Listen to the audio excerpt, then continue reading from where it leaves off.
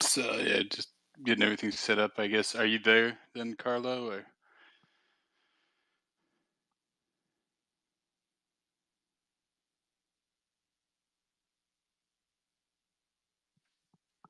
see if anybody else message people directly. Let's see.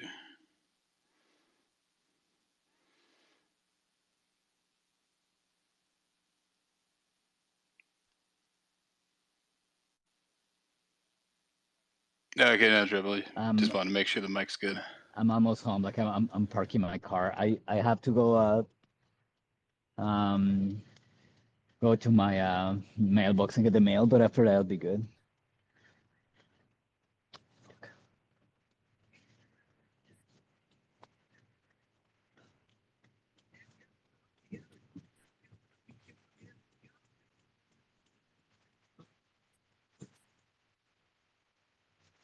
I'm sending out the messages.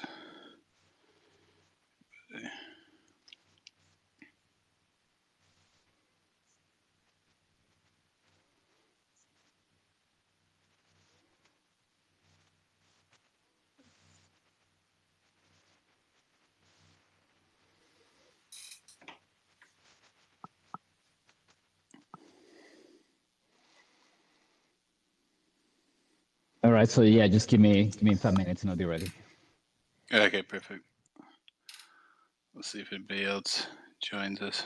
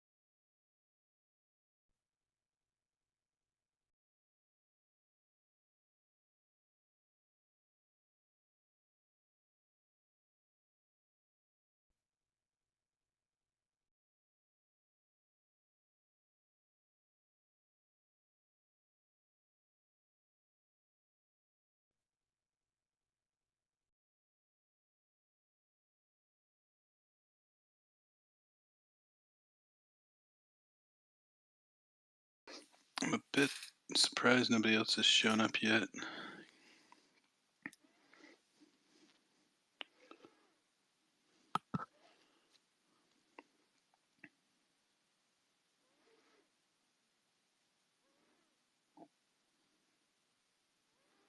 Like Adrian or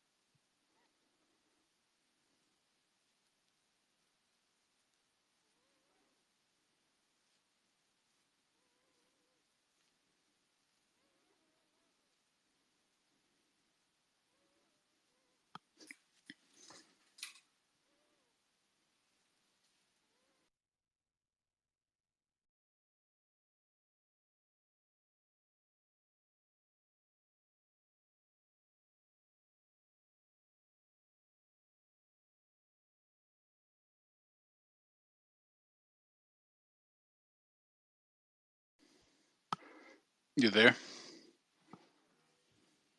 Kept crashing when I was yeah, like just now. It's so annoying.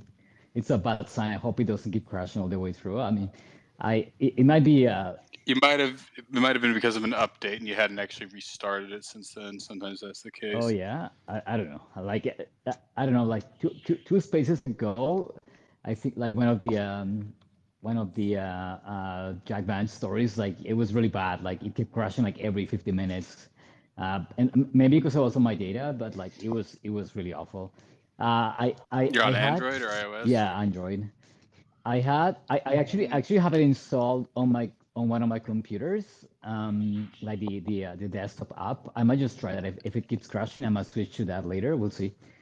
But like I had planned ahead like for that, right? Because it was really annoying the last time it happened. So I had it set up on my computer, and like I heard it's much better when you. I mean, on iOS or on like you know if you have Windows or Linux, like it's much better than Android. Android is the worst for what I know. can it? Does do they have spaces on the Windows app? Yeah, yeah. The desktop app, yeah, it just runs like, hello. Yeah. Can you hear me? Yeah, I just on my phone it says Twitter has stopped, so I don't know how long you will be able to. Hello. Yeah, I'm still here. Oh yeah. So you know what? I'm just gonna fire up my computer and see if I can get it running there, because yeah, on my phone it says that Twitter has stopped. So it's the same as the last time that I was doing the short stories. It's really annoying. Yeah. Wait and see, cause yeah, I haven't heard anything from Adrian or Medi or anybody else.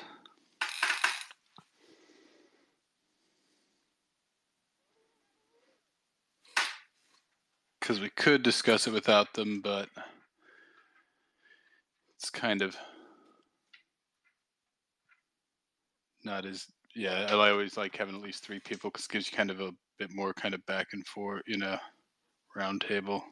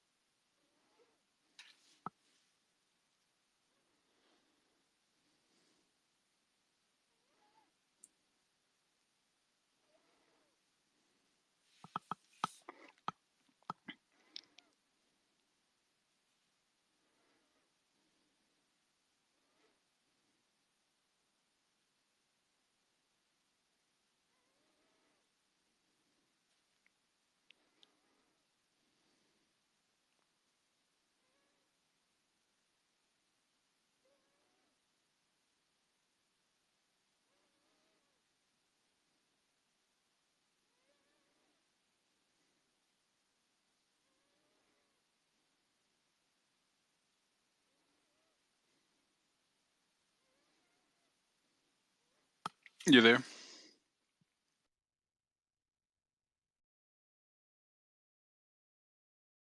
I'm booting my computer, see if I can just hook it there. We'll see. Also, also my data, I switched to my Wi-Fi at home, so maybe I'm hoping I don't have to do it on the computer because I haven't tested it yet. Yeah, we'll see.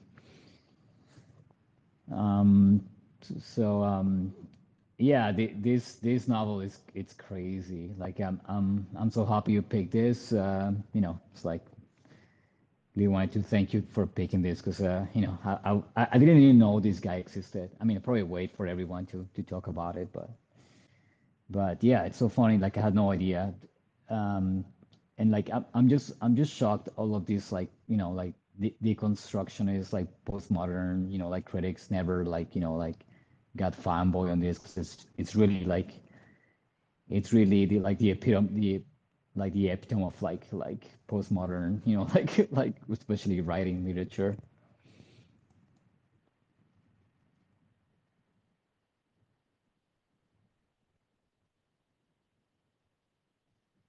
It's working.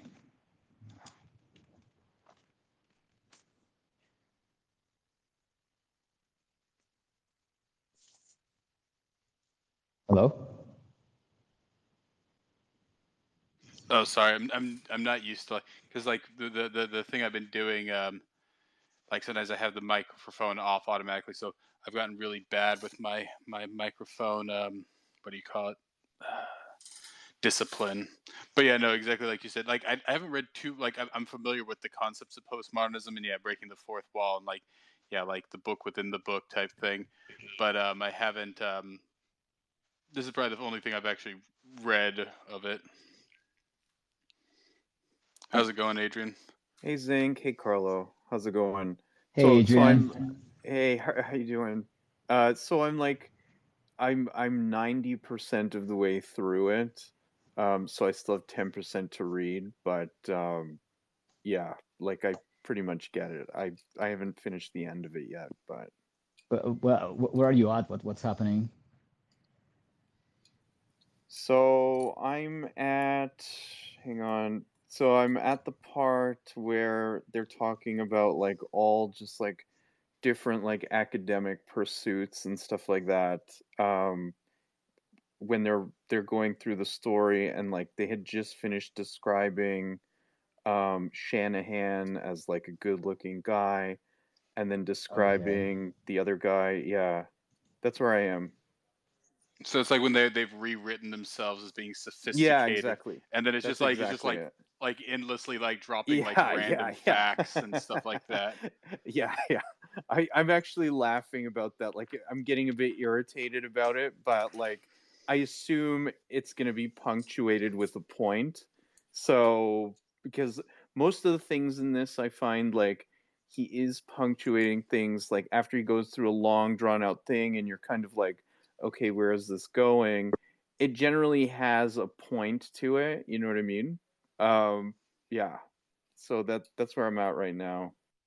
Well, and also like what helped me is like but yeah, he goes into these rambles with the characters, right? But then he comes back to like his own life and like like back to him and like like you kind of get like every time he goes back to him, I'm like okay, like it kind of grounds itself again, and then like and then goes back to like the characters just being vague. So that's kind of set a pace to me, right? But I'm like okay, I'm kind of losing a little bit, like like the thread, but then he comes back to like him as the writer, right? And then it's like okay, like with his uncle and like with Brimsley and all this, and like then I kind of get back on track.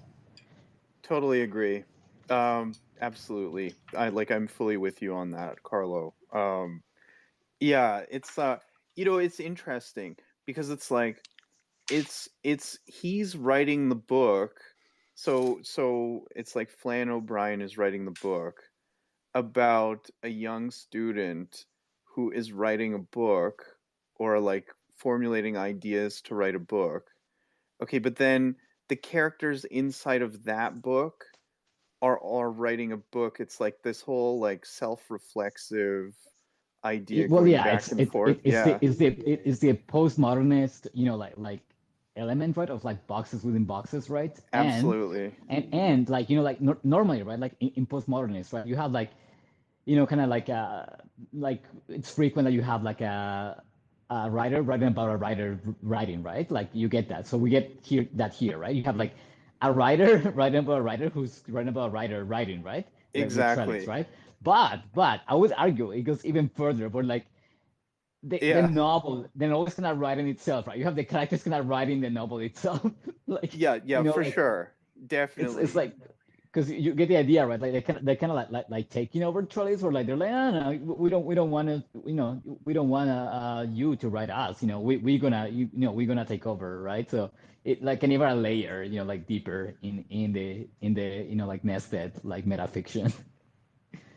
Oh no, absolutely. Like I mean, this truly is metafiction. I mean, this is it's very interesting actually, and there are parts that I just find hilarious. Like um the part when so this part was kind of interesting. So when he's going on about the fairy and the fairy comes to like the goblin's house and then they leave. He's got the clubbed leg, and then they like run into the other people. But then it's like, so there's like funny dialogue in that, when they keep coming back to things, and like it's like a bunch of guys like bantering around back and forth all the time. So that I find funny. But then it jumps back to his life, and like he comes back to his uncle's house, and there's a whole bunch of dudes in there, and they're like, discussing like things about the uncle and stuff like that. And like the uncle is like the leader, so like then they make him the secretary to write down everything that they need for like, some kind of event that they're putting on. And like, so it's sort of like, you know, the narrator is referencing what he's seeing in his life, but like that part of his story comes just before he comes back to the uncle's house, and like all of the guys are there, and like they're like, "Oh, no, no, we need a secretary, sit down," and then he sits down. So it's like, and then they start like bantering back and forth in the same way as the characters in his story. Yeah, it's just, it is pretty interesting, I have to say. Like structure, like the way that he structured like that part out, and like basically how he's structuring like the entire story with that like sort of back and forth. It's actually pretty interesting.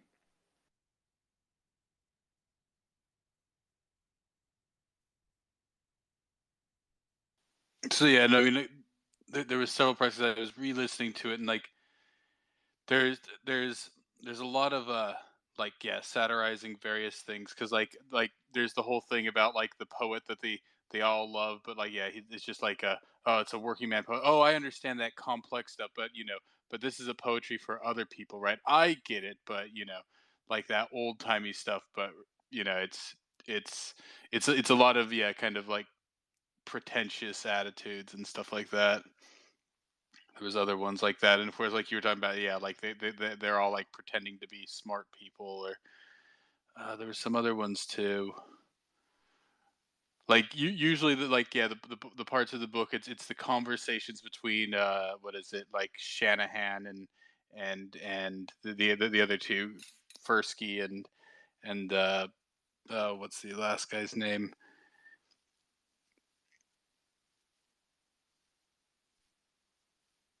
Yeah, I can't remember now. Oh, Lamont, oh, that's oh it. yeah, Lamont, right? Yeah, yeah, so the poet. Are you talking about Jem, the character Jem? I forget his last name. Yeah, yeah, Jim, Jim, not Kelly. It wasn't Jimmy. It was Jim something. Yeah, hang on, I'll find it. Well, the one, yeah, like they just like kept like talking about him, but yeah, like he's got like a very sort of like cliche, like pretty much, and then and his poems are like, yeah, pretty much like just like very repetitive. Um, but wait, there was another one I was going to mention too. There was something else they discussed in there. Those three characters in particular. I can't remember now. Like, I mean, it is very detailed, this book. I mean, it's like, you know, yeah, I can't remember all the characters either, all the time, but like I did make notes. So yeah, the character, I'm trying to think of Jem's last name. Um,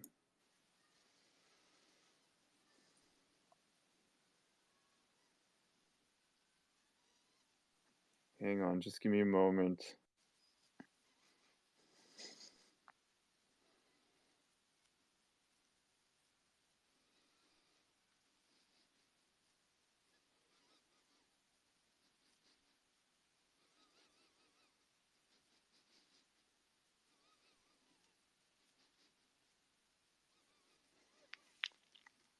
But yeah, so yeah, it looks like we lost Carlo.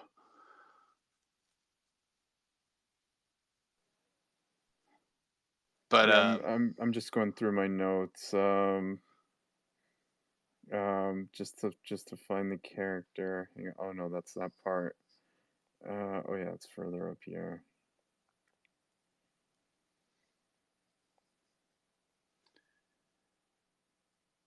Yeah. So did you enjoy it, Zing? Yeah, no, it was it was like amusing. Like there was parts of it, and like I said, the satire of it, it's almost intentionally, I think, trying to be long-winded at parts. Yeah, for So sure. so there was some parts where I kind of like zoned out a bit, like especially like this stuff with like what was it Mad King Sweeney, right? Because it's kind of Yeah. like in the pseudo old timey language, and he goes from one thing, and that's of course kind of how that old literature, mythological literatures. So there was parts. I mean, none of it was like boring though, but there was parts where like I probably like kind of zoned out about like a Yeah, bit where yeah. it's obviously trying to be intentionally sort of long-winded. The same with where Absolutely. like they were doing a bunch of the western stuff, and there's also the satire that I guess. And I'm assuming from the context of this, I can't verify it, but they're joking about how obviously during this time westerns were popular, but a lot of Irish authors were like pretty much trying to place westerns. Obviously, like it's like, oh, this author was famous for somehow finding a way to you know have cow punching able to take place in the East End of Dublin, right? Which obviously to have that amount of ranch land had to result in the demolition of some 2,000 houses, right? The way they were just kind of like Right. trying to write it, and it's sort of the same thing like with like some of like the spaghetti westerns and stuff like that, where they're trying to set a where a certain type of literature is very popular like in one country, and so another country tries to like adapt it, and sometimes it's just poorly adapted, right? So yeah, they pretty much just like have Irishmen, I guess, fighting Indians and moving cattle like through Ireland or something like that. So there's like Right. there seems to be, and when was this written? So yeah, 1939. So it's interesting when he's writing this because it's probably like there at the apex when before TV, like radio was obviously starting to take off about then, but like TV hadn't like. So this is a point where like there is a lot of really bad like pulp fiction, right? Like like dime store novels were very popular this time because even the stupidest people, right, read some sort of trash, right? This Yeah. is when probably when literature was kind of at its sort of most mass appeal point. So there was probably just like a lot of really shitty literature out But there you this guys, time. you guys know that this bomb, like he sold like I don't know, like a couple hundred copies. Like he was, yeah, this didn't do well. And I think like you mentioned, right, like the publication date, right? Uh, and like this guy is probably like the most, like the unluckiest writers because like as you know, like in 1939, like World War II just like broke out, right? And like I think he published it like 2 weeks ago before the actual war broke out, right? So it's like no one gave a shit, right? It was like just so okay, like and like I don't know if that was something positive, right? That like that the novel maybe like that influenced his writing for like later that they're policemen on this, right? But like yeah, it's like and like like you're talking about kind of like the time, right? And I feel like in Ireland, right? Like you have this crazy like hermetic society, right? Like with like censorship and like like kind of like they're just like trying to stay like away from all the British bullshit. So you have this extremely conservative, like kind of like stagnant society, like economically and like culturally, right? Like they didn't have like they didn't have like a modernist like lifestyle like full fledged, right? It was still like very agrarian and like just like backwater ass, like living. And to have this guy come out with this antique, like postmodernist novel that is probably like the most postmodern like shit that I've read, like I'm just baffled. Like, and I'll talk about this later. We get into it later, but like he is, I feel like, like my creative process when I write it's kind of similar to like what this novel like feels, right? And like I'll get into it, but like yeah, like I don't know what you guys think about that, right? Like for him to like because the postmodern stuff only came out like like late 60s 70s, right? For him to be like so ahead of his time and what I'm saying, like especially like it's not like Joyce, right? Like Joyce, like I mean, any writer, like word or soul, they're like, okay, I'm beeping, right? I'm not saying in Ireland because it sucks, right? Like I'm gonna go experience the world, right? And like to be an actual, profound writer. I'm gonna go live the world, right? And that's what like the modernists like Joyce do, right? There's like I'm gonna encapsulate like human experience in the on this planet, right? And I'm gonna give it to you in this nice little package, like a pill, right? That you're gonna experience, right? But you have, yeah, you have like this guy, in this, basically there's no readership for him, right? For him to connect to his audience, and you have him doing this super creative, like inventive novel. Yeah, so on that, um, the writer writing about writing, I was sort of reminded of like the Devil in Manuscript, even though I mean that is not postmodernist at all, the Hawthorne, but just what you're talking about, Carlo, about like the writer that's writing about writing, like it's kind of interesting. Also, the poet that we couldn't come to the name of it. It was Jem Casey. That was his last name in the story. So, and it's funny how like the Wait, characters. what? Oh, you, So I missed some of that. Sorry, I Oh, we got were just talking disconnected. because I I don't know was what you just guys talking were about how talking about. obviously they're satirizing. So like, yeah, like the characters go at length about this poet, and he's like, oh, yeah, and like even though the other characters don't know him, right? This is where it gets postmodern, where they all start to almost pretend like they know him, and then finally they're like, so what are some of his poems sound like? And then he proceeds to tell his poem, and it's just very like shitty, right? But then they're like praising it. It's like, oh guys, I get yeah, all that old timey stuff, but this other guys, this is what the man on the street wants to hear, right? yeah. It's like there's a lot of pretensions like that around it, Yeah, and like that whole part with the poker game and the fairy, and like he doesn't have enough money to play, and like he takes Oh, Puka yeah, aside and he's like, the good "Listen, fairy. I love yeah, the good yeah, fairy though. It's great, the and fairy like is great." and like the conversation they have about like kangaroos, right? Because they said like, well, like the pocket is like kind of the Yeah, cornerstone of yeah. civilization. That's so funny. Like I And was just laughing. he's like, "Oh, but maybe your wife is a kangaroo." And he's like, "Yeah, I don't know, maybe like." But then the character changes. It's like, at first it's like they kind of make Puka out to be like kind of a dullard, right?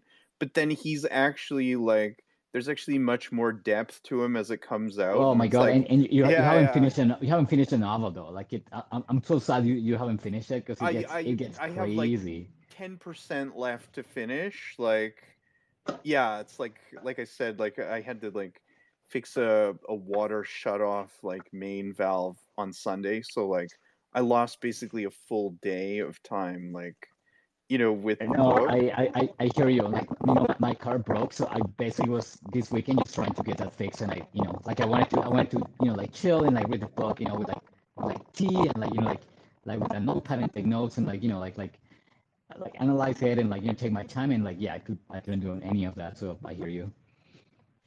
Yeah, and like again, I'm gonna come back to, I know I say this a lot about a lot of the stories we read, but like that part when with like just before the poker game and like they're walking to that hotel.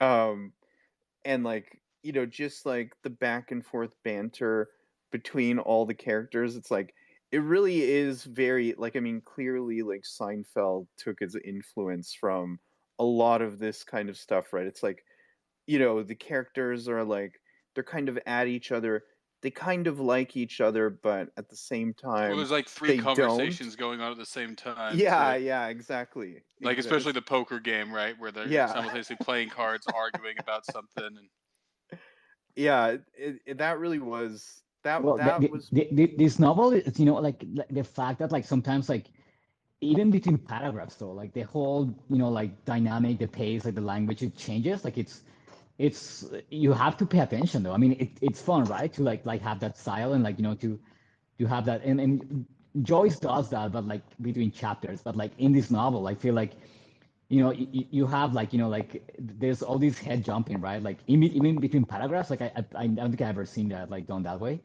And like I understand, you guys say, wait, Adrian was saying like it's involved and like, it's hard to keep track of. Like, yeah, for sure. Like, what I said, like I wish had time to like sit down and read it and like reread, like passages, because like the way I do it, like I just listen to it and like, yeah, I have to like, wait, what? Like, because he changes like even sometimes like even like the way he kind of like, like uses language, or like, it changes between paragraphs, so it's hard to follow. yeah, and I mean, also another thing that I noticed is like it's sort of what is what you said before, Carlo. It's like, you know, the one thing that grounds you through the entire story is the fact that he comes back to him living with his uncle, right? I mean, this is, and like his like his conversations with Brinsley, and like that one guy who is a writer, I forget his name now, I'll look up his name in a minute, where they all go to his house, and like, he's telling him his process of writing. And then it goes into like the manuscript, and it's sort of like him telling them about his story. Like that really is something that grounds it. But the thing is, his own characters are constantly like they're what is it, polymorphic, basically. Like, the characters themselves are changing because it's like you're in his head, his process of Well, I creating can these like characters. what I wanted to say, like I mean, I wanted to like kind of make a whole introduction for this, but like I guess I'll say it now since you touched on it. Like like the way I read this novel, it's like even you mentioned it with with Puka, right? Like, oh, he's kind of a dollar, right? And then he gets like super complex, right? And like I feel like this kind of novel is like everything, right? What I mentioned before, like the novel is writing itself, but the characters are kind of writing themselves as the novel goes, right? So they kind of write themselves in complexity and like like in terms of engagement. So it's very rough at the beginning because like everything feels just kind of just like a small like a small sample, right? But then you get how they build up, and like what I said, like I found this genius that like it's like the novel is writing itself, the characters as well, and like like it gets kind of stronger. Where like many novels kind of give you a kind of layout, like they establish right everything at the beginning, and then like they derive from there. But this, like it just kind of starts from like vague stuff, and like it just becomes like tighter and tighter as it goes. So it's definitely something. Yeah, it's pretty interesting. I don't think I've read, like, I mean, when I did this one English lit class in university, we did, so the teacher was more like a feminist, so obviously we covered Virginia Woolf, and like, that what was the one, it was like they made a movie out of it with Ed Harris and um Meryl Streep, and it was like there's a whole bunch of intertextuality in the book, but they also made a movie of it. It was like it had to do with Virginia Woolf. The Hours, I think it's called. I forget who wrote that. Um, but yeah, so like, you know, I don't know what you would call this, Carlo. It's like there's not really that much intertextuality in this, but it's like I guess there's intertextuality in the fact that it's like he's writing two stories in one. Like, is that Well, just meta? Is that just he's metafiction? writing many, yeah, it's metafiction, but he's writing Right, I mean many stories, right? Like I mean he right, has at the beginning he says, well, like I couldn't decide, I couldn't make up my mind which point of view I would take, so I'm just gonna take three, right? And that's right, just to start. But then you have the story of the student, right? You have that.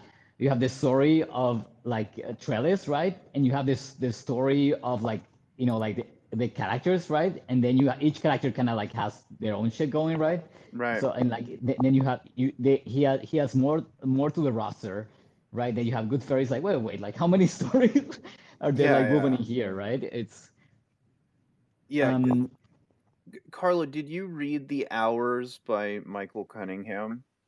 no, I haven't. You haven't? No. Yeah. So that actually, like, that was something that we covered, and it's like, yeah, that has a lot of intertextuality. Like, there are actual like just full passages from like one of Virginia Woolf's novels, like right in Mrs. Dalloway. Like it's like baked into the story itself. So it's like there's like that intertextual reference. I don't know. Yeah, this definitely reminds me of The Hours. Not that it's the same.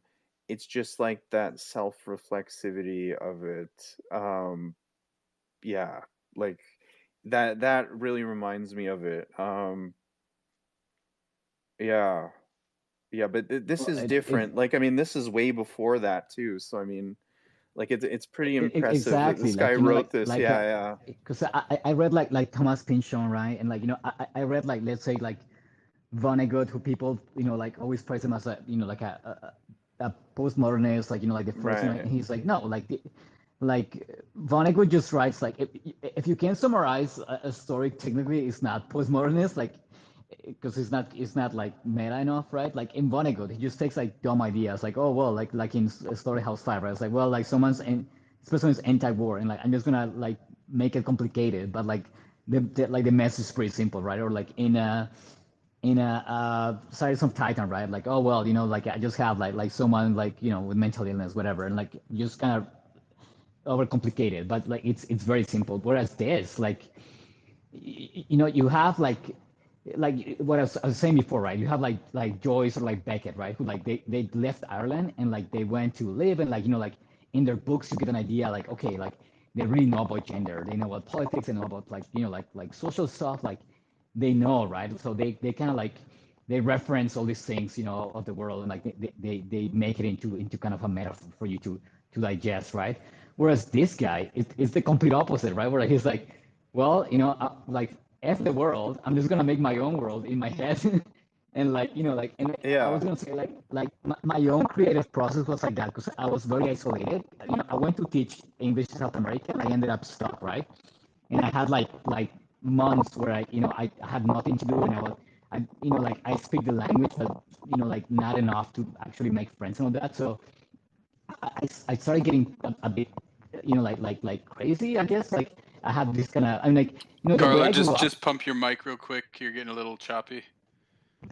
um Sorry, yeah, I was gonna say, like, yeah, the way I grew up, like like I had to I had to learn English when I was like 3 years old, like 4 years old, right?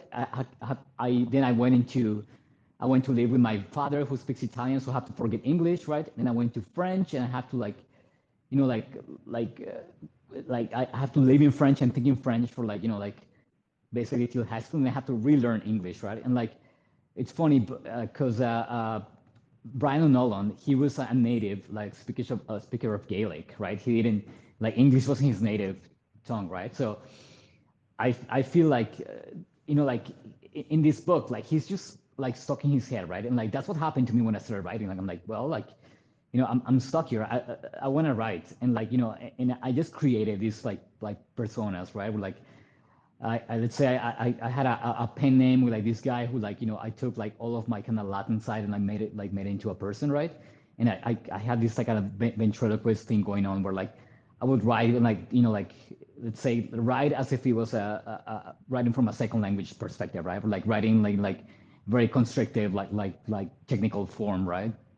So I feel like for him, like you get that sense in the story that like like this character, right? Like he like kind of like the joys, like the delight of the prompt position, right? Like this guy loves to like lock himself up in his room and like stew in his own farts, right? Like it's just like and like there is this idea.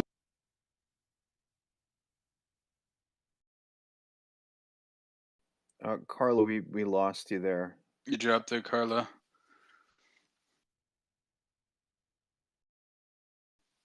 Carly, can you hear us? You dropped there for a bit.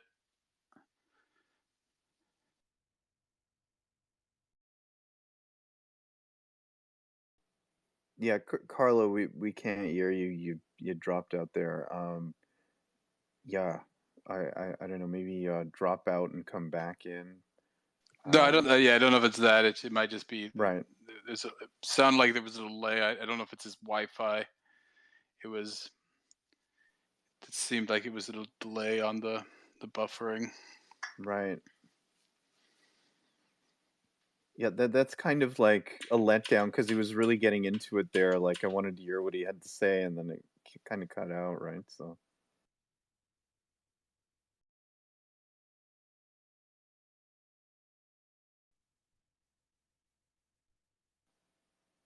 I don't know, Carlo. Are you trying to talk right now? Because No, we can't he's in hear. listener right now, so I'm guessing he's coming. He'll be back up in a second.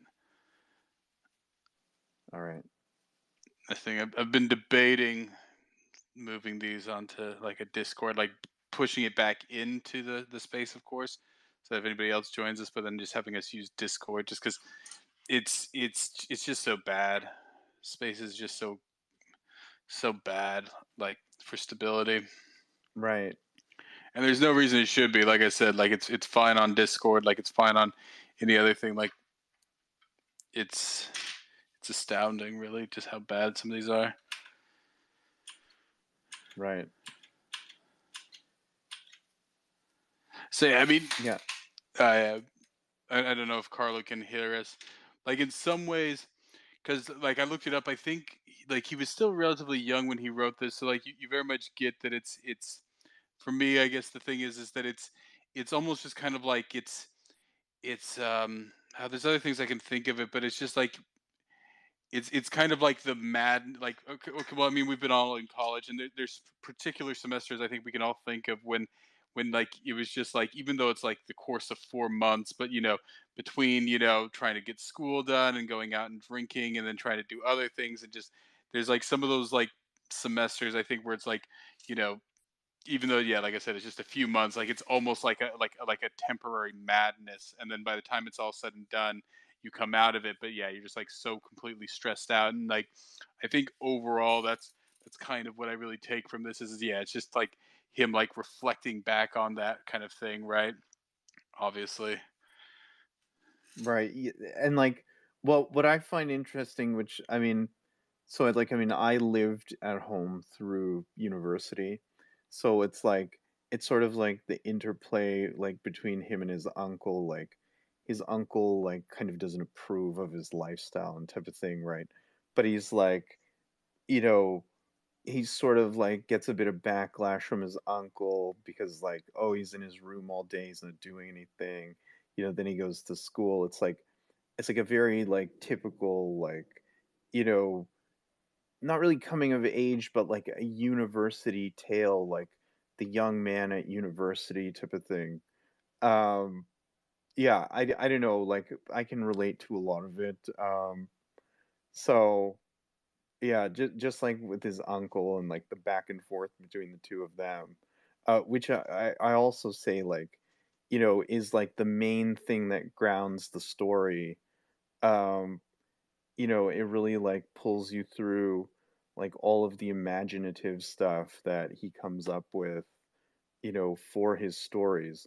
And then like and of course like the criticism when he goes the criticism with his friend and the other students around him and like the stuff that he gets up to and things like that. In a sense there's actually like that one part when they're like with the fairy and Puka and they're like walking to the hotel. That entire part actually really reminded me of Canterbury Tales by Chaucer.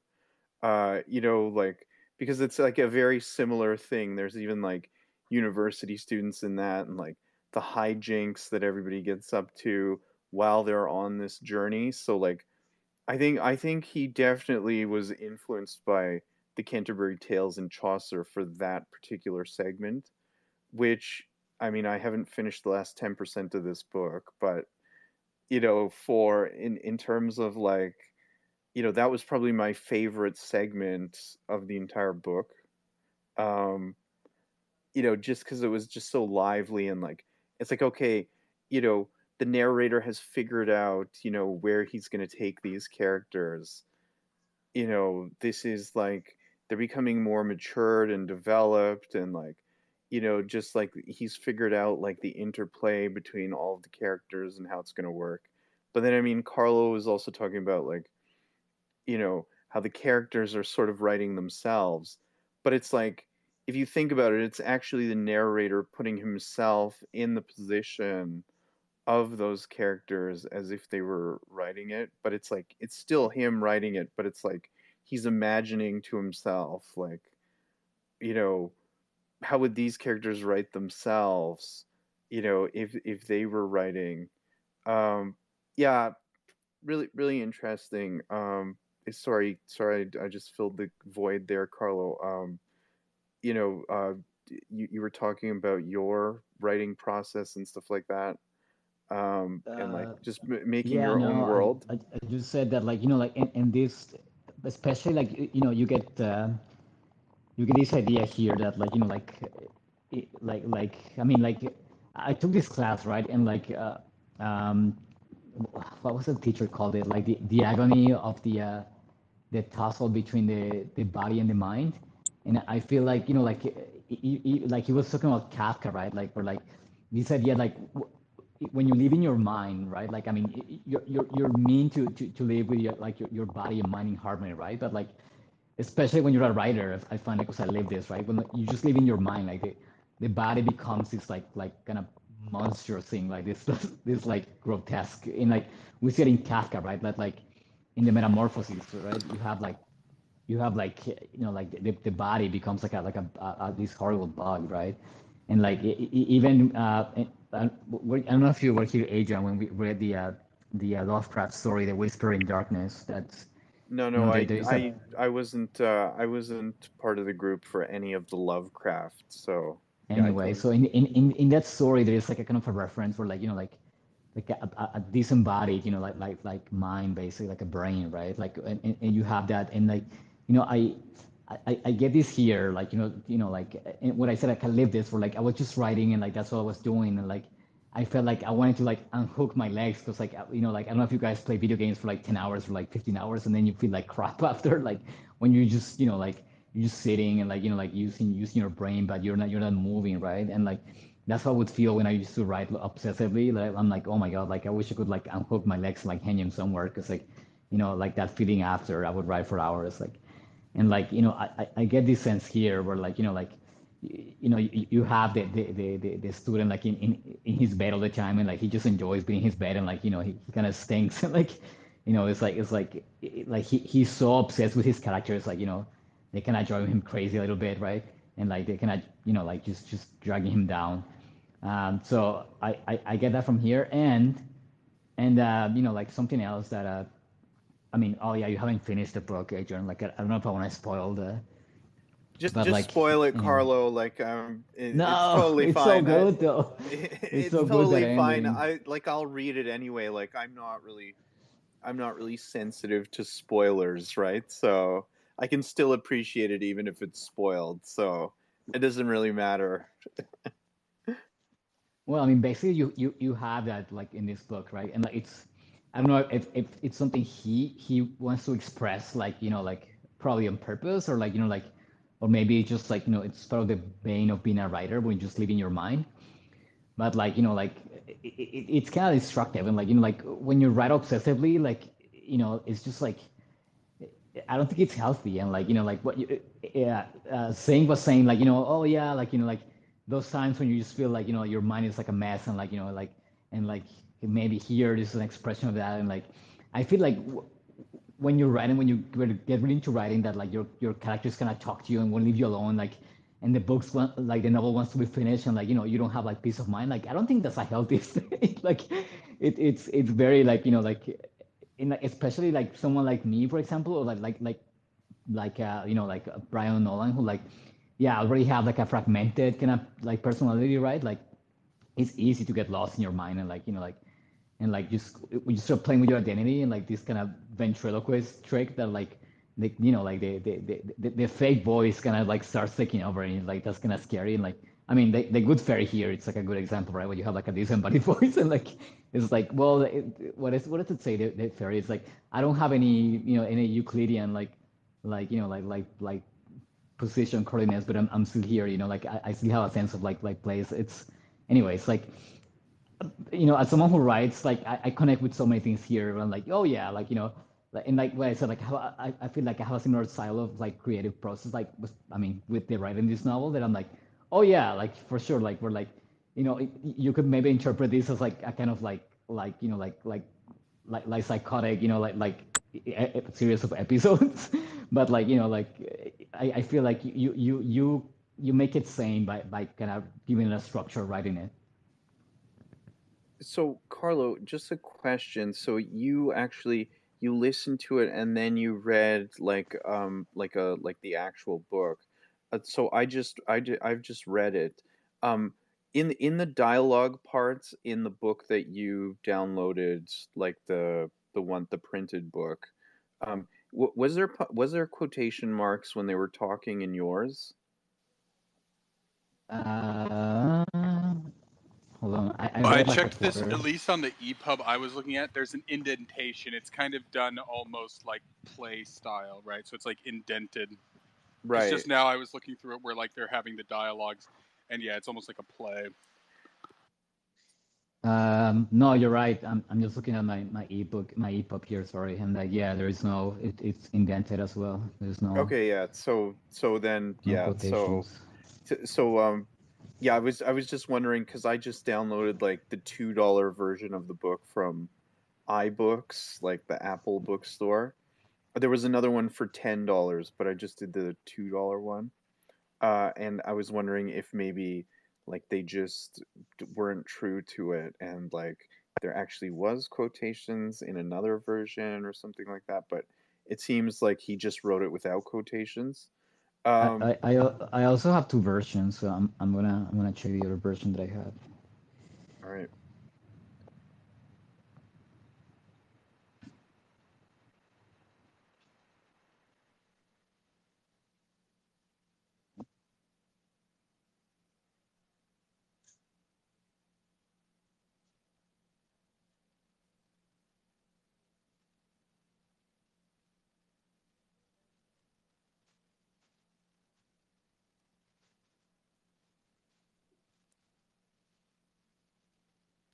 You guys there?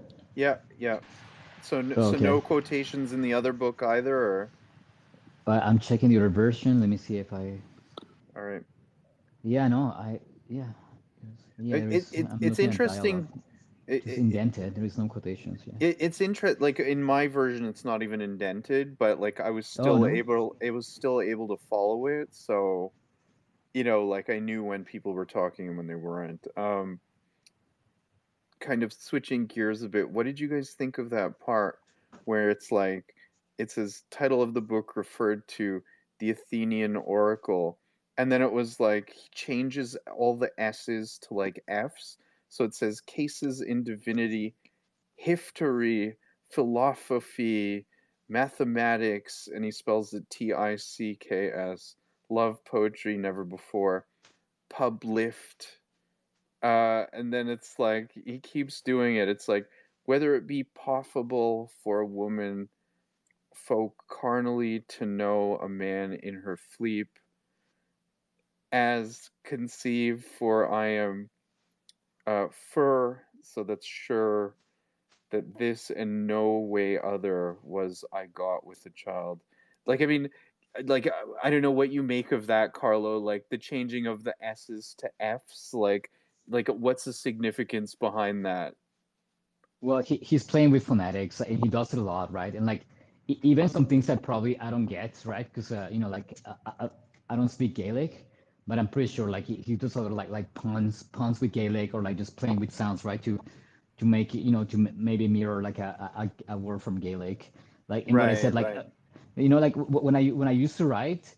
I mean, I still write, but when I used to write obsessively, like I had a phase too, where like I was playing with a lot of sounds and like, because I speak French, right? So I would make like a sentence in English, but like also would be phonetically French in a way that like just. So I'm pretty sure he's playing with that and like what I said, like this guy also he knew Latin, he was like fluent in Latin, so it's a lot I think of like I think the other thing going on there is like if you've ever read the U.S. Constitution, like the original document, you'll see the long S's. So when an S was medial to a word, it was long and it almost looks like an F. And I think he's satirizing that, where people think like, oh, obviously they said everything with F's, so if you change all the S's to F's, it's old timey. Because it's actually the same thing with like ye old tavern. It wasn't a Y. It was actually what they called a thorn, which was an outdated character that's no longer in English. That is a th sound. So it's the old tavern, but so like, but it looks like a Y to us. So I'm guessing that's what he's playing with, because very specifically that, yeah, F's and S's, like this long S character, makes it look like it's an F. Oh, I didn't read it. Is it with the long character in the book or just the F? Like, because I just listened to that part. Yeah, so actually I'm just trying to find the part again. I moved off it. I have a lot of like highlights and bookmarks for this one, so just bear with me. Um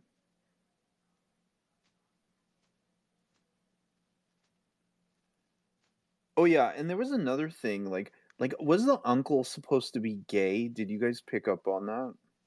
Yeah. Well, Yeah. yeah, it's weird that he's like not married and like like he's like a single man in his like his age and like he only frequents like other men. Yeah, I picked up on that as well. Took it that I his mean, friend was, and that essentially the uncle was hitting on his friend, his main friend there. Yeah, yeah, that's what I was Like, because he thinking was too. like saying like, well, like especially because like I re-reviewed it, and he's talking like, oh, if you wanted to join the Christian Brothers, oh, you should think about it. Oh, brother so and so is a very good friend. it's Like, a and it's like, a like special Yeah, friend, he yeah. says. very special. But then later Yeah. on, like later in the novel, when they're both complaining about how the main character just lays around in bed all day, and the uncle's like, "Oh, I love to go for walks," and then the younger guy's like, "Oh, I love to go for walks too," and they just both go off together for a Yeah, walk. yeah, Like, yeah, yeah, I, yeah, I think, yeah, there was yeah. more than walking being done. Yeah, yeah, yeah. That's where I was thinking that was going to like, Well, like a lot in this novel, right? Like it's very like it's very oblique, right? And like kind of like flirtatious, right? Or like you don't have like Joyce, right? When Joyce is very poignant and like almost like pornographic like parts in like Ulysses, right? yeah. But like here, it's so like like what I said, like very oblique, there is a part where like Trellis he kind of wakes up, he has like a bulge in his pants and like I'm like, oh wait, does he have a like a boner? Like, but it's like it's kind of like very playful, and it's not graphic, it's so subtle. Yeah, for I sure. don't know. Was Flann O'Brien a confirmed bachelor too? I didn't check that part.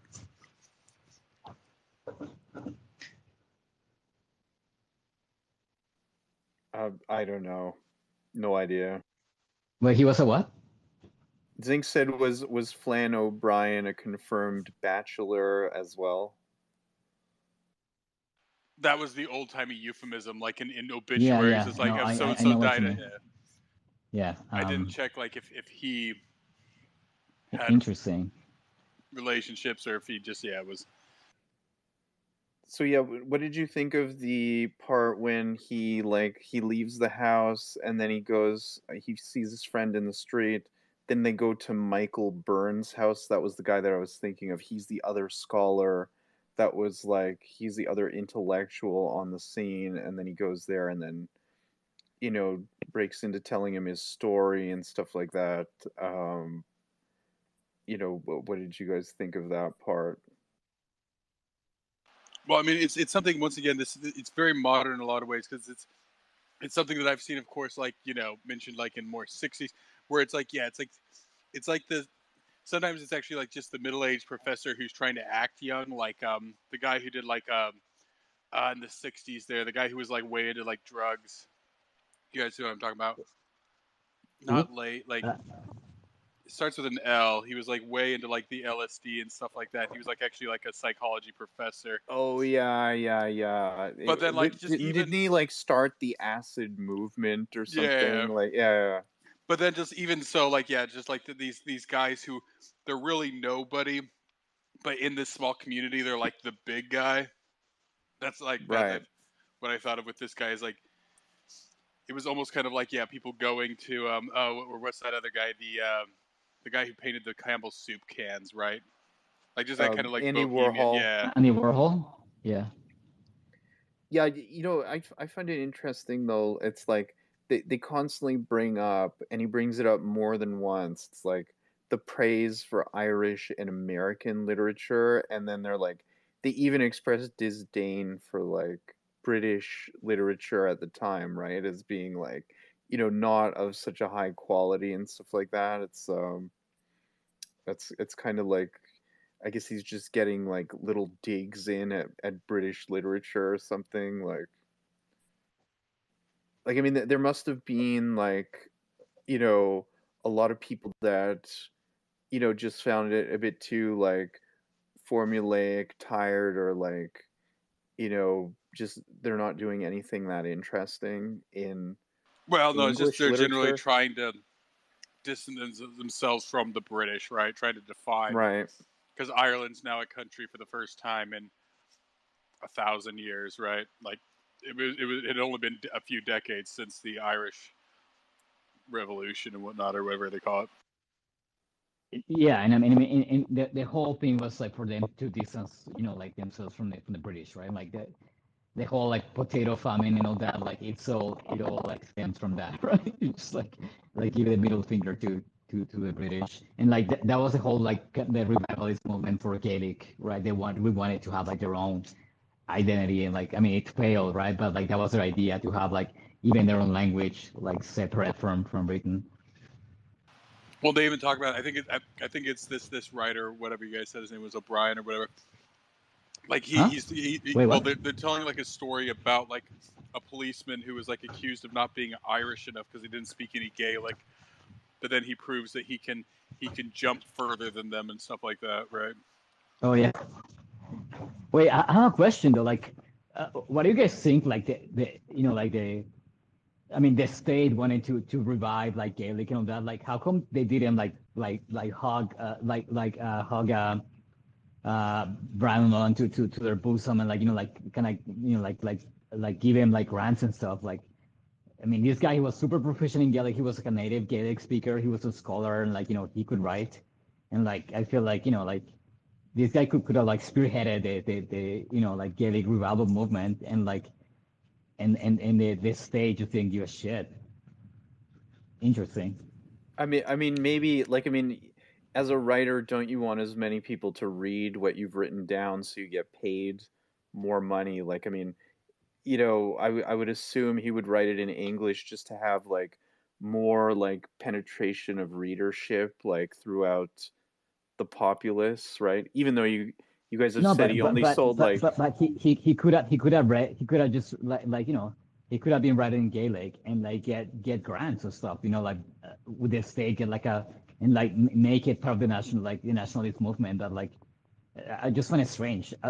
I guess maybe like I mean like the state was so like hermetic, right? They wanted to with the conservative religious thing, like they didn't appreciate art, it's like a I mean expression maybe, but I find it like strange, right? That Well, I think he did write some stuff in Gaelic. no, he did. What I'm saying though is like that the state didn't like he was never part of the revival, like the Gaelic revivalist movement, or like and because the state was huge in that, right? Like the state would like like give grants to like to schools to like teach in Gaelic and all this, and like I'm just surprised they didn't use this guy, right? Like to like push that more. Maybe him, right? Maybe he didn't want to be paid by the state to do that. It would like taint, like like contaminate his art, maybe. But I don't know. Just find it strange.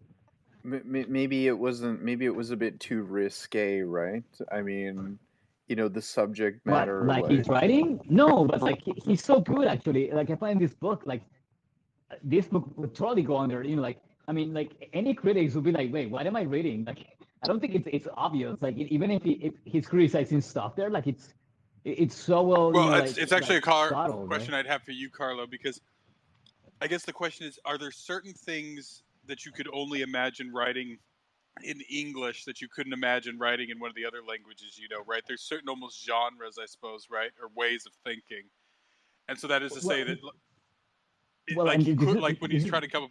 Go ahead. this is one of the cores of like the postmodernist writing, and like I don't know if you know this thing, like there is a whole movement called the it's called the language poetry basically, and what they argue. I mean, like I'm happy it's not connected to like like Foucault and like Derrida and like all these clowns, but like what these poets argue, it's like language itself, it's kind of like consciousness, or like language can like create art in itself. You know what I'm saying? Like let's say like okay, like when we talk about metaphysics and like a higher consciousness, they said like well like language itself is a manifestation of that, and like if you give enough like room to breathe for language, like in a writer's head, it becomes like a vessel, from like that consciousness, like and like they even argue like it's not even the writer himself, right? It's like like the consciousness, like like what makes language like a living thing that manifests, and like that's what like it writes the poetry, right? And like it's kind of like in this story, right? Where like how I got this, like even some of the language, like I feel like he's kind of like system like filtering to like a way where like it's someone who's like a a second language speaker would write, or even let's say someone who writes Latin or like like a dead language. That's like you will write with that kind of like meticulousness, and like like kind of in a deconstructive way, where like let's say I see English in a very surgical way because I have to relearn it. You know what I'm saying? So a lot of the phonetics, a lot of like like the kind of things that people take for granted, the grammar, like I see it like an equation, right? And it's the same for like because my language learning was so fragmented, like I see all the languages that I know that way. So I get to play with it a lot when I write. And like, no, for sure, like especially with sounds in English, like for me, it's super easy to like think of like astronomy and like the stars, like right. But like in French, like I don't get that same thing. Like in French, it's a lot of like to describe like taction and like like sensations with the touch. Like I find French is great for that. But like English for like more abstract stuff, like I just find it easier for me to channel stuff, right? And maybe just me, my brain, right? But like for sure, like I have so many distinctions, right? And like I speak Spanish too, right? And like in order to insult people, right? It's a very like adjective rich language, and like it's kind of like that language is a lot of like quantity over quality, right? Where like the more you add, like the more emphasis, right? So like especially for insults, like oh, Spanish is great because you can like layer so many insults, right? Like so anyway, like for sure, like it kind of gives you, and like in this book, I feel like he's playing with that. He's kind of like switching angles, right? Like okay, writing from like a Gaelic, writing English, or like an English, like kind of thinking in Gaelic, and like he's going back and forth. I for sure get it in this.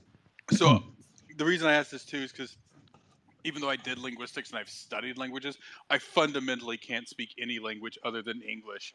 Although I do pride myself on my, I mean, I know I blather on these and I just vomit stuff out, but I actually am a reasonably articulate writer when I want to write stuff. Um, but what I've come down to is that it's a I'm too rigid. Like I won't, because it's something I know about learning other languages.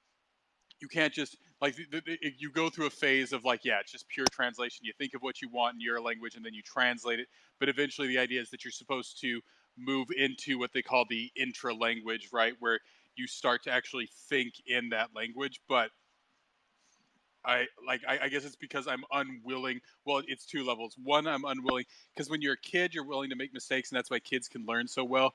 But for an adult, right, you don't want to seem, you know, like I'm very like I know like I don't want to missay something, right? And so I'm kind of like groping in the dark. But even more so, yeah, it's a rigidity of my mind or something, right? Yeah, Like well, like this is what I was mentioning before, right? The whole language poetry way, for like, and they talk about this. I mean, the intro language, or like like the inner grammar, right? Like your like grammar is in your DNA, basically what they say.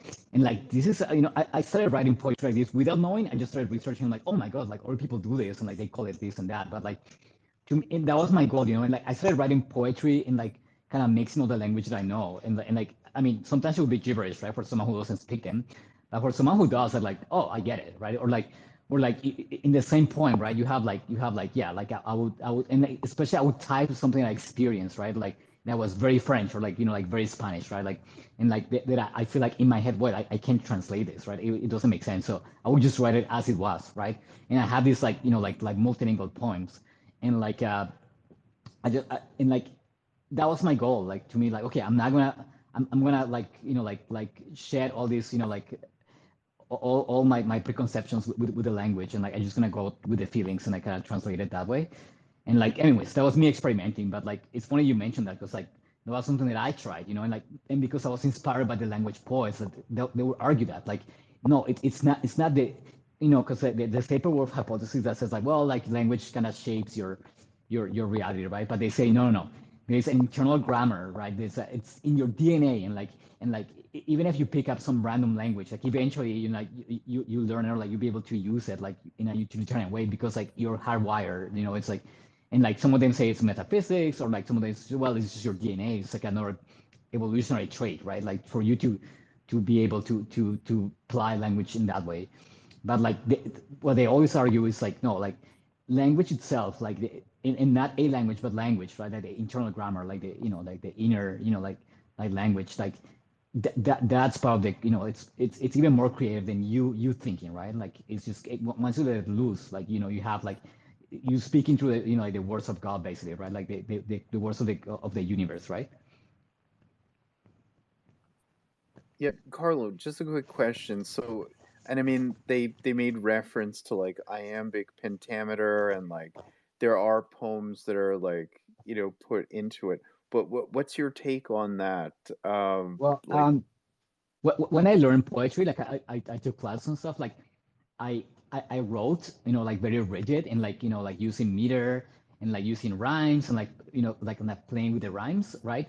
And what I did, what I was telling you guys that I went to this weird phase where like I would also like on Nolan, like kind of create like these ventriloquists. Like I had pen names and like each pen name would be a different style, right? So I had a pen name who like would be like very straight, very like, like constraint form and like writing like sonnets and writing like like line breaks and like to a T, like respecting all the rhymes. And like then I created this other persona where like he would be like actively kind of like writing against and like destroying that, like like writing free verse and like like anything like make it like made the rhymes like female and like made the rhymes like like crazy or like not rhyme at all and like just not even have like playing with the meter in a way that would be like, because meter you want to kind of to be like a kind of regular sound like a beating heart or like like just something kind of recurring, right? But like I was writing in the free verse, or like, okay, I'm gonna make the meter like a like a crazy cacophony, right? Like make it on purpose for like to that, right? So like I feel like yeah, like once you're there, like like it's funny once you see the rules, right? Because like especially with writing like poetry and like sonnets and like things that are more like complex or like like elaborate, then when you know the rules you can them and you can break them, right? In poetry you can just Just give your mic a pump real quick there. okay. It's just because Anyway, sometimes it so starts to get a little bubbly.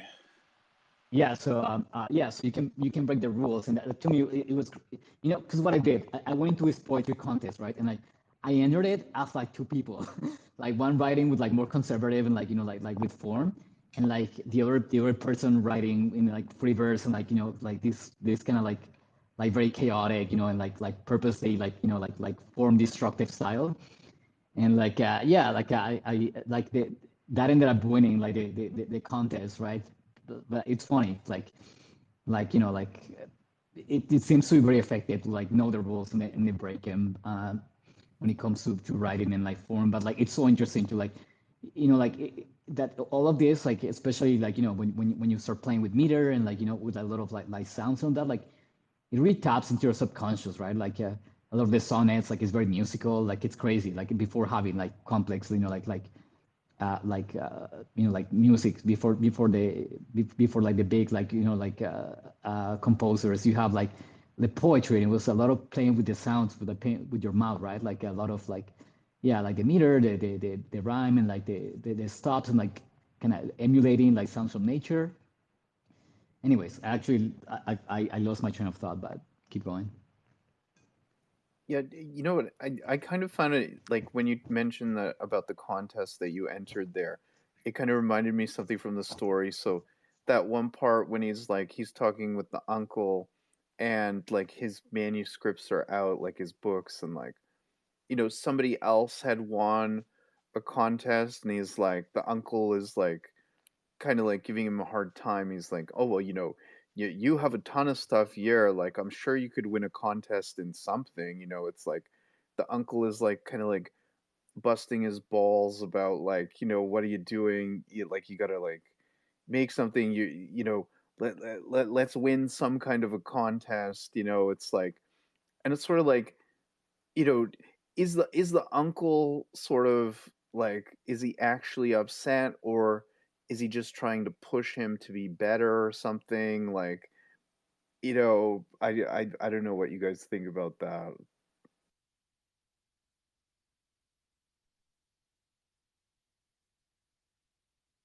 you know, like is the uncle trying to push him to be better, or is the uncle like just getting fed up with him? Is basically my question. Well, I mean, really, at the subtext of all this, like, and I don't want to spoil the ending for you, but in reflection, that's really what it's all about. Is because there's different descriptions of his uncle that goes on, right? And his uncle's kind of like this, like, semi-father figure that he has, and yeah, like the uncle's, trying to, it's just that the uncle doesn't fundamentally, right. The uncle's a very sort of straightforward guy, right? He's got lots of hobbies and he's, whatever, but he's also kind of, he's not a stupid man, but he's obviously not a very, creative guy, right? He works as a clerk, right? He's got like these Tuesday committee meetings, and so I don't know like exactly how you write, but he's there's some people like that, right, that aren't very contemplative, right? And so I guess that's, I think at least for me and maybe for Carlo, I'm not sure about you, Adrian, but like, yeah, you find this issue where there's some people who like are aren't particularly contemplative, right? It's like, they're up and they want to go out, and it's the way people do vacations, right? So for me, when I do a vacation, sometimes I don't even, like leave the city, right? I just stay home, and it's just the idea, right? Once again, I can escape into my mind. I don't actually physically need to go somewhere to go on vacation, right? But there are people who physically need to go somewhere, right? And if they don't go somewhere as part of their vacation, they feel like it's wasted. Whereas for me, sometimes it's actually the opposite, right? The stress of having to go somewhere is it almost ruins the vacation, right? Because then you're recovering from your vacation supposedly, right? So I think that's kind Right. of what you get here is that, at times he becomes a bit more bitter about the uncle, but so I don't want to spoil it for you, but I mean that's it's that So that so if I were to take a stab, is it that he actually achieves some type of success in the he end with passes his his courses. I stories? mean, that's Okay. yeah. Essentially, he passes his courses, and the uncle congratulates him on it. Okay. Okay. So I mean, I pretty much figured it was going that way anyway. Well, you Like you weren't I'll sure, still like, read because it. like that's the thing. It's like, is the uncle just better? But no, like, and so that's the thing. Is right. He passes his courses somehow, right? And of course, this becomes the question: like, is it that he's really not reading, or is it just that he's not reading as much as even he thinks he's not reading, right? Like, do we really? Because we never actually see him writing his story, but obviously he writes them, right?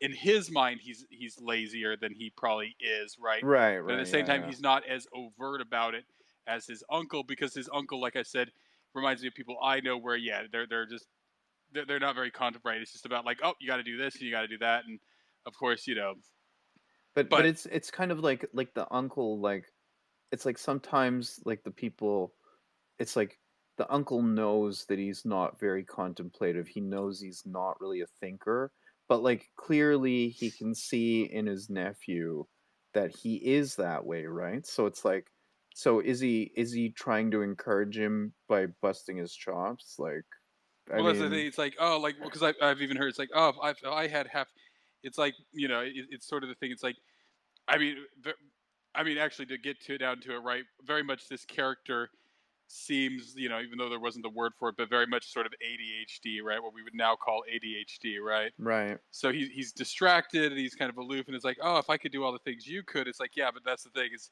it's, he spends his time thinking about it, because it's not just about learning it, it's about also processing the knowledge, right? You can read whatever book, but yeah, have you actually processed the book, right? Right, right, right. So it's like, so are you saying that the narrator has ADHD or the uncle? The narrator. Right. But I mean, Or maybe it's even a difference too, right? Because then the narrator, like the uncle's, well, he's active, but like, yeah, like, I mean, he's not. Yeah, I guess that's the thing. To some extent, I can sort of relate to the main character, obviously, and to a certain extent, like, I can also kind of, because I've dealt with people like the uncle. It's like where they think they're being helpful and like, oh yeah, well, you should do it this way. You should do it this way. It's just like, no, you know this is just the way my brain has to work, and what I mean, right, like, right, right. and to them it seems very simple, but it's like, yeah, but Right, right. Yeah, yeah. I totally I get exactly what you're saying. Um but like and so, like, to a certain extent, yeah. you're never really sure. Like, is the uncle doing it just to bust his balls because he's jealous? But there at the end, when he says, and I have to congratulate you. Somehow you did it, right? Right. So that sort of affirms that the uncle was just like, but I mean, there was another The part where uncle just he was couldn't understand, right? I mean, I think that's the fundamental thing is that the like he, uncle is trying to help, but he can't understand right. how the the narrator is going to be successful if he doesn't, if he's not constantly going like the uncle is, right? Like, Well, I remember there. I remember reading one part where, you know, the uncle comes in, like he just walks into his room and he's sitting on the bed, and then like I think it's after the part where it might have been another part, but it might be the part when Brinsley is in his room and he's like, the uncle is like this and that, and then they leave. It's either they leave or the uncle leaves. I forget which time it was. But then he starts thinking to himself and he's like, oh, like, I mean, I have no problem passing my tests or any of my classes. So, like, you know, what the fuck is his problem type of thing? It's like, he's like, I'm always doing quite well. Like, he's not failing anything, right? Despite he shows up to school, like, then he talks to his friends and like he kind of does this and that. Then he's back at home, he's breaks out the books and like he's on his own in his room. And that even goes with like that one part where he kind of like tells his itinerary for the day. Like he wakes up and like he appeases his uncle by talking to him, answering some of his questions. They have breakfast, then he goes out. um he goes to college, he talks to his buddies, comes back, goes to the room, and then he has like some words with his uncle around dinner time, and then he goes back to his room and he repeats the day. So it's like, he's telling us what his day is like all the time, and he still manages to get by, getting pretty good marks, right? So I mean, and like to touch on the idea of like, is he ADHD? I don't really think he is. Like, I mean, you know, that like way of moving through college, I think it's very familiar to most people that, have gone through it. Like I mean, I would say like the people that I went to school with, like the dudes especially, it's like it's a very typical way of moving through it for like, Well, I the mean, smarter there is people something though anyway, that right? the lack of females though, and I feel like this is also exploring the novel a bit, like the fact that he spends so much time in bed. Usually, bed is like a place for action, right, where like the action happens.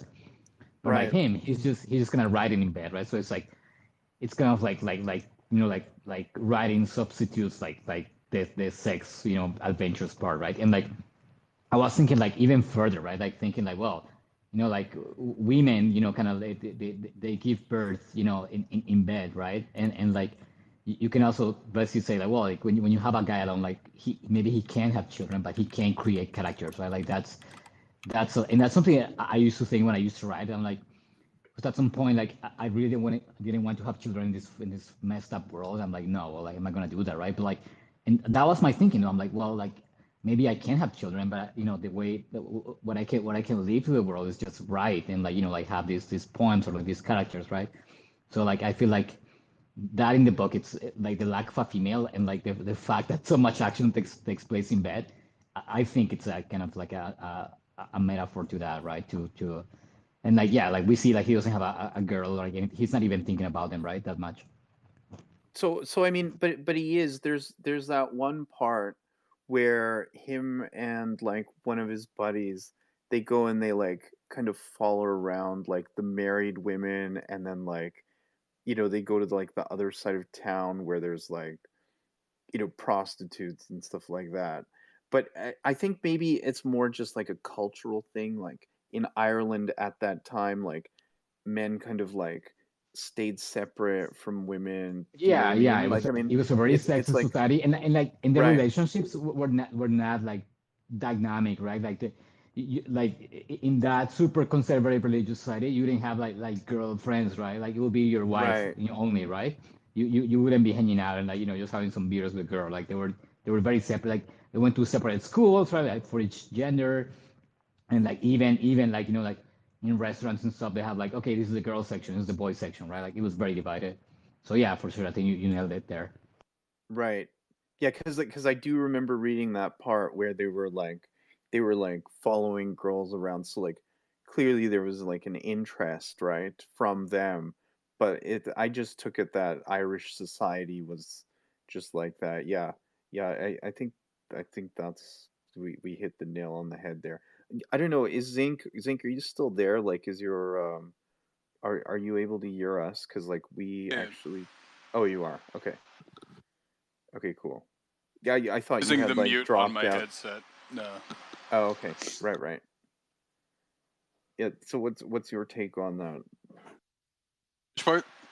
The women part? Well, that's the thing. I needed to go and check because I couldn't remember, like, yeah, like Flynn O'Brien, like, because, like, does he ever get married? Or maybe he's like, let's just look here. Let me see. I'm searching real quick. Because, it looks like he does get married at some point. So, yeah, like, doesn't look like he ever has kids. But, like, he does mention that, like, obviously, because this is 1939, so it's not horribly early. And it does say something like that there were, like, female students at the college. Like, I don't know, like, exactly, like, if they were allowed. But you would think, like, if his background's, like, history and literature, that's something that probably there are women. But, yeah, I'm not sure, like, because, yeah, he obviously doesn't interact with women, like, and in general, like, I'm trying to think, like, are there's pretty much no female characters, right? Not No, significantly so, but right? well, There's the I mean, wife there's the wife, of yeah, the Puka's Puka. wife. There's the Yeah, there is sister Puka's wife. of Lamont that is the mother of the well, essentially, like, it's the character that Trellis creates, right? But she's so great that he ends up ravishing her himself, right? And that's Lamont's sister and the Yeah, yeah, mother of the writer that's born after the Yeah, other Trellis. or like, Yeah, or like, um, but yeah, no, there's really, like, no female characters. So, like, yeah, like, I don't know if it's just because he knew, like, there's a lot of hints of, like, oh, immoral behavior. But yeah, so is it just because it would have, caused too many problems, or was it, yeah, just that they really didn't? Like, is he avoiding it for censorship issues, or is it just like? So yeah, it's curious to know, like, yeah, like, if there, because he mentions that there are women at the college, right? yeah, and that whole thing with the sister, and she's like, so that bit of dialogue I actually found funny too, when she's like, "Oh yeah, you can use sulfur for that," and he's like, and then Lamont's like, "Oh no, no, it's about bad blood. Like, the blood has to be a better quality," and then like they go on to something else, and then she comes back.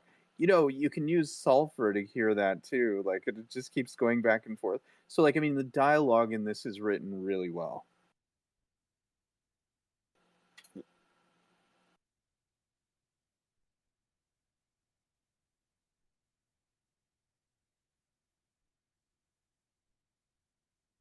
Well, it was actually a Yeah. weird aside comment of the uncle when they're sitting there at the meeting or whatever, where the narrator's taking the notes, right? And the uncle, like, somebody wants to tell, like, a dirty joke, and then the uncle pipes up and says, "Oh, remember, we're in mixed company." But I don't remember them mentioning if there is a woman there. So once again, this was another weird thing. It's like, oh, is it, like, why is it mixed company? Like, is it that he's, acting, I don't know, but, like, because, yeah, I don't remember them ever mentioning that there actually was a woman at that meeting, but he says that. Right. No, I don't think there were any women at that meeting, the specific one. Well, so once again, this I'm guessing is a further hint at the uncle's orientation, right? Right, right. Like, I mean, I would say like he wasn't really hinting. Like, I mean, there was that one part, so, and I mean it pretty much flat out says like, he didn't want to he like pulled the covers back over. I'm paraphrasing here, but like he pulled the covers back over his head because he didn't want to hear like, any of like the sexual, like forbidden sexual things being said, because like the uncle and that guy were like passing by or something like that, and it was like, so I mean that is, like they weren't really hinting there, you know what I mean? Like he was flat out telling us. Well, I mean, they're very loud hints, right? But I mean, throughout, right? I mean, it's pretty obvious from the beginning, right? But he never actually says it, right? So like, yeah, like obviously to not cause any problems, but like all of the hints are there. But that was another one like I thought of was just that, yeah, like mixed company. Right. I try to always figure that one part out.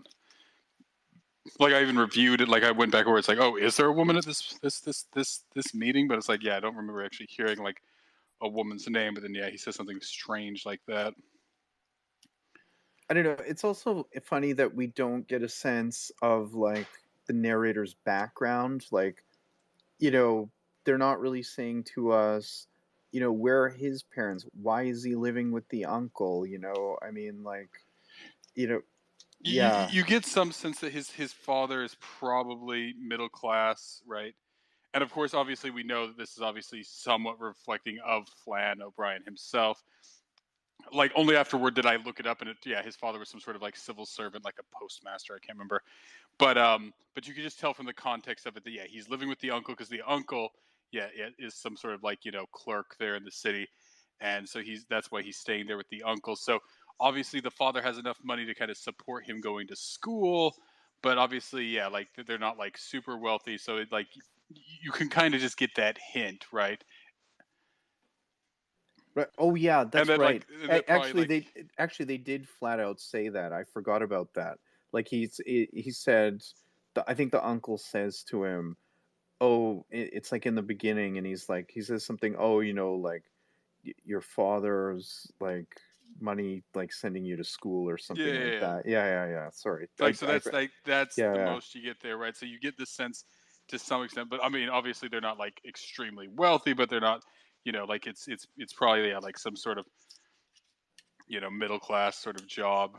Right, or the father is dead, and like that was like his inheritance, right? That No, went I to the got very much the uncle. sense that like they didn't talk about him like in the past tense. Like it's like oh your father like I remember things that made it sound like the uncle like the father wasn't deceased, right? Like Right, I would at least assume so, because yeah, then the uncle's obviously in charge, right? Because he gives him the money for the book and stuff like that. So he's like, but I don't know if that's the uncle's money, and so like he's kind of like maybe the uncle's sort of supporting him to some extent, or if it's because yeah, the uncle's like in charge of the funds that he's gotten from the father. I'm not sure. right.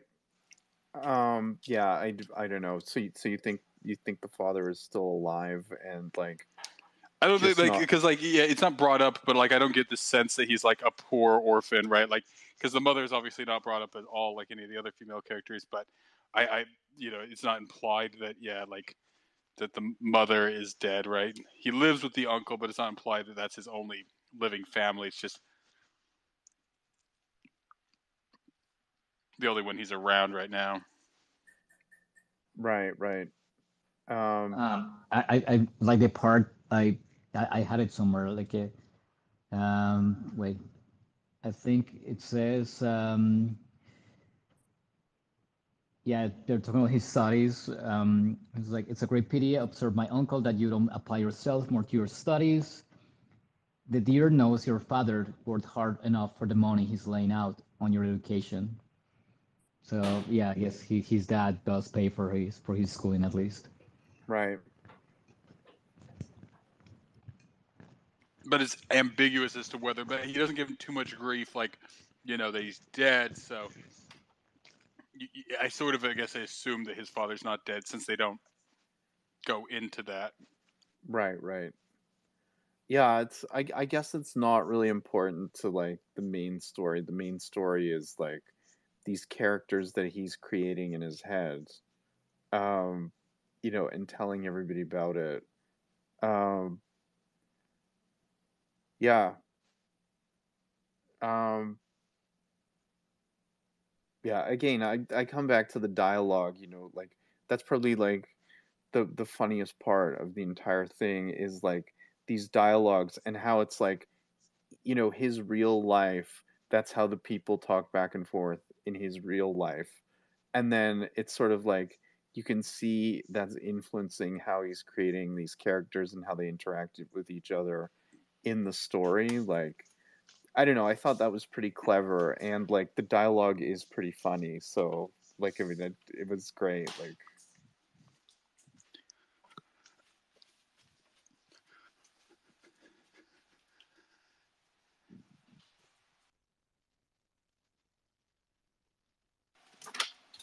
Sorry, I was trying to think. Did you get to the part where like they talk about reading the gas meter? yeah, I'm past that. Okay, well, because that was actually because like I said, that's just when they're like like obviously listing like a bunch of like random facts that sound smart, but like like Red, like it's almost like he's just like almost kind of like copying the fact that he's just like padding out a book with a bunch of you know stupid information, but making it seem like dialogue. Like this to me is like something like it's the kind of exposition that I really like exposition. Sorry, that I really hate. Like it's what I call the Da Vinci Code stuff, right? Where like the Da Vinci Code like explains like these very sort of mundane, very common sort of conspiracy theories about like the Knights Templar and all this stuff. But it's being explained to an audience, and so it's something where the two characters are going back and forth and like discussing something. Or it was actually even in the book that me and Carl read about the Neanderthals, where they're talking about something with like multidimensional theory, and like obviously the guy's just showing off the research he did, but just putting it in the mouths of the characters. And so like with this, like he's almost satirizing that, right? Like like it's like, oh, see, I opened like a book of random information, right? And like even just the manual for reading your gas meter, right? Just to pad out your book and all that, right? Yeah, but it's like the like he's poking fun at that, right? So it's like, No, for sure. Yeah, for sure, yeah. for Well, no, sure. exactly. Like it's because it's such a mundane bit of information, but like acting like it's some important bit of dialogue. I heard Carlos sigh there about like the when you brought up the book about the Neanderthals. Like, what why did you sigh there on that like exposition, Carlos? No, it's. I mean, I'm with saying like it's like because I read so much stuff in my life, like that's kind of like the way, yeah, like Dan Brown, like Michael Crichton, the way they write, which is it's fun when you're like 14, right? But then when you actually read like creative stuff and like like you notice it's just copy paste from like Wikipedia, like it's like to me, like who like I just admire like anything creative. That's like the complete opposite, right? It's like so like lazy. So when I see that done, it's like, oh my God. And like, I mean, that's the reason why I don't read thrillers, because thrillers have that a lot. It's been like decades since I like ditched thrillers. So like reading this book, like I just kind of got that, like I had like an emotional flashback from like getting sick of that, right? I'm like, oh my God, like from reading good, like really inventive stuff and going back to that you're like, oh, so stupid. So yeah, Well, that's that's the why. thing. Like it's about as informative as a gas meter, right? So yeah, they're trying to show off to you. It's like and trying to say it like something nobody knows. Like they even joke about that. And this is like, oh, and all the other characters were delighted as Fursky proceeded to explain how to read a gas meter, right? Like it's that, right, where all the characters are very interested as somebody's explaining, something about quantum physics, right? And the reality is that I don't know if any of these books ever properly explain. Like, if you don't understand quantum physics, then you're not going to learn about it from a novel, right? You might get the sense of it, right? But you don't need to explain the whole concept, right? It's like you can summarize it and get through it, and right, somebody can dive down that hole, right? But they like I said, they've spent 40 hours doing this research for their book, and now they want to use that 40 hours that they've spent doing this, so they feel it compelled to like really dive in and have these conversations around it. Like there's so many like just awful, like yeah, like it's almost like it's a conversation, but it's like this. It's like reading the manual for your fucking Yeah, vacuum exactly. It, cleaner it, it, it's, as it's like as reading a the dialogue. it's like reading the Wikipedia page to one another, right? Like they just cite like dates and like a bunch of random facts. Like what? Like yeah, the people don't talk like that. Or like even It's like so the shitty like artificial. old like school documentaries. It's like, oh, how would you do this, right? Like they can't just explain it, but they have to make it a dialogue. They have to make it a discussion or something like that. Like it's yeah, it's just it's lazy, stupid. And so here it's funny, of course, because it is, yeah, it's that mundane. Yeah, it's like when you mentioned quantum physics there, it reminded me of that Feynman quote when he said, if you think you know about quantum physics, it's like you don't know about quantum physics, right? Like, or no, it's like somebody, I think he said like anybody that thinks that they know quantum physics, like doesn't know quantum physics. It's like, you know, yeah, it just reminded me of that quote. Yeah, I don't even know if that's the exact quote. I'm paraphrasing. So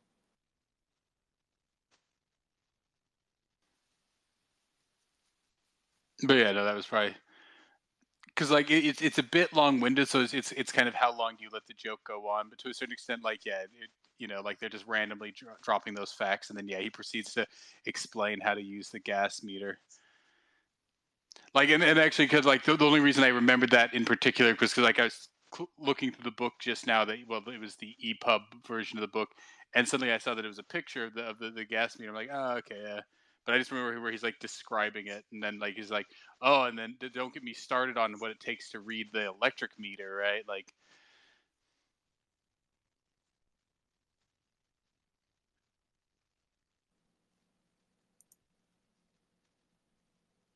yeah, it's like so yeah, the Feynman quote is if you think you understand quantum mechanics, you don't understand quantum mechanics.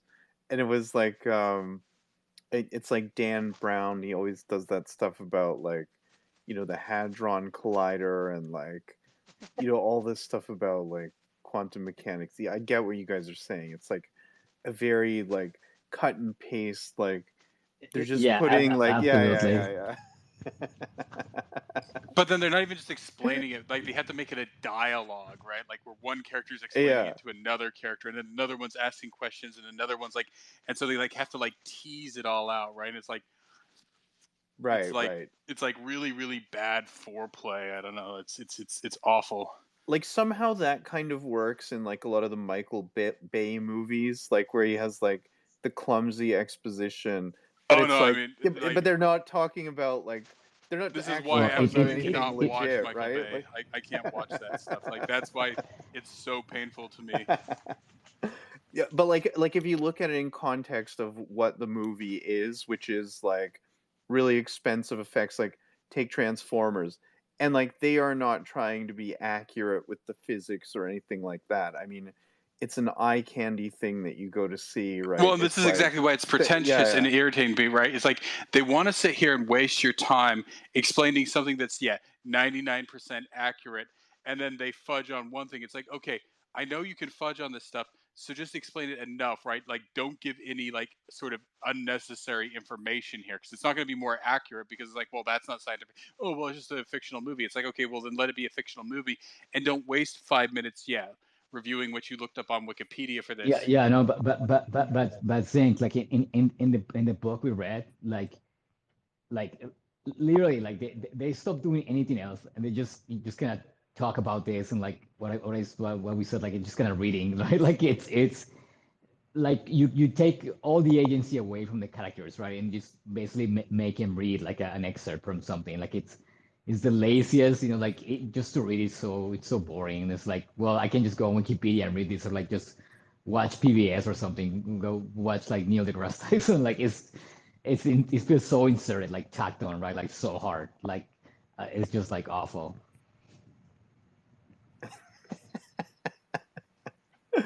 yeah. It's ironic because Neil deGrasse Tyson is always the one who like is coming out like when a movie does something wrong, he's like he's got to prove that the Yeah, he's physics the wouldn't work. mythbuster. Like, Yeah, he's the yeah, yeah. mythbuster. He's like, no, that absolutely wouldn't happen in space, and like it would actually happen like this, and it's just like,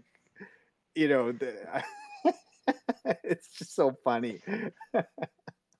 Yeah, I think he ruined a couple of movies for me. I mean, talking about like yeah, space travel or like well, like yeah, he ruined like the Star Trek movies for me because I mean he talks about like how warp drives wouldn't Like if you actually He use a warp thinks they drive. wouldn't, but the reality is they don't. Like it's funny how these things go full circle. Like they'll insist at one time. Like I think there was an example a few years ago, something with physics in particular, but I know I never read them, but there was a set of books from the '80s called like the Clan of the Cave Bear, and it's about Neanderthals and Homo sapiens. And in that, like there's like a hybrid. Now this was written in the '80s. Now at the time, a bunch of them were like criticizing it because like, oh well, human beings and Neanderthals couldn't hybridize. But of course, everybody who's looked right, I mean, like I think when I got my genetic code sequenced, there was something like 3% Neanderthal in there, right? I got a Yeah, bit of the ginge in me, and supposedly like ginger, red hair comes from Neanderthals, even possibly, right? So, but I so yeah. like So that's the. the Jane Owl books. But even like when we think about with Lovecraft, right? So when Lovecraft was writing his stories, like because we did Whisper in the Darkness, and he's talking about how things can like flap their wings through the ether of space. Now, at that time, there was sort of like still that the debate, like is space a vacuum or is there like a substance? And at that time, they called it like an ether. Yeah, Um, the The ether. now, luminiferous yeah. ether, yeah. Now Yeah, later on, of course, we've decided it's a vacuum, but it actually does turn out that there are, and this is of course how they come up with the idea of like solar sails.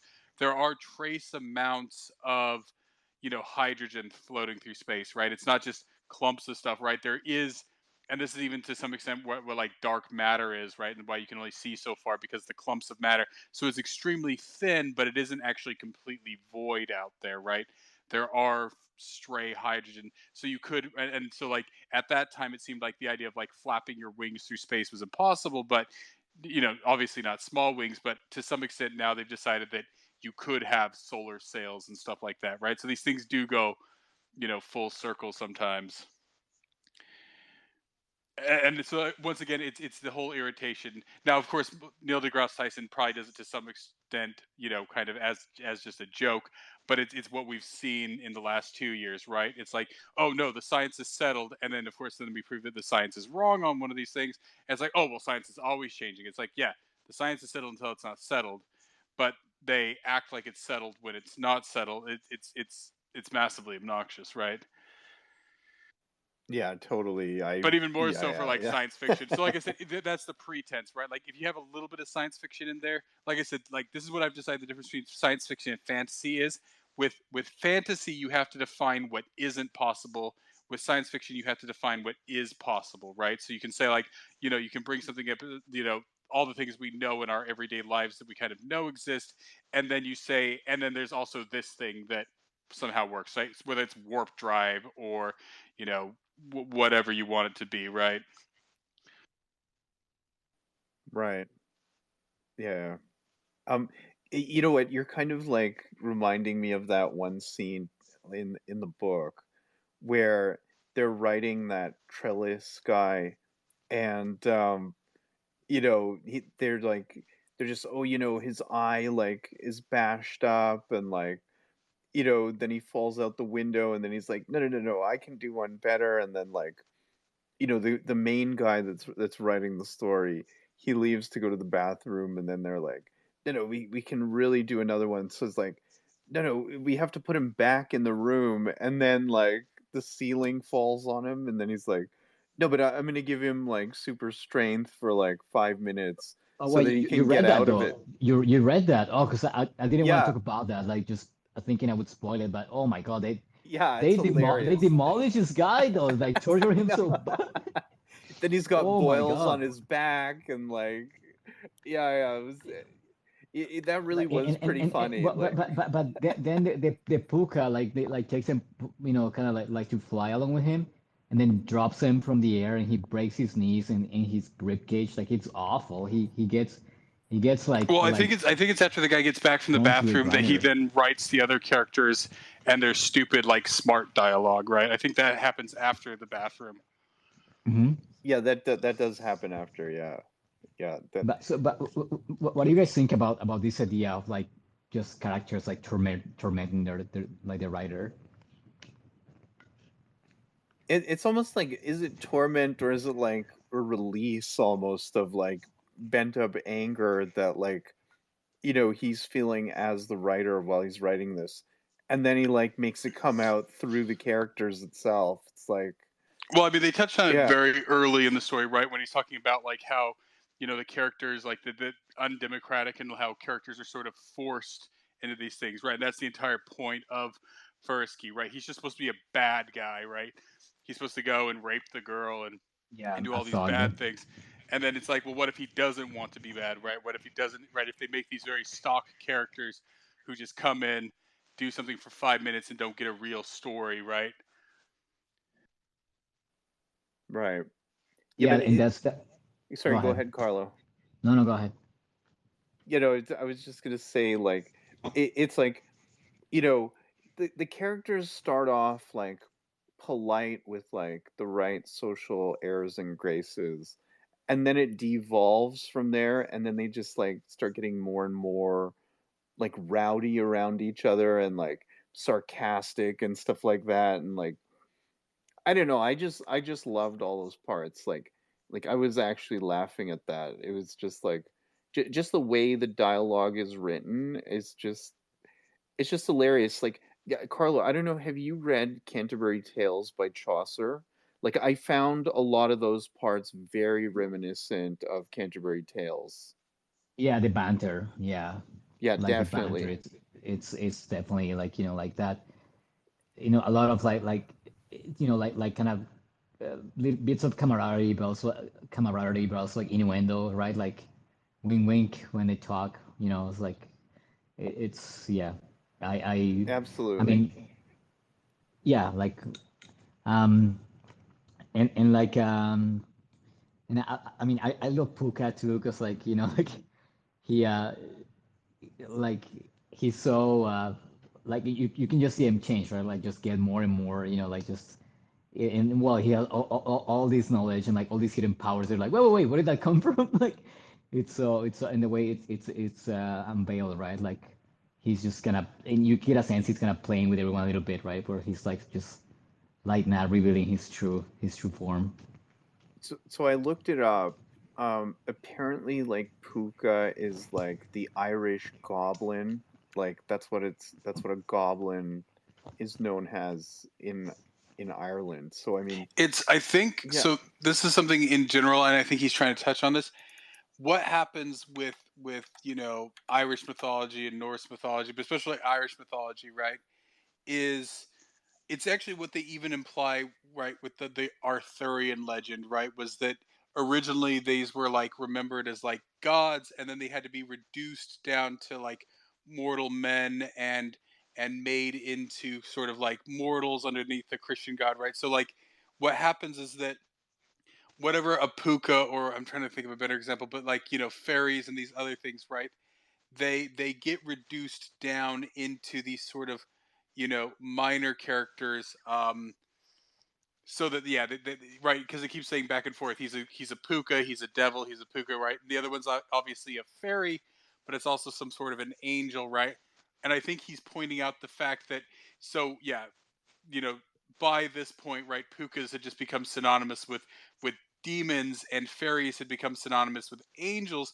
But fairies in Irish mythology weren't completely benevolent creatures, right? They were tricksters to some extent themselves, and pukas aren't completely demonic, right? They do things, right? They're clever, and so I think it's kind of playing with that, in that this is supposed to be an angel and a demon, and usually sort of Christian context, arguing over the soul of the boy, but in reality, fairies aren't benevolent, and pukas aren't just completely chaotic, right?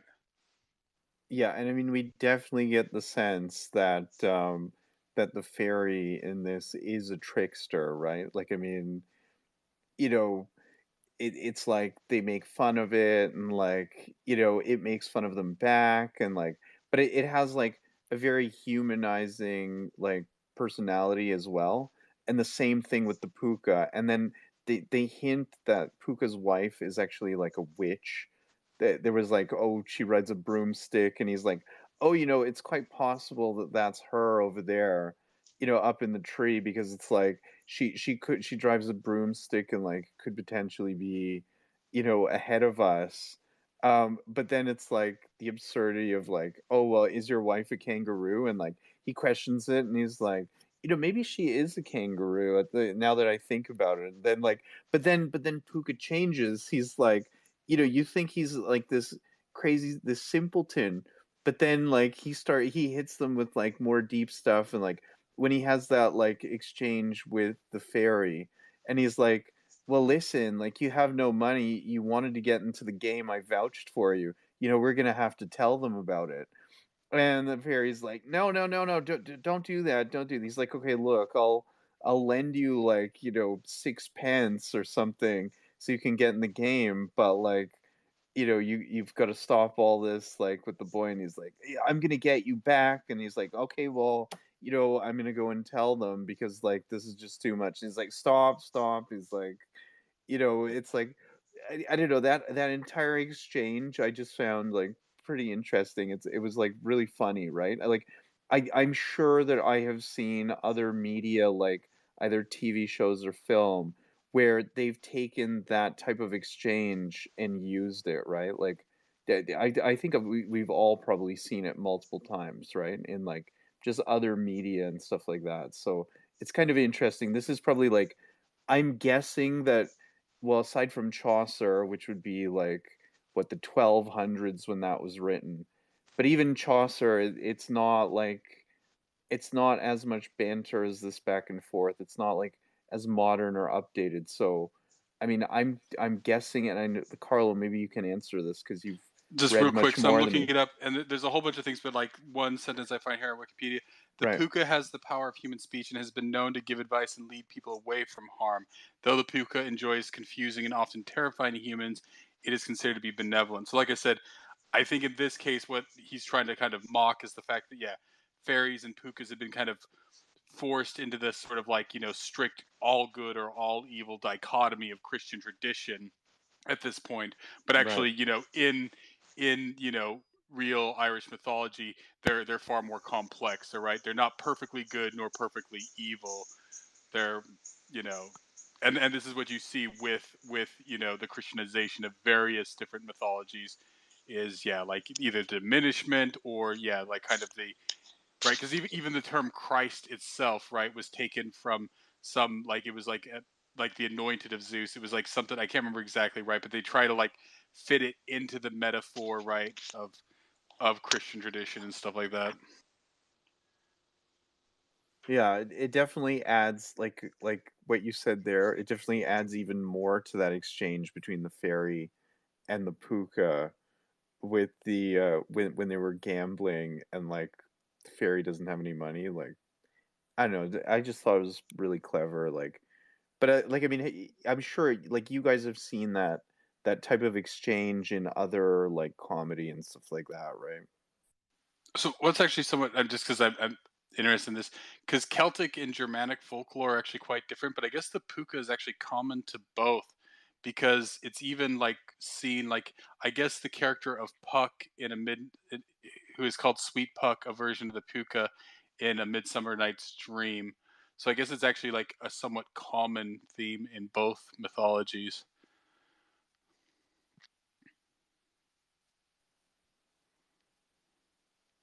Yeah. So I just found that interesting. I know it is pretty interesting. Yeah.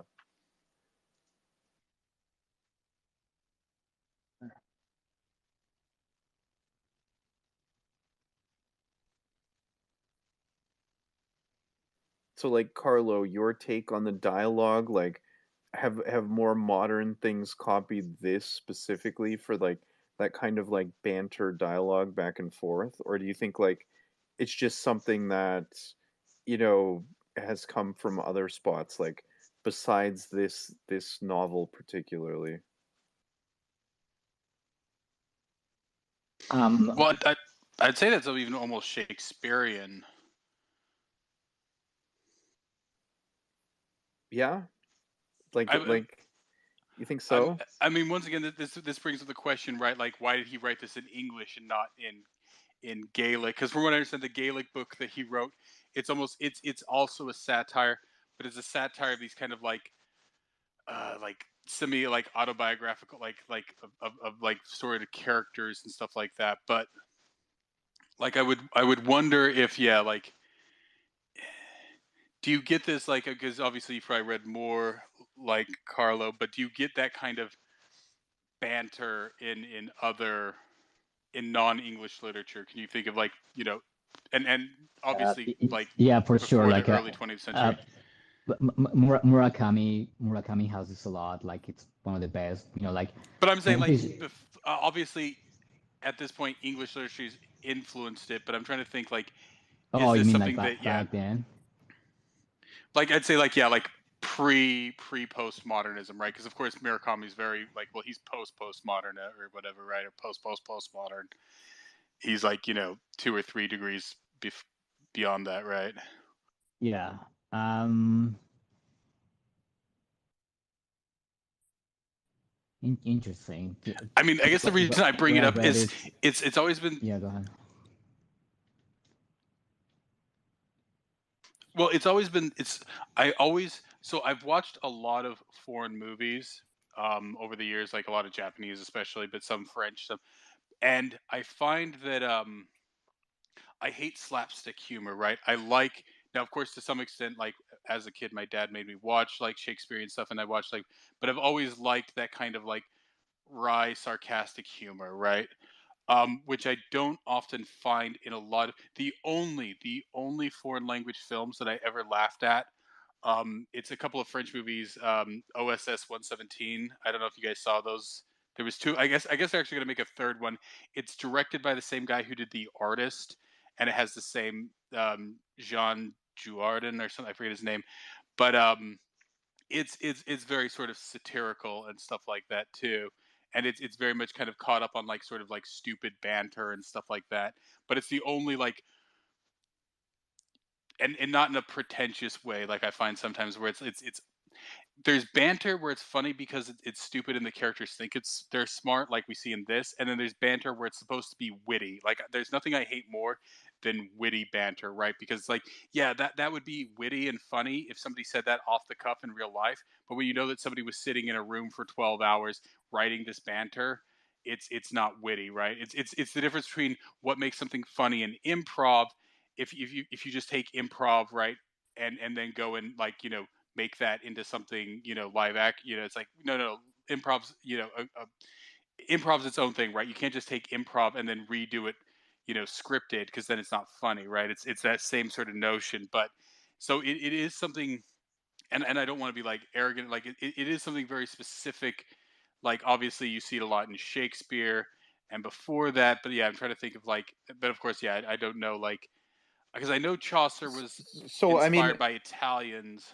so I mean, in Shakespeare though, like with this, I get the sense, like, and you said it earlier, Zink, that there are multiple conversations going on at once, and then it's like, one guy's going off, the other is like listening and agreeing, but then like, another character is talking to another one, but then like a character who like is gonna mock them comes in from the side with like a little comment and stuff like that.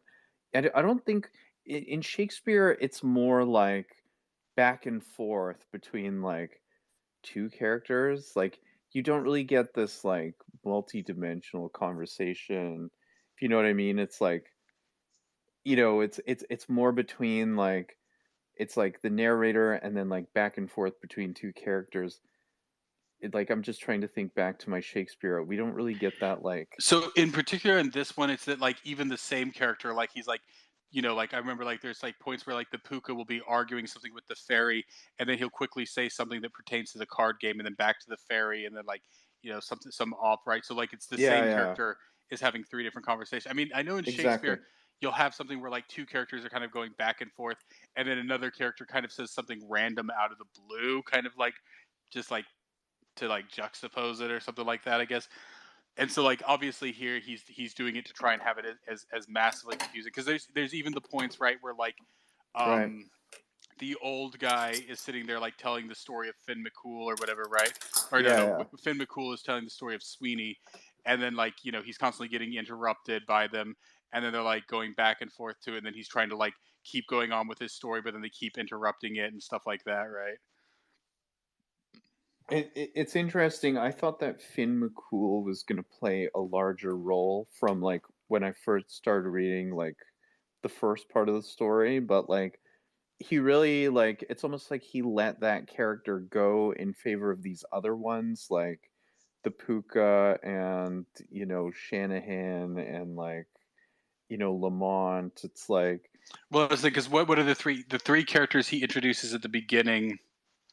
What it's the Puka, yeah, McCool, and then uh, uh, what's his name? The main the guy who like was originally supposed to just be the bad guy. What's his name? That's all. Trellis. No, no, not Trellis. Trellis's character, right? The one who's always talking to Lamont and Shanahan. Fersky. Fursky, right? So yeah, Fursky, when he yeah. starts it, he makes you think that the three main characters are the Puka, Fursky, and McCool, right? And McCool pretty much just becomes like a narrator for Sweeney's Tale, right?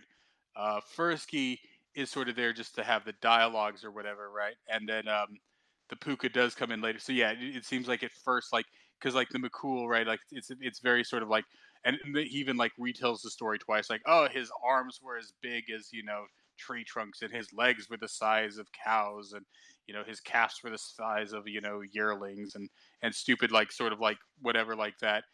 And then later on when you see McCool talking, right, like all he does is just kind of go on and on about like that kind of stuff. I'm thinking about your question, thinking like like I don't know if you guys have read much Oscar Wilde, but he has a novel called Three Men in a Boat. You guys know this? And like I think I've heard of it. I haven't read it yeah, and though. it's pretty funny, and it's a lot of banter, and like they kind of I mean he's gay, right? So it's a lot of like innuendos, but like that was just as far as I can remember, like having like a like dialogue that's specifically like just banter, right? Or like like yeah, like and especially like this one was kind of like it's just people hanging out and like talking trash, right? Like that's the like farthest back that I can remember. Um, and I don't know, I think that was published like either 1890s or like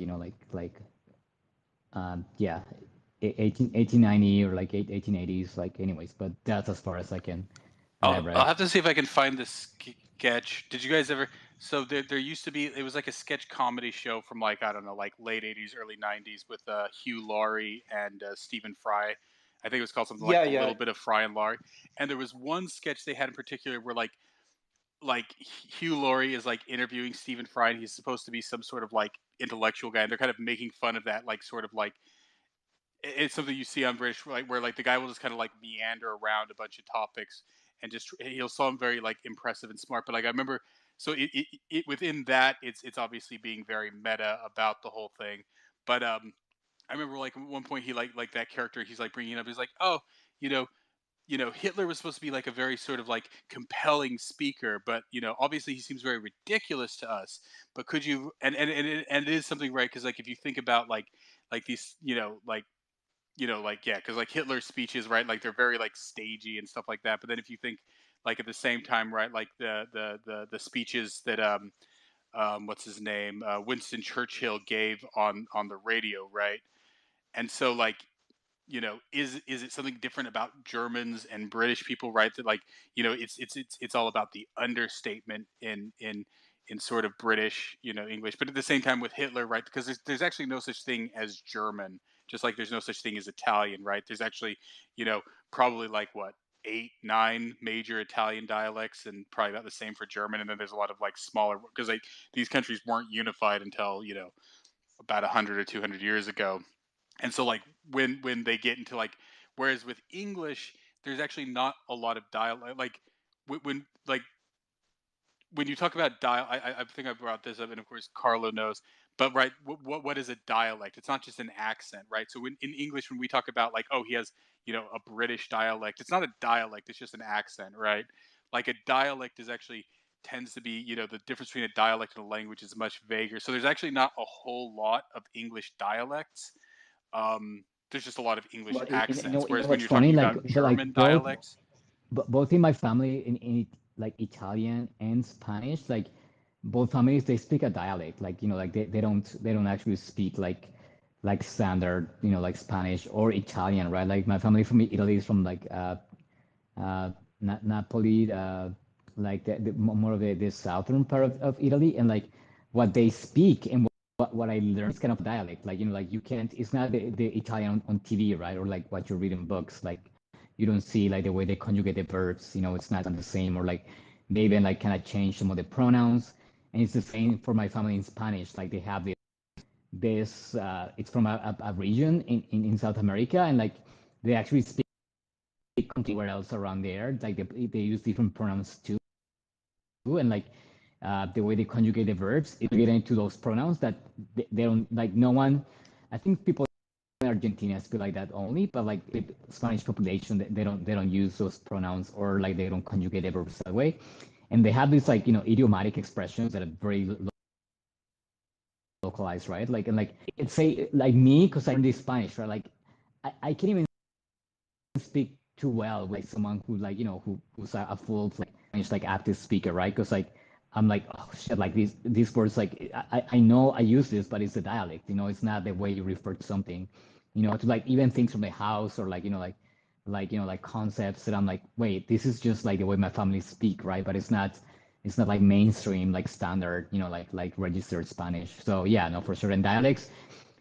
like I mean you have different levels, right? You can have like some that someone can understand up until like some of like, yeah, even the speaker from the same language are like, wait, what? Like they need like like to kind of like a bit of translation going on. But yeah, Yeah, no, for it sure, comes like down to I mutual live this. intelligibility, right? That's what they. Well, like I said, that's what's weird about English is, except for northern England, like probably like the Geordie accent, like some of that's almost moving to a dialect, and of course, like I think I mentioned it before, there's the Scots language, which is it's not Scottish English, it's almost its own language that's kind of evolved parallel to English over the last 1,000 years, but for the most part, like Well, in English, I there's a lot think of different accents and there's jargons, but for the most part, well, that's what I'm saying. English, right? I mean, a British speaker, right?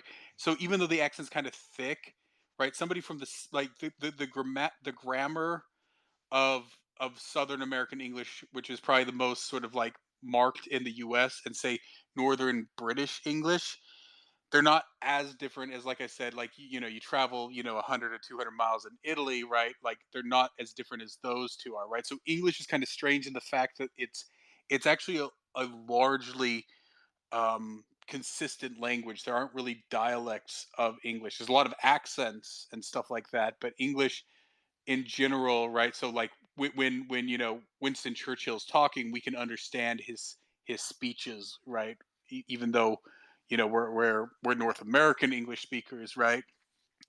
Well, I think one of the reasons is like the culture is so strong, right? Like you have all this content, like and like, well, I think we're talking about this thing like we can read back to Shakespeare and kind of like understand Shakespeare, right? Like this is like so many centuries ago, right? Whereas like what you have like the like the old Italian or the old like Spanish, right? The old French, are like are so radically different. Like I tried out of like curiosity read like the OG French, right? I'm like, holy shit, this is like like intelligible. Like I don't understand anything like from the structure, like the spelling, and like even it has some like weird, like weird like characters that the only leftover is like the CD for the letter C, but they have other weird shit. I'm like, what is this? Like, it's just like completely random. And something else though, it's like the fact that like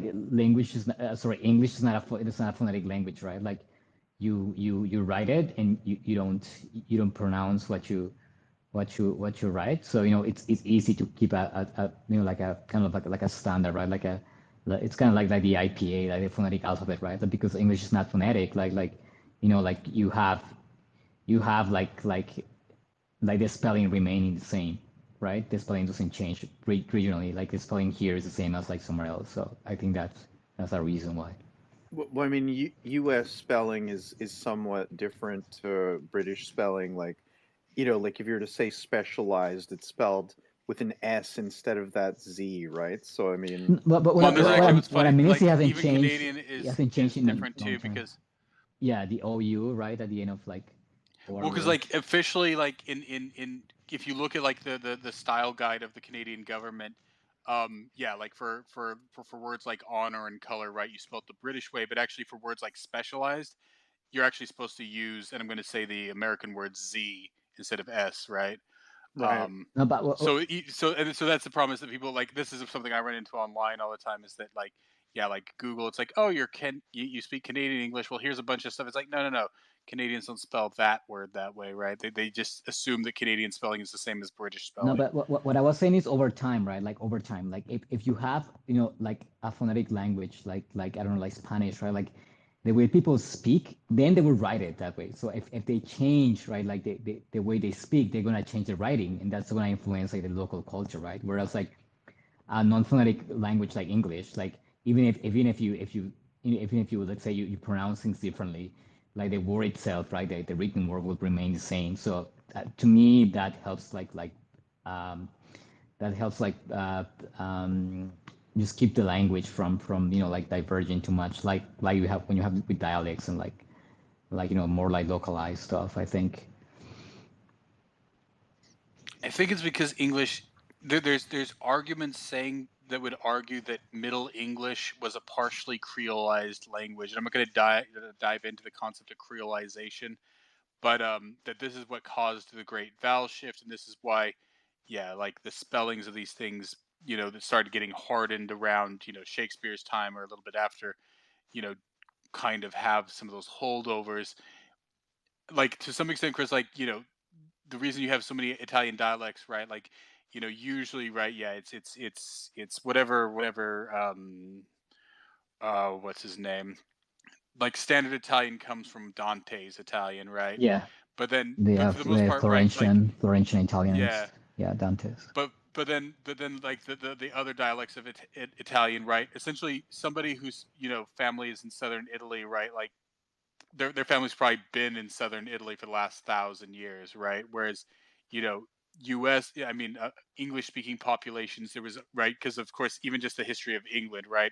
The Romans invaded, and then the whatever's the Anglo Saxons invaded, and then later the Vikings invaded, and then later the Normans who were Vikings who spoke a French dialect invaded, and so there was constantly I think a movement in the countryside of England that there probably wasn't in quite the same way as in Italy, right? And so there was constantly this sort of like shift, I think. And so like because people were moving around so much, that's why you get these kind of larger why the language stays mutually intelligible, right?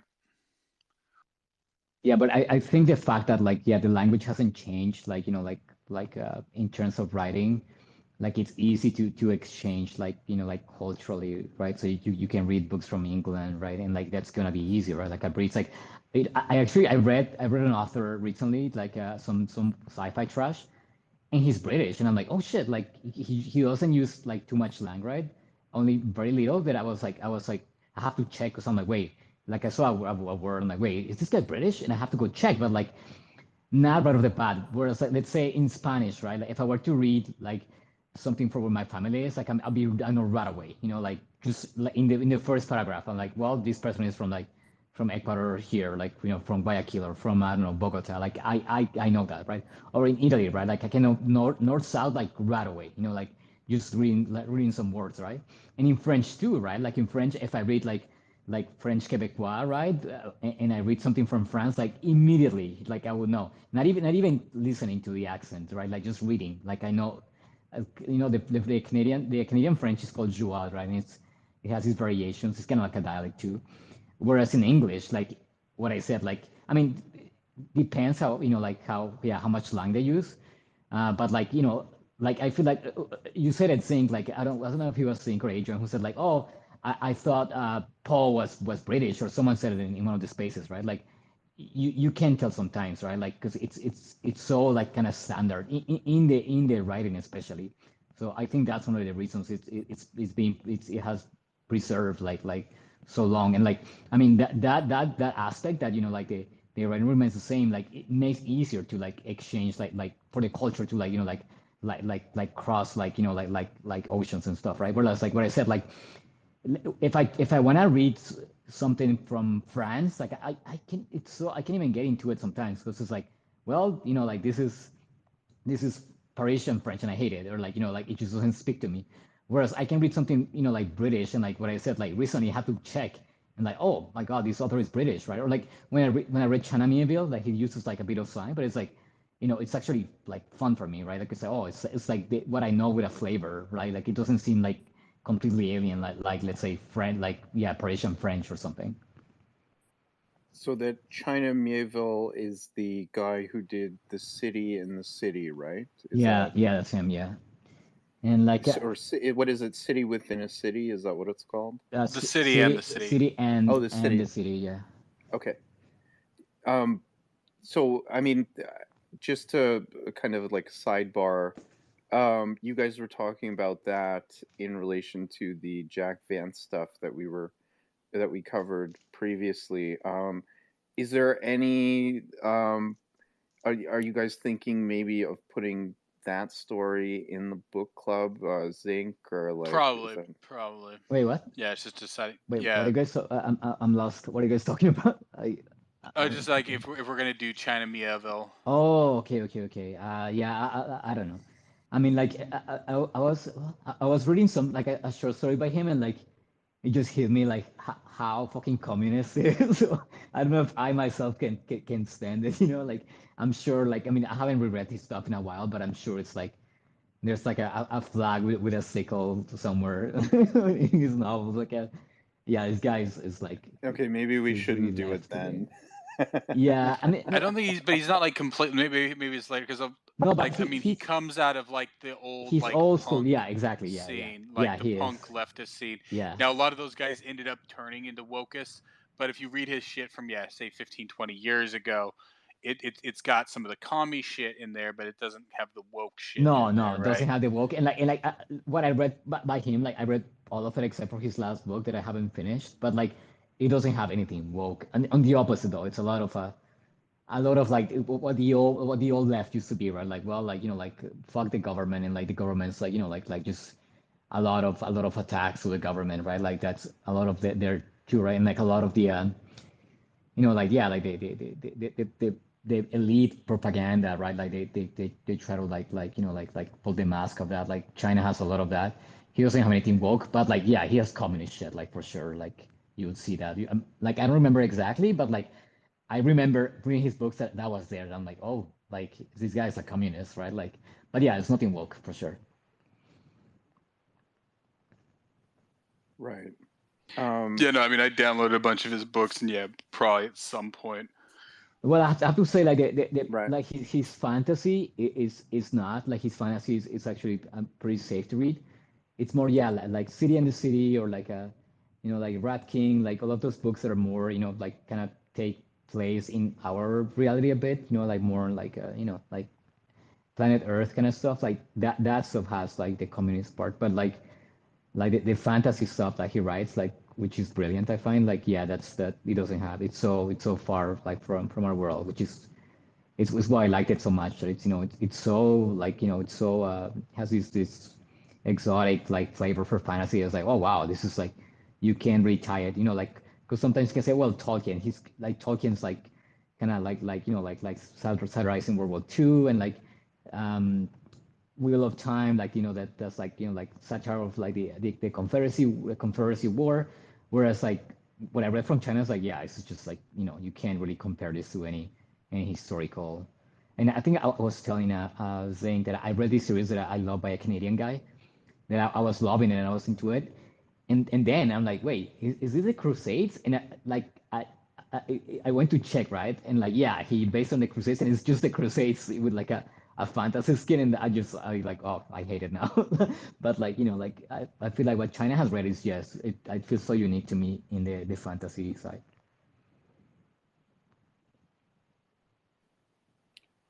Right. Um, yeah, I don't know.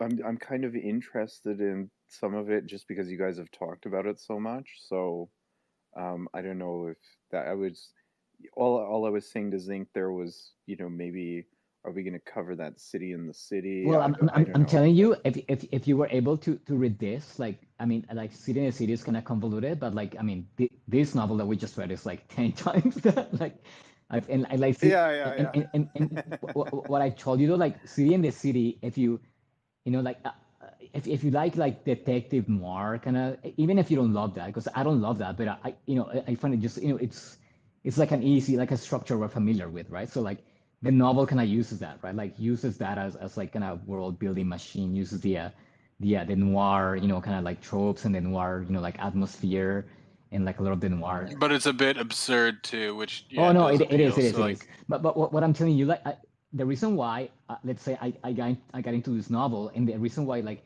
let's say when when I worked at the books, and I recommend it to people that they would love it, it's because it's even for someone who doesn't read too much, right? Like they just, it's a really strong hook, and like they like, like latch onto that right away, because like, okay, like noir detective, okay, boom, I'm here, right? And like all of this surreal, like abstract, like super weird shit, like, because it's filtered to that, like, it's just, it's more palatable than just, like having something like what we just read to a newbie, right? Or like, I don't know, like Thomas Pynchon to like a newbie reader. They'll be like, what the fuck, like it's just no like tangible, like structure. Whereas like China in that novel, he pumps like the weirdness out, right? But like the framing and like, yeah, what I said, like the the the tropes, right? Like what it's framed with, it's like, oh yeah, like I know, I've seen detective movies, like I've seen, I don't know, Dick Tracy, Red Batman, whatever. Like it's so easy to like to get hooked into it at the beginning.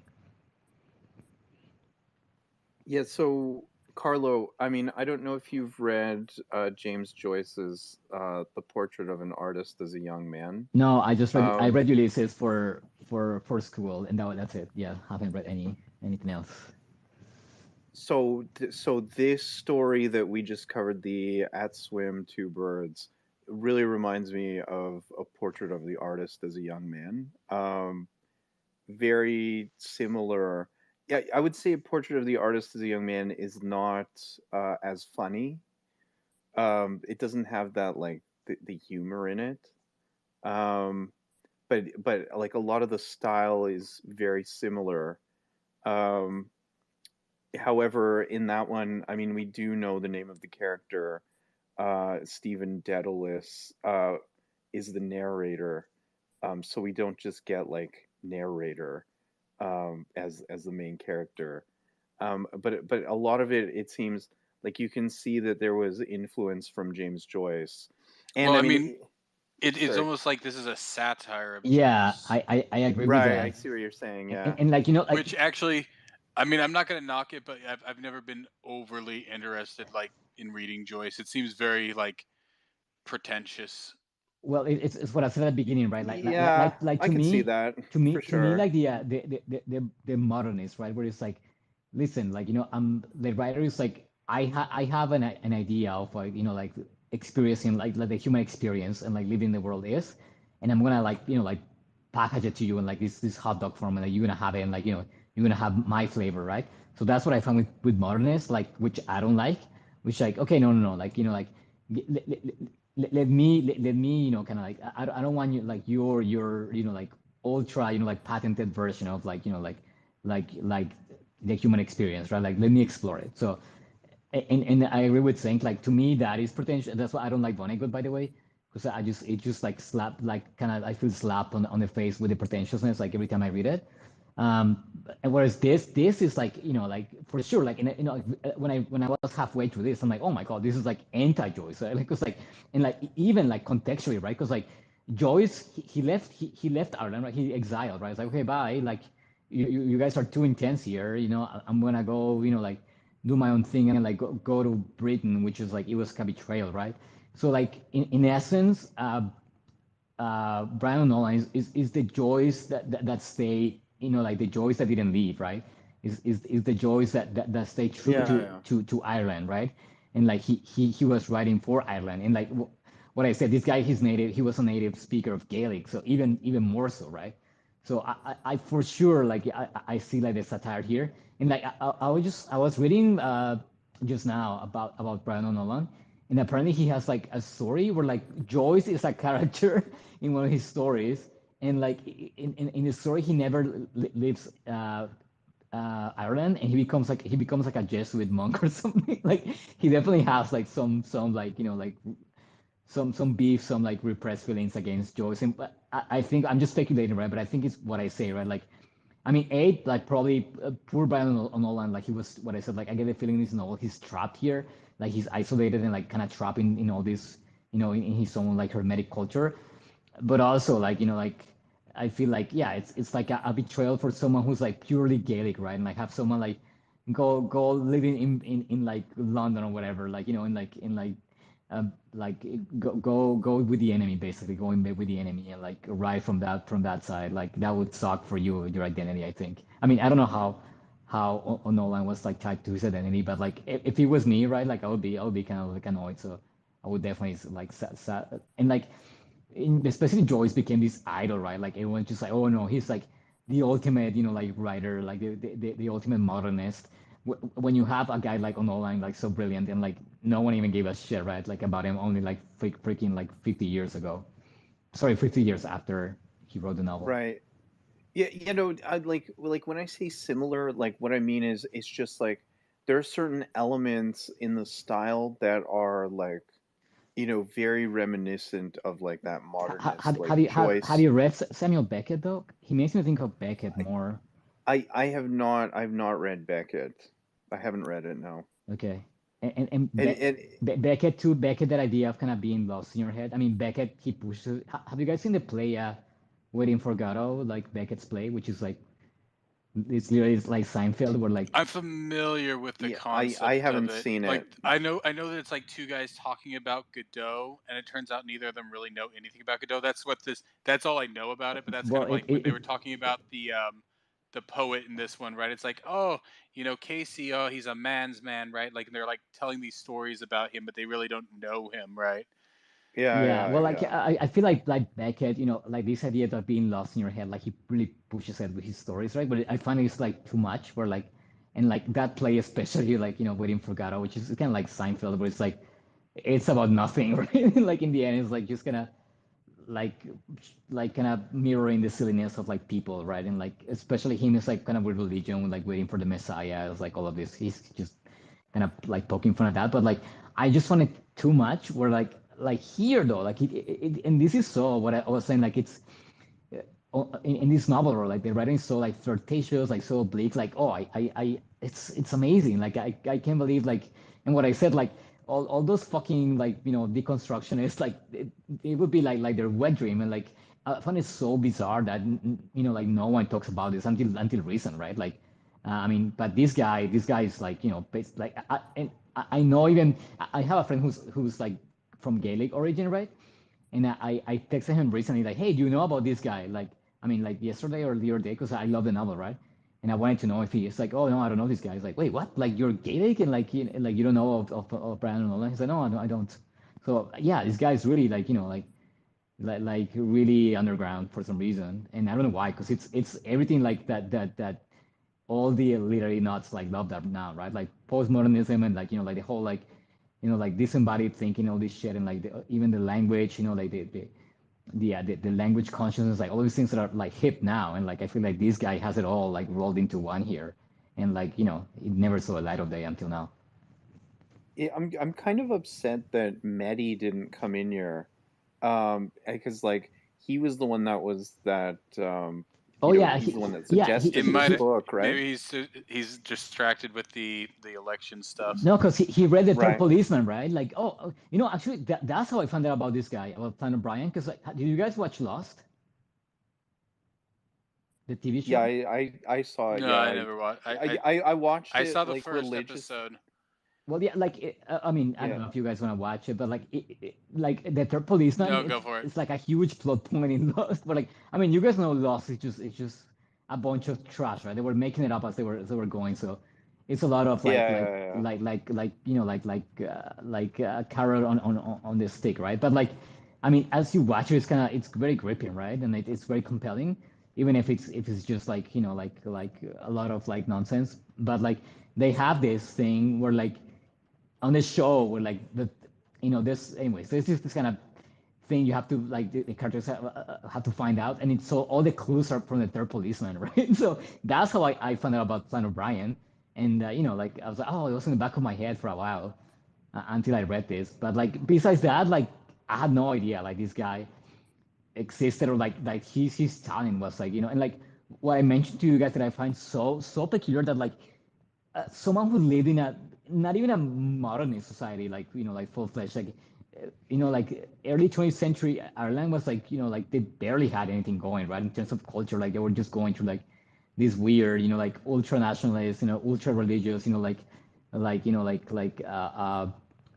mentality and like movement and like for him to write but like like 70 years of writing is like kind of producing now it's like wow it's like insane like I can't like wrap my head around it.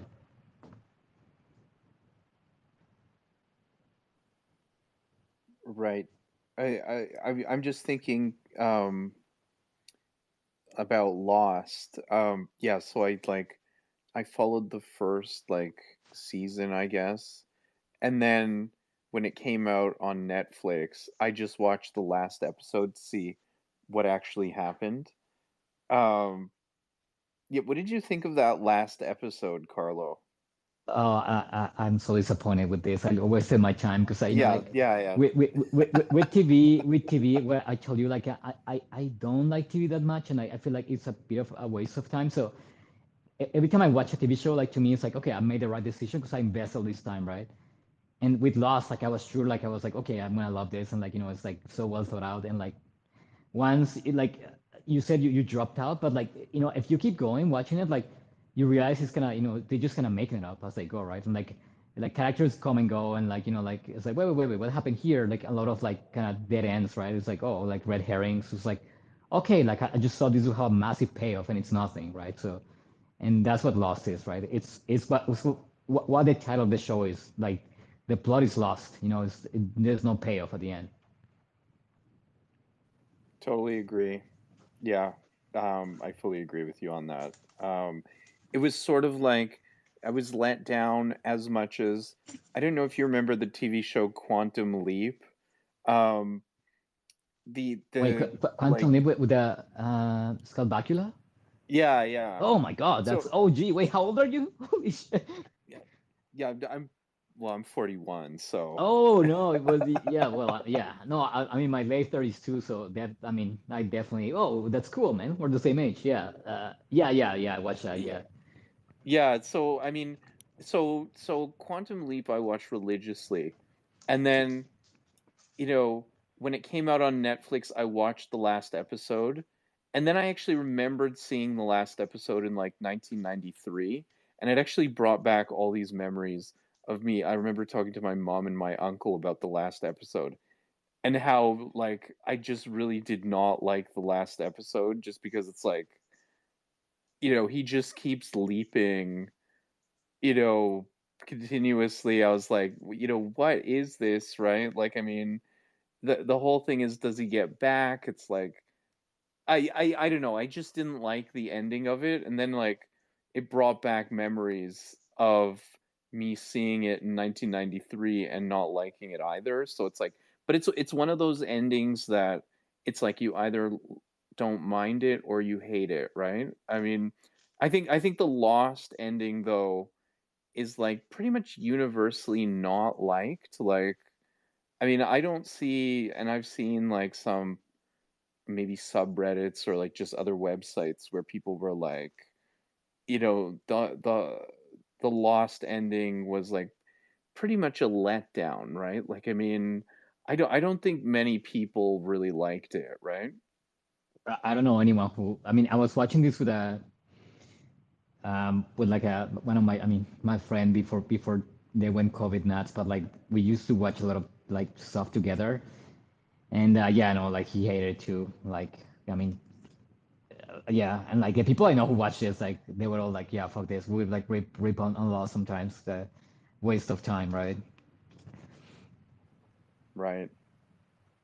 Um, so did you watch that Firefly show at all, or? Oh yeah, yeah, bro. That was I still love that show and like well, I mean, yeah, I rewatch it every now and then because I find it so entertaining that and like like one of my guilty pleasures is like to read or like watch like like stories of the misfit crew, right? Who like they all have like a dark past and end up on like this either like uh, a boat or a ship or like spaceship or like like a gunship, whatever, right? Like where you have the crew of misfits, end up accidentally like tied into this big plot of conspiracy, whatever. Like a reluctantly like brought into drama, right? When like seems to like all of the crew just kind of wants to be left alone, like yeah, and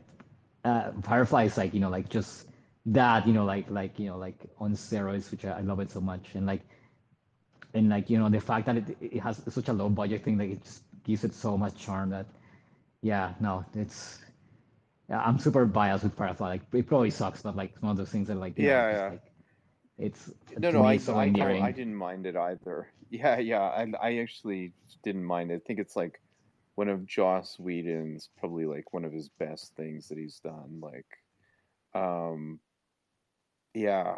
Uh, I will say, Carlo, though, The Expanse, like, I've got to about like 4 episodes into like the second season.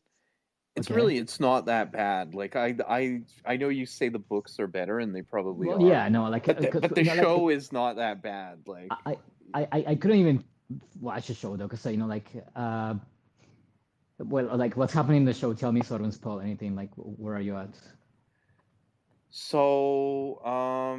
so there's this like blue like crystal like virus, and like where am I at? So the Thomas Jane character, he Yeah, they find Miller. like the yeah, Miller. They find Yeah, this space station, and like this guy is running this genetic engineering program where they're trying to use that like alien like virus to like re-engineer humans to be stronger, to like live in zero G and stuff like this. yeah, And the proto molecule. yeah, and what's his name? The other guy, Holden, like kicks him off because he shoots the director of that like genetic engineering program in the head because like the girl died. Um, and Miller, like, I guess took a fancy to that girl that he was hunting for. Um, and so he shoots the guy in the head, and then Holden kicks him off the ship. And yeah, that's pretty much where I'm at right now. Okay. No, there is because I tried to watch the show and like what I like the most from the books, which is like like the politics and the economics of it, like is so like it's just barely mentioned. Sometimes not even there, which to me is like oh my god, like what like and like I mean, there's always the argument like there's so much you can fit right like on like a TV show or a movie like like kind of like using a book like to mine a book it would be impossible but like to me there are some things that are so like that kind of made this sort of for me like kid I'm like oh my god I love this because like like especially you who like economics and all that right like it's like and what I told you like on the books what they're doing is like kind of using like colonialism as a reference and like okay what if we had colonialism in space right and like that's what they're kind of running with and like they're really like they go all out to like make it like very plausible and like like give it like a this kind of realistic structure that I'm like oh wow this is so sick and like even on the also the military aspect like it what I said it's like if you were to extrapolate colonialism to space right and like they really just go with it and like the economics, the politics, and the military, like it's they really put that into detail. So and I feel like on the show, that's like that's barely there. They on the show they focus on the drama and like a lot of the kind of the twists that from the books. I'm like, oh yeah, like that's a good twist, right? But like everything that's behind it, that like and in these books, no, they're not a masterpiece by any means. Like even the writing style is not like super elaborate or like it's kind of cheesy sometimes. But like I just love like the world building is such like really quality And I find like on the show it's just like you have the drama, right? But like you don't have the beauty of the world building. Like what I said, like on a show, in a Right. movie, you don't have that much room anyway. But like I wish it was like, because I've seen it done in other shows that like they get really clever with like they have enough for you to like, okay,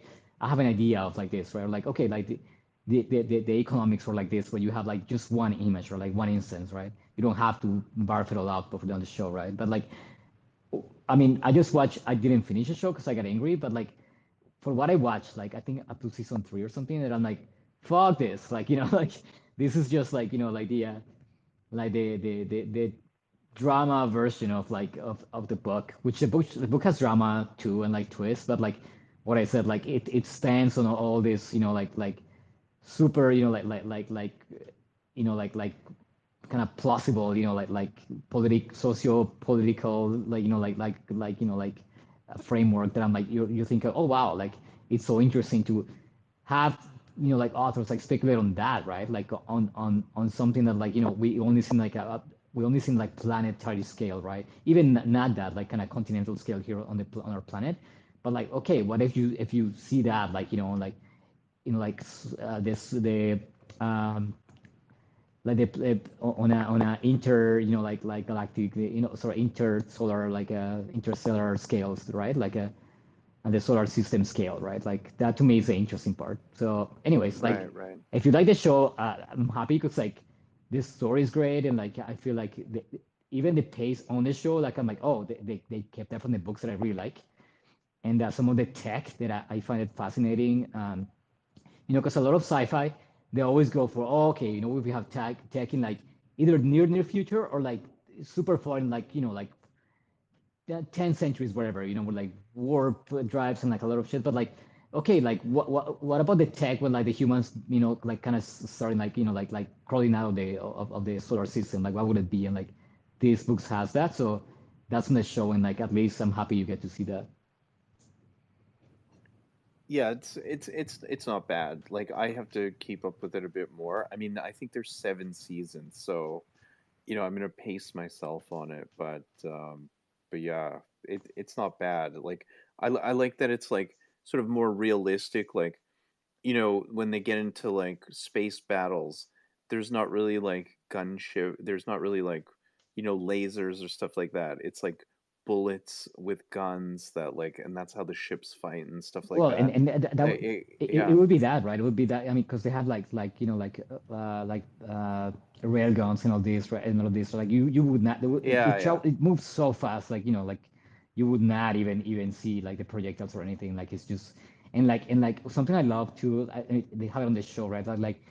Like you pay for every maneuver, on a spaceship, right? Because like your body takes a toll, right? So they have to juice themselves and use this like kind of like gravity couches, where like Yeah, and yeah, like yeah. and they just get battered every time, like every like space battle is like a battle with like the other spaceship, but also with like their to keep their bodies from falling apart, right? So that's really neat, Yeah, that it definitely it's like very and it's very realistic, like realistic, how yeah, for sure, yeah. yeah, for sure. That's one of the things that I really like about it. It's interesting. So Carlo, I'm just curious, and like I don't think Zinc has seen devs yet, so I'm gonna keep it pretty general. But what did you think of the world building on that? um what I told you, like it's well like the whole like the idea of having the tech and like I just feel like I mean like the company, right, the center where it takes place, like that's really cool. Right, I just feel like I wish they played more with it. Like I mean it's a lot of interesting things, like like introduce and like okay, what if we have this, what if we have like this kind of power, and like what I said to you, like it to me is such a narrow like perspective. Will you have like it's all the drama with like the girl and like the owner of the company, and like that's pretty much it. Like like their dynamic, and like just some people right, kind of gravitated around them, but like the focal point is just them, and it's such a like shoulder cam view of like that amazing, like and even like Well, I found parts weird though. You know, like the statue of the little girl, like this huge statue, and it's like no one's questioning it. Like what? It's so like I don't know. Right, It seemed right. to me like so like such a like abstract image where like I feel like people just walk by it and like, well, this is like a monstrosity. Like no one comments on that. But like, anyways, like I wish we. Oh, there is a movie called Possessor that has like a similar, you know, like vibe where like they have tech that's really advanced, right? And in that movie, okay, like it's really affecting like everyday things, right? Where I feel like in this show, like yeah, you have this and it's crazy and like you know like the premise is great, for example, and like yeah, like the potential is there, but like I feel like it's not affecting like you know like the world like around them as much as like I've seen in especially that movie Possessor, where like you have this Right. tech that is very advanced and like you have Well, you know, if you think about it though, like the tech and devs, it's like only a select few yeah, people and know it's about it, right? extremely localized too, right? Like it all happens in that one spot, right? Like basically, like even the crux of the like you know, like the whole like story, you know, like everyone keeps coming back to that spot, right? To where the computer is, right? So and like you know, like what I'm telling you, like I've seen this done in like the kind of same premise, having like super advanced tech in like you know, let's say our world, but like whoa, this is crazy, right? But in those stories like you get the ripples, you know, like around and like it doesn't have to be like you know like earth shattering like if like you know like consequences, right? But you have like someone's everyday life, someone's mundane life is like, oh well, like now it's fucked, right? Because of this, like the closest get this is gets it's like you know like with her boyfriend, whatever, right? And it's not, it's like an indirect consequence, but like so yeah, in the movie Possessor, right? They have like this tech where like I don't want to spoil this for you, but like anyways, they have a tech where like they can basically like you know like kind of mind control people in a very specific way that I won't tell you because that's a movie, right? But like in like in the movie, like the tech, it's it also kept hidden, like kept very like you know like it's a top secret thing, but it's affecting people. Like it's so powerful that like you know like they can't contain it, right? And this is what I feel like this show is lacking. That like you have such power, right? And like wait, and like Right. it's all like so localized that like it just to me like I But I kept mean, wondering the whole show like okay like if when is this gonna like you know what I mean like when is this gonna when it's gonna spill out of here, right? Like when it's gonna go like around and like you know like cause like a like waves of like you know like disruption around, but it never happens. well, I mean, I think that well, I mean, like I can't really get into it because we might spoil it for Zinc, but um, yeah, like I have a rebuttal to that. Um, but yeah, I'm not gonna say it just because like we might spoil it for Zinc. So No, yeah, like I that's mean, fair. yeah, I just I mean like I didn't hate this show. I just feel like all of these things so like you know like me, let's say as a writer, like I was like oh my god, like right, this could happen, this could happen, this could happen, like oh I feel like they played it really safe, which is not bad, it's entertaining, and like you know like what I said, like I found it right, very right, dramatic, but like in the drama like it is entertaining though, like you know like I've seen shows that like you know like they have like an interesting idea and like oh you like you know I mean we just talk about Lost, right? Where like they have an interesting idea to begin with and it's like oh well like it was nothing, right? Whereas at least this show goes somewhere, they're like okay like you know like there's a payoff and like there's like a you know like I you know I'll have to say I kind of predicted the ending, but at least I'm like okay this is like a smart ending, right? Like it's not like stupid, right? It's not right, like a right, cop out, right? Like okay no this is like you know I predicted it, but I'm like okay it's like a it's still very smart and like it did surprise me in like I predicted like in a general way, but like something specific. I'm like oh cool like you know they went there like cool. So yeah like not disappointing. I just what I'm telling you like I just like whenever you know like I see these stories and like whenever I just think like with like sci-fi like a super powerful tech like I'm always like okay like for sure this will eventually like you know like get off hand like you know like you'll have you'll have like you know like just rippling around, you know, like the person who just takes the bus over there, they eventually like feel some of it, right? And I feel like to me it right. lacks in this story, but like I mean, you can argue like for the sake of the story to keep it stronger, they have to keep it contained and like I say yeah, like it works. Well, yeah, this is it. That's sort of Yeah, like what I was gonna get at, just yeah, because yeah, like yeah. And you know, because well, like like they were keeping the thematically, tech super secret, right? yeah, and like So I mean, thematically, like and for it to work and like for the ending to be what it is, right? And like even like like let's say like the ending, the way visually, like all of that ties into that kind of hermetic, like like structure, right? Like no, you have to keep it here because like it all gravitates here, and like in like the whole like like twist and like turning point of the ending, it's really like anchored there, so you need it, right? Like you need the focus all there, right? So it does, like it's well done, but what I'm telling you, like I've seen this done like kind of a similar way, and like they still address what I'm telling you, like oh no, like this will eventually fuck up someone, right? Like and like I feel like this to me like it lacks on that aspect. That like my head it just kept distracting me and like wait like what about this, what about that, like I feel like had they addressed it a little bit, or like even stupid things that like what I said, but like that's that huge statue, right? Like no one talks about that. I'm like that just bothered me the whole time, like little things like that too, like I feel like there is this kind of huge like like leap in between like the everyday life and like what they have. I feel like even like anyone around it, like everyone seems to react just kind of too casual. I'm like, wow. I mean, at some point, like, anyways, I don't want to get into spoilers, but like, to me, it yeah, doesn't yeah, happen enough that I'm like, and this is one of my beef with many movies and like books, right? Where like you have something that's extremely like like complete reality destroying, right? And everyone's like, oh yeah, like I feel like people just take it in stride and like it's not like a realistic reaction, right?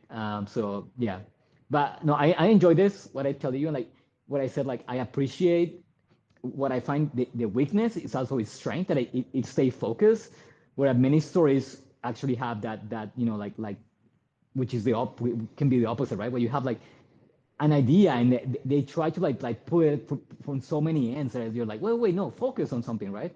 And this might be with many books, so at least have to give them that, right? It's like laser focus and like it's satisfying right, in right. that way, right? So in terms of world building, like on a scale of 1 to 10, what do you give it? I would give it a probably a 6 because what I said, like even when Right. something I mentioned to you like the last time, like the actual like technical bits, like no, they're just kind of like hand wavy. It's like no, I want to see how this works. It's like I feel like it's kind of like magic and like and like Right, right. and again, I will go back to like it's good they don't distract you right from like the actual like the main, because it's the conflict between the two characters, right? Like that's the focal point, and you don't want to distract too much, like kind of keep you away from that. But like me, especially what I'm telling you, because I read too much sci-fi, and I watch like my thing is to like watch sci-fi movies, right? That's what I do when I'm bored, right? Like I'm just gonna pick a random sci-fi movie. That's how I discovered Primer, by the way, right? Because I'm like, okay, I'm just gonna go on a top 50 of like weirdest fucking sci-fi movies, right? I'm gonna watch all of that, right?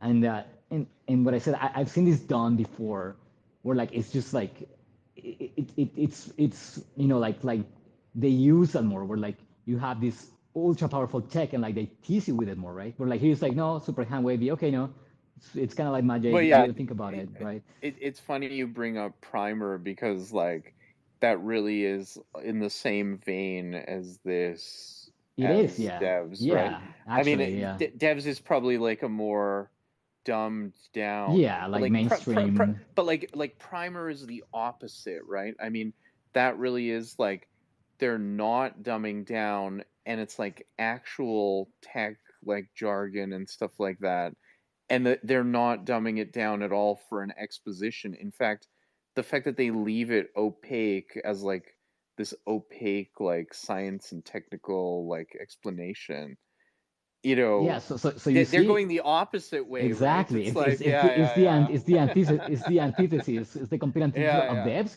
And like exactly. to my point, the point that I'm arguing is like it can work too, and like like in my opinion, it works better like if you focus less on the drama, and you give me more of the technical bits, right? Or like the world, Right, the kind of hard world building, right? Like give me more of that. Like I mean, it works both ways. Like it can be satisfying both ways because it is. Like I wasn't unhappy with either movie, well, sorry, either like yeah, piece of media, but I enjoyed right. Primer more because of that, right? Like I'm like okay, no, like there is some drama in Primer, like the whole. I mean, yeah, like the drama with the woman and the guy with the gun, whatever, right? But that's not the focus on of that, right? It's really the technical bits and like in the speculation, right? And it's Primer is exactly like what I prefer in this type of story, where you have like what we're saying, right? Like a tech that's it's gonna a leap forward in tech, right? Like no, I want to know, like even if it's not, like even if it's not extremely precise, like give me a bit of the like the nuts and bolts of this, right? So like, and then my Right. brain maybe run with it enough to let my brain run with it, right? But like in depth, what I'm telling you is just, especially that bugged me a lot. I'm like, wait, no, I want to see how this works. So like, I can in my head like kind of like speculate more and like like to me that's fascinating, but like it's so ham waved that I'm like they don't go into it at all, and it's like, oh, I'll just have it's quantum computer, that's it, like. And like even looks like a fucking, like, I don't know, it looks like a like a hookah thing, like it doesn't look like, anyways, it's just weird, like they Well, made well, I it mean, super well, I mean, mystical. to be honest though, like if you look at what quantum computers look like it is very Yeah, it's reminiscent it's of very bizarre, yeah, it's actual like quantum computers, right? it's very like But geometrical, like like I'm saying massive. yeah, like they actually look like that, like Yeah. quantum computers, like just do a Google image search and like type quantum computer and No, like I've seen them. Yeah, they're they like do they're look like like, they're like yeah. kind of like fractals. Yeah, but like no, in this I just find like just the way it is, like like kind of out in the entrance, like and they make it super Okay, yeah, shiny, yeah. like, Yeah, like you know it's what I mean, in like. the setting itself. Yeah, I see what you're saying. Yeah. Exactly, but it's like in the Yeah, entrance way, yeah. right? Like everyone who Yeah, comes yeah, over when yeah, they see it yeah, is like, yeah, no, yeah. come on, like, Yeah, yeah, like exactly. It wouldn't be this like this that. Exactly. Yeah, no, yeah. this would be in a freaking bunker with like 12 inch of steel around or something, right? That's what I'm Right, saying, and right. like they also make it very shiny, but no, like, yeah, like I've seen the quantum computers, so they do look like, yeah, like the coils, like, all the fractals, right? But like, no, what I'm telling you is this though, that like it just seems like for a lot of dramatic effect, and it's like the first thing you see, right? It's shiny as soon as you go into the complex, like, what I said, Yeah, like yeah. a lot of it, it's for drama effect, and I understand, like I Absolutely. get it, but it's gonna, like, to me, someone who's like, like read so many stories, like, it's beating me over the head, like I can forgive little things like this. Well, Yeah, it's like it's distracting for me, right? It's distracting, why right? not just have like an office space that's like cut off to everyone else, right? That's like, because that's how they actually are, right? I mean, that's how it would actually be in real life. It would be like Yeah, just but like a part of the office that nobody goes to, right? It's like, yeah, yeah, it would be like it would be kind of like I don't know, like this monolithic, like column or something, right? Like a black column or something, like right. like I don't think they would have it out in the open for everyone to admire. Like, and like, I mean, especially like Well, I mean, if you think it was separated and like the people that worked there were not allowed to go down there like without proper clearance, meh, but so still, it just yeah, seems I what know I what you said. Like, mean. I know what you mean. this is for drama, right? Like here, it's Yeah, for yeah, for drama. sure. Like, it doesn't seem and like they could have played with that a lot, or like have it maybe reveal that later or something, like have it hidden, like if for drama's sake. I just feel like it really feels like this written, what you said, like kind of dumbed down, which like, and like it's funny because it's very smart in some aspects, right? But like it it, it just to me, like, that bugs me when like they really underestimate the audience, right? And it's what Primer doesn't do, right? Like Primer doesn't underestimate the audience. Like, nope, we're gonna give you, like Absolutely. the nuts and bolts, like, like hard science as much as you can. Like people love this, right? Like, I mean, you either love it or like just don't get it at all. But like you can have a happy medium, right? You don't have, it doesn't have to be like dumbed down. Because to me, it just kind of like like they kind of drags down the rest of like the cool parts of the show, which is like, I mean, I love a lot of things on the show, but like, yeah, what the first thing that I told you, like I feel like the drama is just, they focus on the drama instead of like the uh the more technical parts of it, and like even the more philosophical So parts, I find. something just came to Right. mind. My brother came over yesterday, and I think I mentioned this in another space. I can't remember if you guys were in there earlier today, but we rewatched Brazil because actually we were just going through like movies because he has a subscription to the Criterion Collection. And we saw Brazil on there, and I hadn't seen it in a while. Um, have you guys seen that movie, Brazil? Yeah, I have not seen it. Because actually, it's very, very loosely based on 1984, and1984. I'll probably bring it up to some extent on Friday. Um, I've also seen the film adaptation of 1984. It's not bad, but it just doesn't give anything new Yeah, to it. But I've seen it. Brazil is very like sort of absurd, right? It's Terry Gilliam, so it kind of it works on multiple levels there. Um, so that's one thing I would maybe say, because I probably will bring up Brazil during the course of that discussion on Friday. Because Right. actually, Brazil, what's great about Brazil is that Brazil almost brings in that sort of like Kafka-esque element to 1984. Um, so yeah, there's a lot going on within that. I watched this, but I was very young though. Like I watched it with my folks. Well, and there's a So few I different like cuts of it too, because like yeah, there's like I didn't have like the critical, like mindset, and like I mean, I assume like the whole like like totalitarian, like bureaucratic shit is there, right? But like that just went over my head when I was a kid. Like to me, it was just a bunch of like people dressed up in weird stuff and like doing, like going through drawers and stuff. But like I should maybe rewatch it for this for the reading. That should be when is it due, by the way? When is it due? When at this space for when is it 1984? due? It's like it's a class. No, I'm kidding.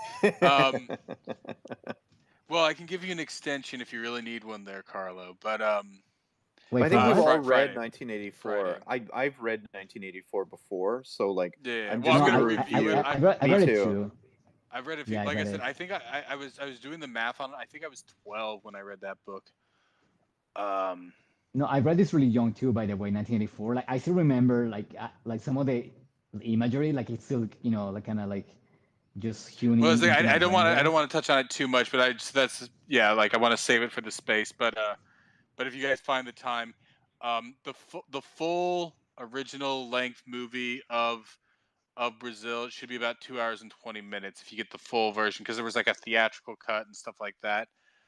So the You the one I'm seeing here is 2 hours and 11 minutes. maybe it was let me see. It's one of these things where let's see, Brazil. I think it was Okay, 2 hours and 20 minutes. I might watch again. I almost spoiled this. I almost spoiled it for Adrian, so I'm happy I caught myself. I almost said something about it. Let me see About the what's. ending. So I'm looking at it here on like my iTunes store, and the synopsis is: a man rebels against the system in a totalitarian society. So it should be 2 hours and 23 minutes. The full version, 143 minutes.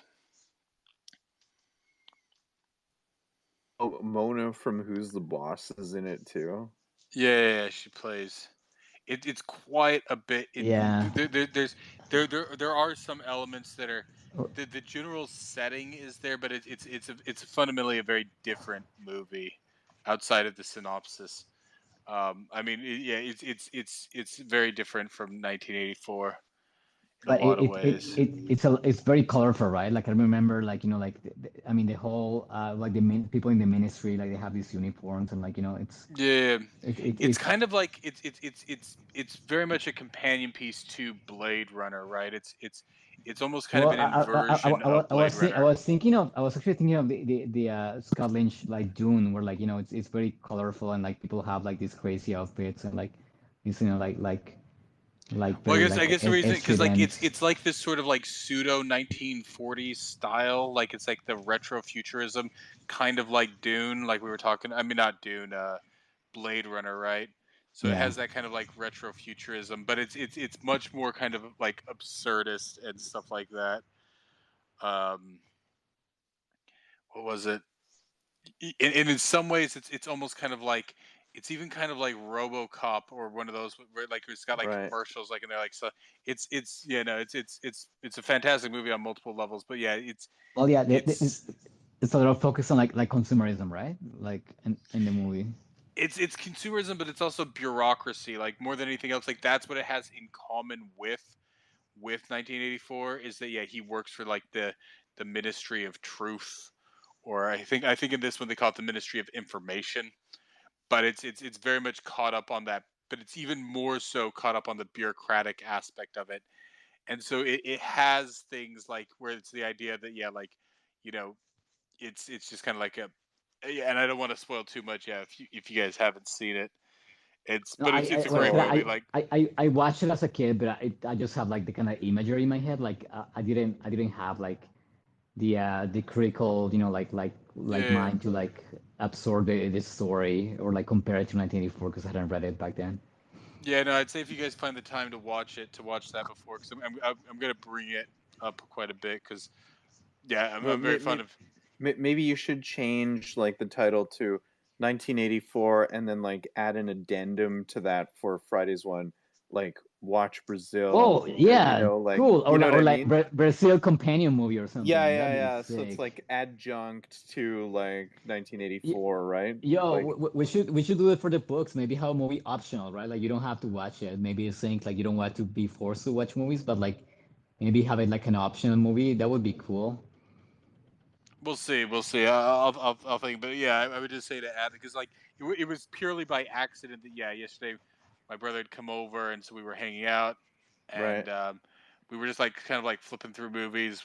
Um, and yeah, suddenly like we saw Brazil because the brother who came over is our middle brother, and then our younger brother, he's about 12 years younger than me, right? So like yeah, he had never seen like because like the last time we had watched this movie was probably like yeah 10, 15 years ago. Me and the middle brother, and yeah, the youngest brother. Like we're like, oh yeah, you'll like him. Like I'll just put it on for 5 minutes, and because like I was expecting him to kind of be like, nah, I'm not interested in this.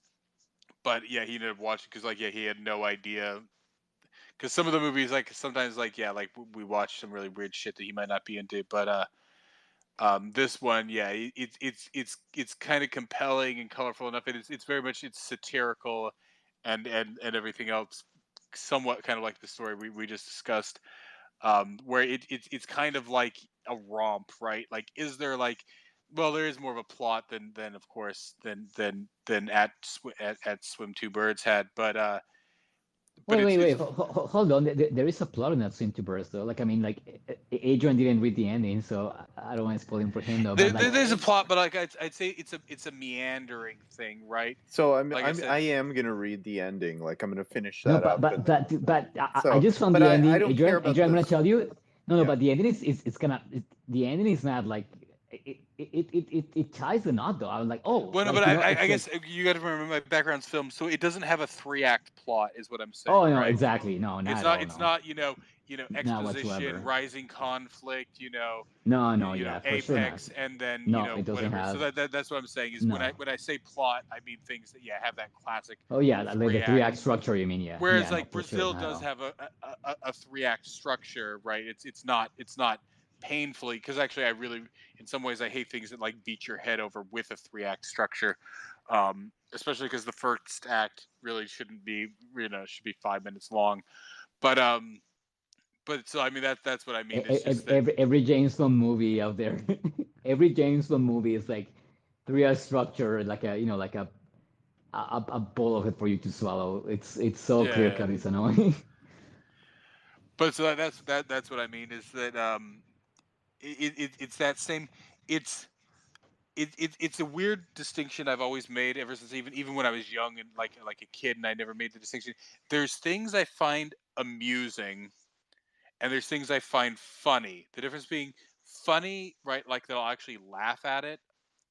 Amusing, it's not funny enough to make me laugh, but I follow Chuckle. along with it. Yeah, like So not even a like chuckle. yeah, It the just keeps corners me of your entertained. mouth like kind of turn up slightly. Is that what you're saying? Like It's more that I find I stay engaged with it, right? Because as I've gone over right, many right. times, I get fucking bored with things, right? Like if I'm not like irritated with it because it's woke and shit, sometimes I'm just bored out of my mind, right? So like Transformers bores me out of my fucking mind. I couldn't even watch like Michael Bay type movies. That's what I'm saying. Is Right, like right. they actually bore me. Um, like the best example, like I'm trying to think of something that I found like my classic example of something I find amusing but not funny. Um like actually the best example of it is like I don't know if you guys said like there was like all those like goofy like like movies from they're like shorts from like the 50s, and they're almost like satirizing like classic 50s like lifestyle and stuff like that. Those were ones or just in general, like kind of like those like old Warner Brothers cartoons, right? Like the Bugs Bunny ones. Like I've Right. never laughed at any of those like sort of classic cartoons, but some of them are amusing, I guess is what my point is, right? Some of those like classic Disney and Warner Brothers cartoons, I've never actually laughed at any of them, but they're amusing. Whereas like even as a kid, like I always hated anything with the Three Stooges in it. I hate like So what makes you laugh? Like what is funny? it's like I said, it has to be like something like it's it's very much it has to be somewhat unexpected and so what was it? Something very I'm very very fond of like uh yeah, I guess satirical things like probably the last movie that like was actually truly funny, and of course it was before everything went too woke. Like the last movie that really really like made me laugh, I think I'm trying to remember when exactly it came out. Probably like Tropic Thunder. Did you guys ever see that? Yeah, yeah. Isn't that where Robert Downey Jr. is like Yeah, he does he like the plays whole the black. Yeah, black he guy? goes Well, because like black. it's a Yeah. satire, right? He's like such a pretentious actor that like he does the black, and so like like that's a movie, and so but there's multiple things like in that movie, like it was a like um So I take it Weird Al Yankovic UHF did not make you laugh. amusing, not funny. No. Right. Um, I always like because actually Weird Al. I always remember like, 'cause my dad was fond of him. I always liked the earnest movies, not so much funny but amusing, right? Yeah, yeah, yeah, yeah. So, like I said, I make that distinction, like things that keep me entertained and engaged. Like I'm not like laughing at it, right? Of course, yeah. Like I like Seinfeld. I like some South Parks are sometimes funny. I like back Archer. Like a lot of those like sort of like ones like that. Like it's like absurdist and Mike satirical. Tyson Mysteries. Yeah, no parts. Well, and of course I like as well, and it was usually what's his So, name. Norm Who just Macdonald, yeah, no, his the like pigeon. all of his parts were the wait, best. did you like Family Guy? Or you find it stupid? When it first came out, right? Like, and I was like, I think a young teenager or whatever. I think it was kind of amusing just because it was so random, but it became very formulaic very quickly, right? So like it became predictable in its randomness, if that makes sense, right? It's like, oh, here's something random and it's going to go on for 5 minutes. Well, even so more so, that's the thing is that they'd milk something, right? Like the first episode, it was just a bunch of like, so it was very sort of like the first episode, yeah, but like later on, like so like no, I haven't watched Family Guy since probably like the first season. So American Dad, I take it Oh you God, weren't no! a fan. Oh God, no! I watched like the first episode of that, and I was just like, "This is just fucking stupid." It was pretty bad. That was the one where he's like, "Yeah, this coffee is great because it's American," and like that was the punchline. Like, Yeah, no, exactly. It's just it's bad, and just like I always argue that the Matrix killed cyberpunk media for like the better part of 20 years. right. Yeah, like American Dad really ruined a lot of course there was still a lot of good stuff out there, usually the stuff that came out of Adult Swim, and I mean, I've always liked what's his name? The guy who did Beavis and Butthead, Idiocracy, Mike um Judge. Mike Judge, yeah. King of the Hill, I was very fond of. Um Bob's What Burgers, about Wonder Shows and Wonder Shows, and I think there oh was parts of it. Parts of it. Wonder Shows was hilarious, man. I'm trying to He remember. I'm trying to remember Wonder Shows. I did watch quite a it lot of it. really is funny. Like I there's think no way that with the wokeness today, like there's no yeah, way you could put that show that out one was a today. mixture. There was parts of it that I laughed at, but for the most part, it was always just amusing. I think. I'm I could trying to. see it being a mixture for sure of Yeah, like amusing and laugh because some of it was pretty funny. Like I mean that So like Well, the no, no, like guy, to this day, I still quote it right. Like there was the turtle, like I'll take the pipes or whatever, right? I'm not going to try and do the falsetto, but like sometimes, like me and my brother will still, right? That was Wonder Chosen, right? Like the I turtle that would flush himself to travel. I am not certain. So Wonder Shows, and they had this one segment. It was horse apples, and it was based on Hee Haw. Um, and it's like it's so David Cross has like a small role. Zach Galifianakis. You know, yeah, I did. It was hilarious, man. Like, I don't Because they think were there like was a the turtle puppets. that. No, I think there was a Yeah, there turtle were that would puppets. flush There were. itself. There was Hang like on, a let me turtle that see. would flush itself and say like, and that was his catchphrase was like, they were gonna go somewhere, and he's like, I'll take the pipes, and then he would flush himself.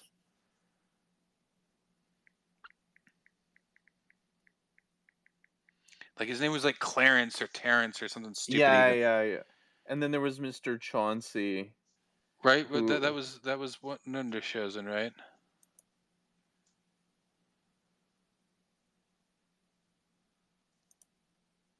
oh wait, they've put some of these up there on like Vimeo.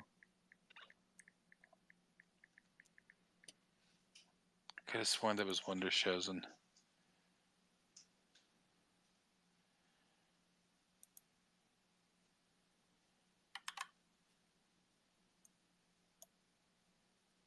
Here, I'll send you something in your DMs.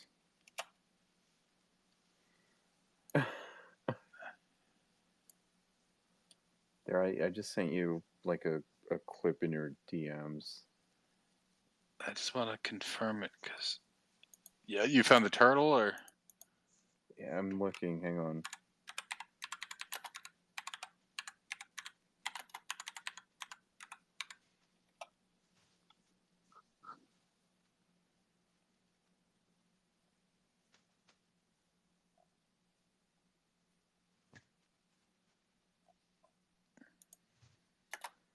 I'll take the pipes.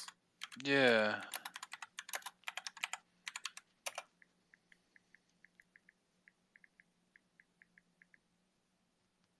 I'm taking the pipes. Or maybe it's like it's something like that. Like I'm.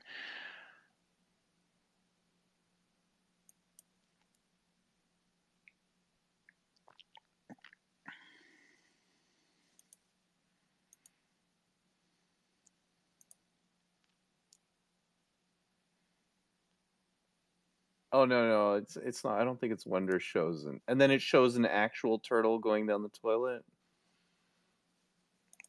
Maybe I can't remember.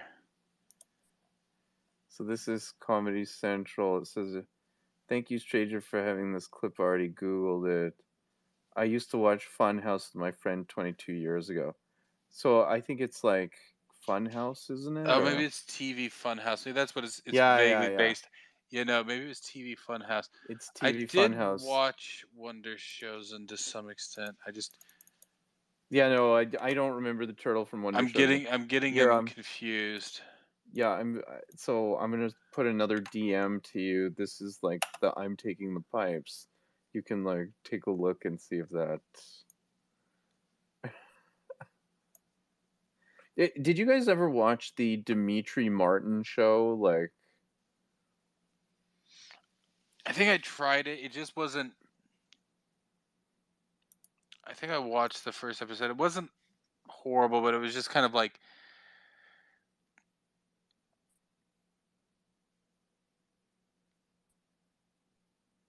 Yeah, it wasn't funny. Like probably like the last show that like I've like yeah like of course no probably the best show that's on TV right now actually it's the guy who did Rick and Morty but it's called Solar Opposites. It's actually on Disney Plus now. Um s- solar opposites. yeah it's almost because like of course Rick and Morty and it was fine at first but yeah it's become almost too plot heavy. Solar Opposites is almost like pure like satirical like it's a satire of sitcoms and stuff like that. It's and so like that's probably like the best thing that I've seen on. All right, I'm gonna have to see this. Oh yeah no it's pretty good like especially yeah like I don't think it's yet. It hasn't gotten obnoxious yet because I think it's on its second, maybe third season, and then Yeah, like there was some Christmas third season. specials. No, You no, know, that's probably the funniest thing that I've been watching lately is Solar Opposites. so I mean the Bible buddy was Wonder Chosen. It was like Zach Galifianakis, and it was like the Uncle Daddy's Workbench. I don't know if you've Yeah, seen I that. mean, I remember watching because Wonder Shows and it wasn't on that lot, right? It had what, one season, I think. I think it had No, like two seasons. three or two or It says three. I think. 16 episodes out of that. So yeah, like because I remember like downloading them and watching them. Maybe I've even watched them on MTV because 2005, 2006, yeah, MTV2. Yeah. Yeah, I know it wasn't on for too long there. Yeah, there's no way that show could come back. I don't like it's totally not woke, right? I mean,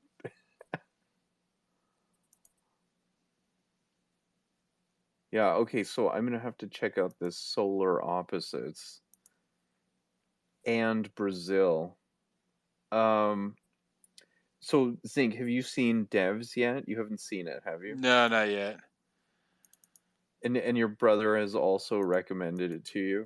Yeah, it really. I mean, that's the thing is that like I just almost like I've gotten so used to the books on tape and like being able to like play video games or work or do whatever I want, right? Even just take a shit while Right. I'm doing books on tape that like at this point like really like sitting down and like watching a movie like You just don't want to do it. well it's just like I almost have to like clear my schedule. It's like, oh guys, it's movie watching time. I had to like schedule in advance, and it's just like it's strange, right? I mean that's just like how things have gone, right? You should just be like, oh, like, well, that's just what I used to do. It's like, oh, I'm done working. Like, well, I mean, actually, I think that was probably what it was because that was pretty much right there, March 2020, right? Like that's pretty much just like wake up, work, and then I'm done working, and then I just proceed to like put on Netflix for the next 8 hours. Or sometimes I was playing because at that time everybody's big into Warzone, so like, but like really really hardcore. They're like in 2020, like yeah, like summer, like spring and summer, because of course the lockdowns they kind of lasted here a little bit longer and Right. everything else. Um, So Zink, just kind of switching gears here. Sorry, this is deviating, but like, I was watching the like midterm elections, and like they have that map. So I'm just curious. So like you're from Utah. Have you ever been to the Four Corners? So that spot where Arizona, no, no, I've never Utah, been out that way. No. I've been to right, Southwestern, but I've never been to Southeastern. I've passed through. I've never been to Moab, but I've been out in Eastern Utah because Moab's a little bit further south. right. Because my dad's family was like, so I'd been out to like Grand Junction, which is Western Colorado. There's like some dinosaur museums like out there, like in Vernal, because they have like a whole bunch of like dinosaur bones that they found out there in East. Because like my grandmother's property, it's actually, if you guys know what Skinwalker Ranch is, Yeah, yeah, yeah, yeah. it I was do. like that place is probably like less than 100 miles from where like my grandma's cabin or cottage was, right out there in eastern Utah. Um, So, that's so what do you think's going on at that Skinwalker Ranch? Because like I watched a bunch of episodes of that, like with my dad. That like when the guy is going there, and he was like he worked for NASA and like the federal government. He's an engineer, and he's like they try and shoot these rockets up at this one spot, and like they try and drop GPS things on it, but it like moves away. It's like is it like a portal or something? Like I mean, well it's because just like they have like multiple levels because right because you have the like the somewhat supernatural level, right? The whole concept of a skinwalker, right? Of kind of like right. of this shape shifting, but then you run into like, yeah, is it aliens? Is it transdimensional, right? And then there's the orbs. Um, if you dive in hard into a lot of that kind of phenomenology and stuff like that, like there's multiple levels to it, and yeah, there seems to be a bunch of stuff going on there. Because I mean, now at this point, right? Yeah, there's been all sorts of people traipsing around there doing whatever. I mean, if you stick to the original story of the guy who yeah, there was something, is it like an Indian burial ground and stuff like that? Because originally when like they had bought the property, they were like told like, oh, don't dig up anything out here, Right. with if you don't know what right. So that seems to be the big theme of that area, right? Is it seems to be the whole idea of like the Indian, or just like you're not supposed to dig out there. Like if you want bad shit to happen at Skinwalker Ranch, you start digging. Well, Now, is that because of, yeah, the supernatural, like I said, like the Indian burial ground or portal to hell? But even on the other end of that, right, if you're more into the UFO stuff, the idea is that UFOs have subterranean bases and stuff like that, right? Especially in the American Southwest, right? So if you start digging, they start sending up things to fuck with you, right? Because they don't want you digging. So yeah, do they have some sort of like? So it depends on which direction you want to go on it. Is it a purely supernatural phenomenon? Is it a extraterrestrial phenomenon, or somewhere in between, right? A trans-dimensional phenomenon. But there does seem to that seems to be the very big thing. Is like, yeah, why are you not allowed to dig there?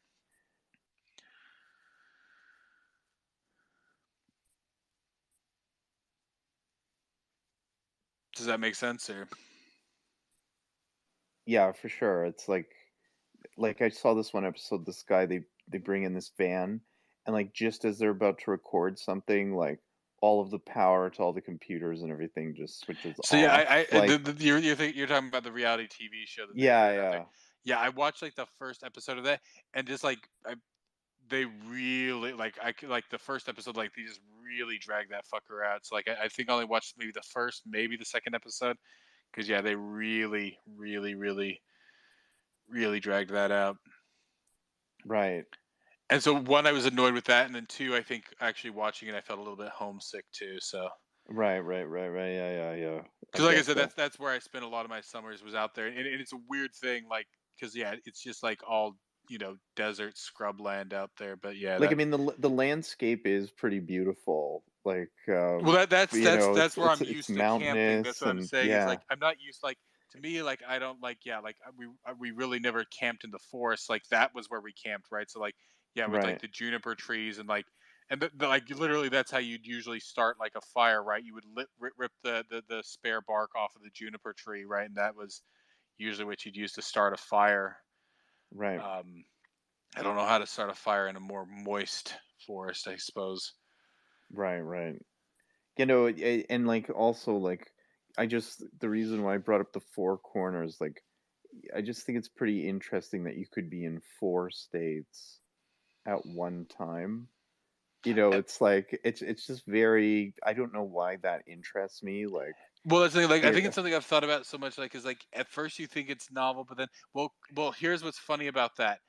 The Four Corner site, I don't know if they actually removed it, but later on, they found out that the site that had been sitting there for a long time was actually, like, I don't know if it was, like, a huge, like, it was, like, a mile off or, like, 500 meters off, but, like, they've recalculated it, so for a long time, people who thought they were standing in 4 states actually weren't, right? But, of course, that then brings up the arbitrary notion of, am I actually standing in 4 states, right? Like, what is 4 states or whatever. right.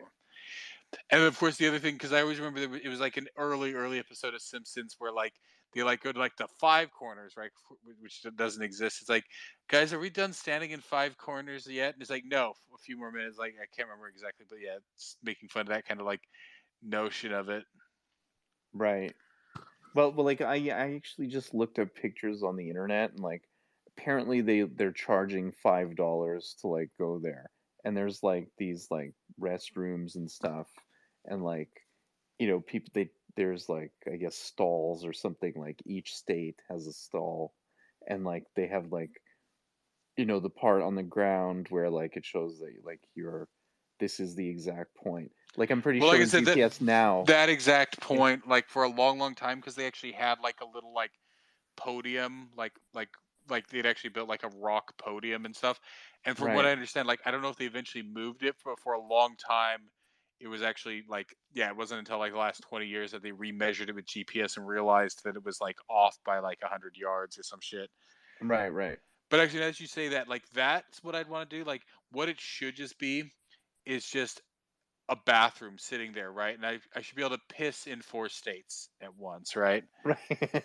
Like I should just be able to like sit, stand in the middle of it Yeah, and then proceed to rotate around and then piss or like get like the ink like or somehow like it reflects off, right? So like it pees and it swirls across all 4 states. Like that yeah.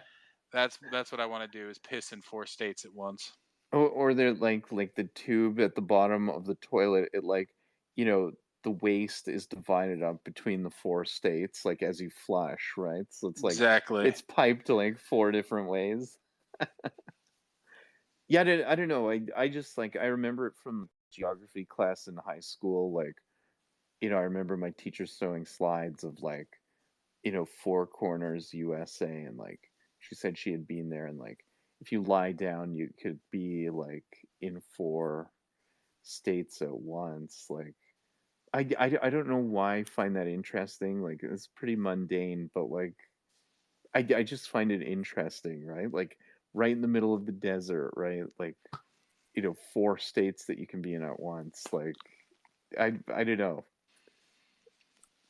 It just Yeah, no. seems now your idea with the toilet there is like makes it much more interesting. So Or like it's like the Mile High Club, like put a bed at the middle of it and then you can fuck in 4 states at four once, state. right? Yeah, that's good. That's good. So I take it no Or you could interest, commit suicide there but and die in 4 states at once, right? I guess technically you could do that right now as long as you pay the $5 fee, right? And like, make your way in there.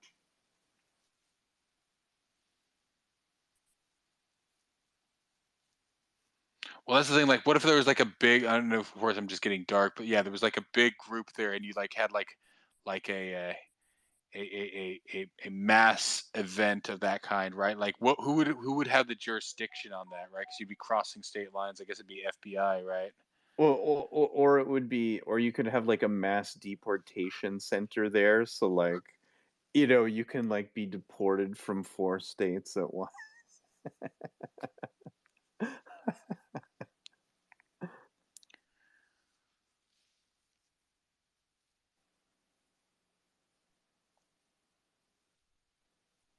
But yeah, so I'm So trying to. So we'll see what the turnout because I've been pushing the 1984, and we'll see if we get what the turnout is there. so Maybe a few people. What? are you gonna potentially add Brazil as like an addendum movie to like Yeah, the yeah, maybe I'll 19? I'll, I'll add it because I added the text and stuff like that. So maybe I'll also add Brazil on there. Can't remember if it was on Netflix too or whatever, but Right. like it's not essential to that, but like, and I almost wouldn't want to like distract it, but like if the conversation goes on and we start to digress, that'll be a a directed digression, right? So once we've beaten the dead horse of 1984, depending on how many people show up, um, then maybe I'll pivot it to Brazil. Well, I think Rampart has confirmed that he's going to show up, hasn't he? I think a lot of people have because I think with that like it's a book that most people especially have read at some point in their life. I think especially people who are of our mindset. Like I said, maybe it's what twists people, right? Like if you read that book at the right time, you start to become much more skeptical of the benevolence of these things, right? Right, right. Yeah, for sure. I'm trying to think when I read, I think it was like in my 20s when I read it first. I think in high school I read Animal Farm, which, I found not as good. Yeah, no, like I've tried to thumb through that, and it's such a heavy parable, right? It's just Yeah, yeah. purely a parable, and it's like okay, yes, these are the peasants, and these are the things, and some animals are more, but it's extremely. I just find it like it should have been about 5 minutes long, right? Like it should be 5 pages. It's not even Right. worthy of, and I know it's not like a full novel. It's not like I think it's 100 pages. It's just not worthy of that, right? you get the idea pretty quick. Oh yeah, for sure. It's fine for like because I've seen some like animated movies of it. It's fine for like a little movie like that, right? But like yeah, it's Well, not and particularly clever. I feel like no, it's not. Like I feel like the same kind of premise. Like I don't know if you guys read in high school Lord of the Flies. Yeah, yeah. I've Yeah, That's seen I've I seen the feel movie, like I mean I read but that like I maybe. had to read it for high school. And I love it because I read really boring stuff for high school. Like we read Steinbeck, we read like yeah we read Steinbeck, like we read The Great Gatsby, which is amazing, but I was too young for it. Like in high school, it sucked to me. So when we read Lord of the Flies, I was like, oh my God, this is awesome! Like a book where something happens actually, and like like there is actually like an interesting conflict, right? Like I that to me was great. And like what I said, like Animal Farm, like that hierarchy and like human nature, like to me, Lord of the Flies is just more dynamic, and especially what I said, like for like younger readers, like Animal Farm, like people think, okay, well, it's for younger readers because they have the animals, but it's very like lots of layer, lots of layers that are kind of boring to read. But Lord of the Flies, it's just, like at least to me as a teenager, it was great. yeah. I read the book and I saw the movie of it. Yeah, it was pretty interesting. Yeah, yeah. The Animal Farm. I also had to do the Great Gatsby, Carlo, in high school, and like I mean it was okay, but like you know I wasn't crazy about it. Like Well, yeah, it's funny. I did it in high school, and I was just bored, and like I mean, like these old people just like talking in rooms, and like who gives a shit about like their money, whatever. But we did it again when I was in college, and like, I found it more interesting, and like even the writing, like it's a lot of like the dialogue, like I found it very clever, right? And like I mean, it's a I big tragedy that it's like a big tragedy at the end, and I'm like, oh no, like it actually hit me. so But I was you, just too young in high school for it, right? It's just like too, it just in high school to me was just all people, being boring, blah, next, right? you know what? You know what I find is a better version of The Great Gatsby? It's that There Will Be Blood, that Daniel Day-Lewis movie that came out a few years ago. Well, I guess Yeah, it's like that's 10 good. years ago.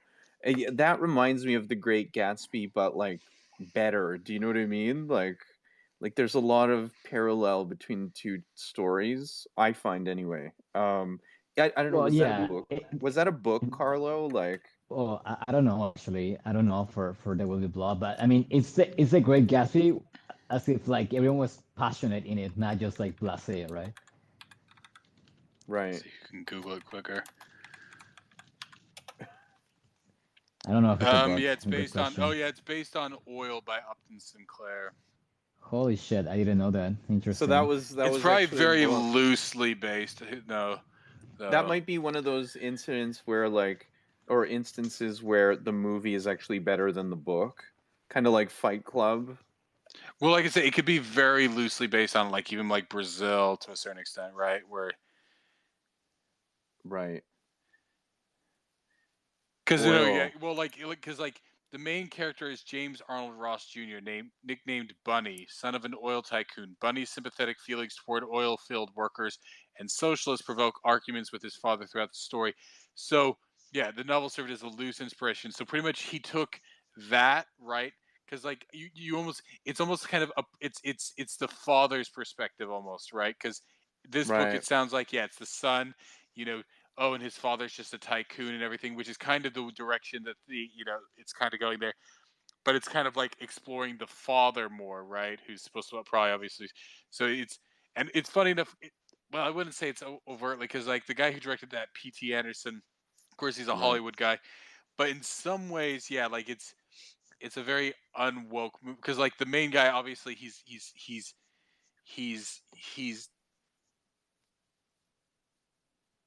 Yeah.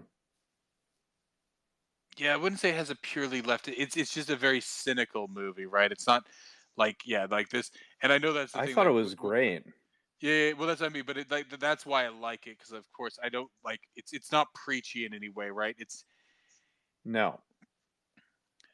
Well, I just like the idea of like American capitalism behind the movie, right? Like, I mean, he's looking for gold and he strikes oil, and like just like the father's journey, right? I mean, and then the Paul Dano character who was like, this pretend preacher, and like, I don't know. I loved the movie. I thought it was just a great movie.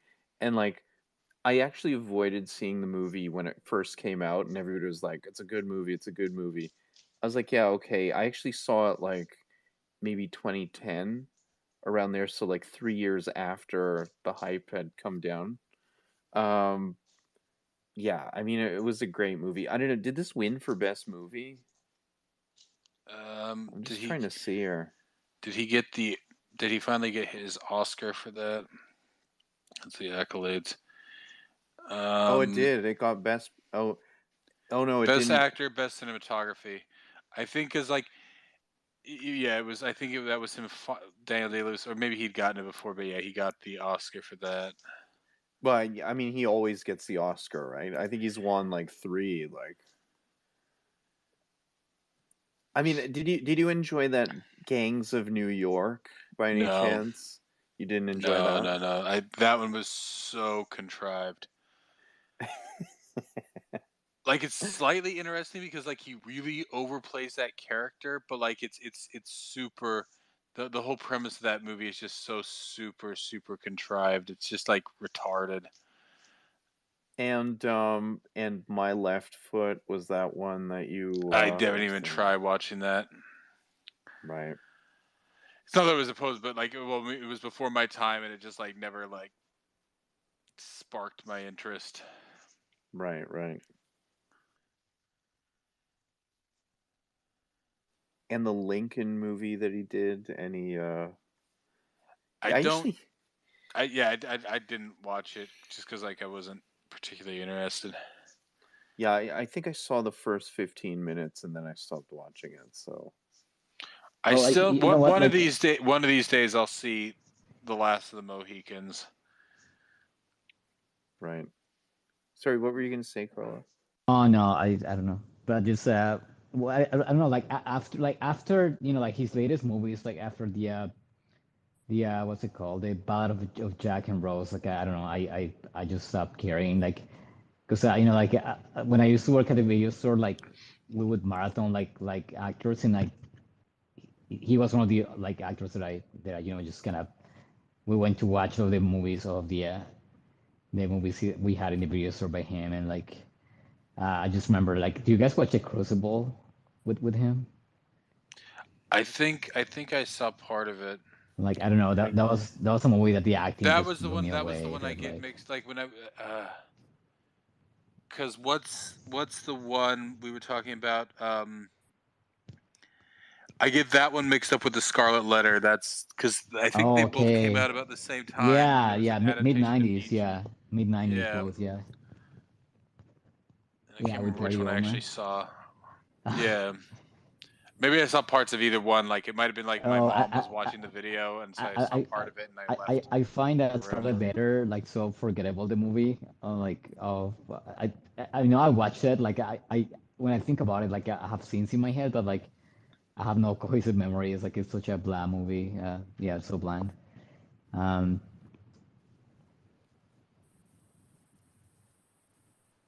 Yeah, I don't know if I've seen the Scar. I know I've read the book. The book is great, but yeah, don't watch it. Just keep your like the memory from the book that's the because the book the is Demi amazing. Moore one, right? Yeah, Yeah, yeah, and Gary Oldman, it sucks. Yeah, don't watch it. I mean, just the book is so good though. No, like yeah, it is good. like some what you said, Adrian. Some movies are better than the book, but some movies are just like it's like a disservice to the books, and I'm like, why? Just I don't know. Just um, I mean, probably better than remaking movies, right? Like than rebooting movies to adapt a book, but like still, like I just feel like some books are too good to just bastardize. Right, yeah. Um, yeah, it's true. I mean, did you read the Girl with the Dragon Tattoo, Carlo, at I all? Like, actually did I you read the actually read books? that. That's not my style, like I don't like thrillers, what I told you. But I had to I read that for work. Like when I worked at the bookstore, right? We went to these like book shows, right? So like a publisher house, they would like hold this event, and they would give us like free books, right? And like the idea would be, okay, like Right. we're gonna give you free books, but you have to submit a review later. So I would go to these events and like rack up some books, and like one of the events was the girl with the dragon tattoo, and I got an advanced reader's copy, and like, yeah, we would get it before they were published, right? Like we would get them. Yeah, so I got the translation for it, like brand new, like translated and like released, and like I read it with the condition that I would, do a review, and like I don't know, I just don't like thrillers. I've heard that like all of those like North European thrillers are the same, which is like what I like from it was like the atmosphere and like they really incorporate like kind of the geography into it, and like like a lot of atmosphere into it, and like the character is kind of well written, I find. But like to me, like thrillers are like they always have the same formulaic like structure. But anyways, I read them, and like I didn't hate them, like, and I just don't read Right. enough thrillers. But like for what I heard, it's like So they're all the same, right? But like it was a basically written, and like the twist was interesting, right? Like I mean, like the guy, like they like it's a whodunit, and he's always there around, and having like I mean, now thinking about it, it's kind of woke, right? I have like the female being like a crazy hacker and all this. Anyway, but like, yeah, is the movie better? I didn't watch the movies. I I don't was know. gonna add it. I think I knew it at one point, but yeah, Daniel Day Lewis actually married Arthur Miller's daughter, the guy who wrote Crucible and Death of the Salesman. Oh shit, yeah, I didn't know that. Well, Like I wonder, did they meet before he was in the Crucible, or did they only meet after he was in the Crucible?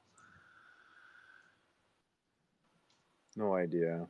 I don't know. Oh, I'm not gonna look up. It was just like, yeah, it was just curious to me because yeah, I remember it because I think yeah, it was his wife who directed the Ballad of Jack and Rose. Like I think wrote and directed that thing.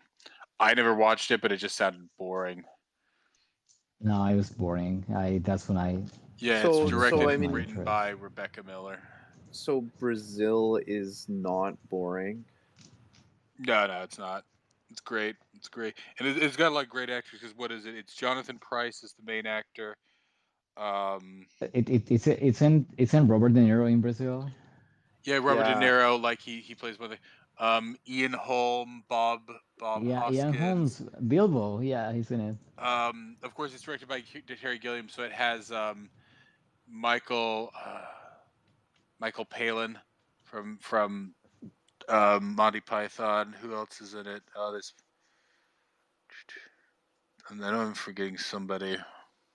Well, yeah, you mentioned Moan from Who's the Boss. Catherine Hellman.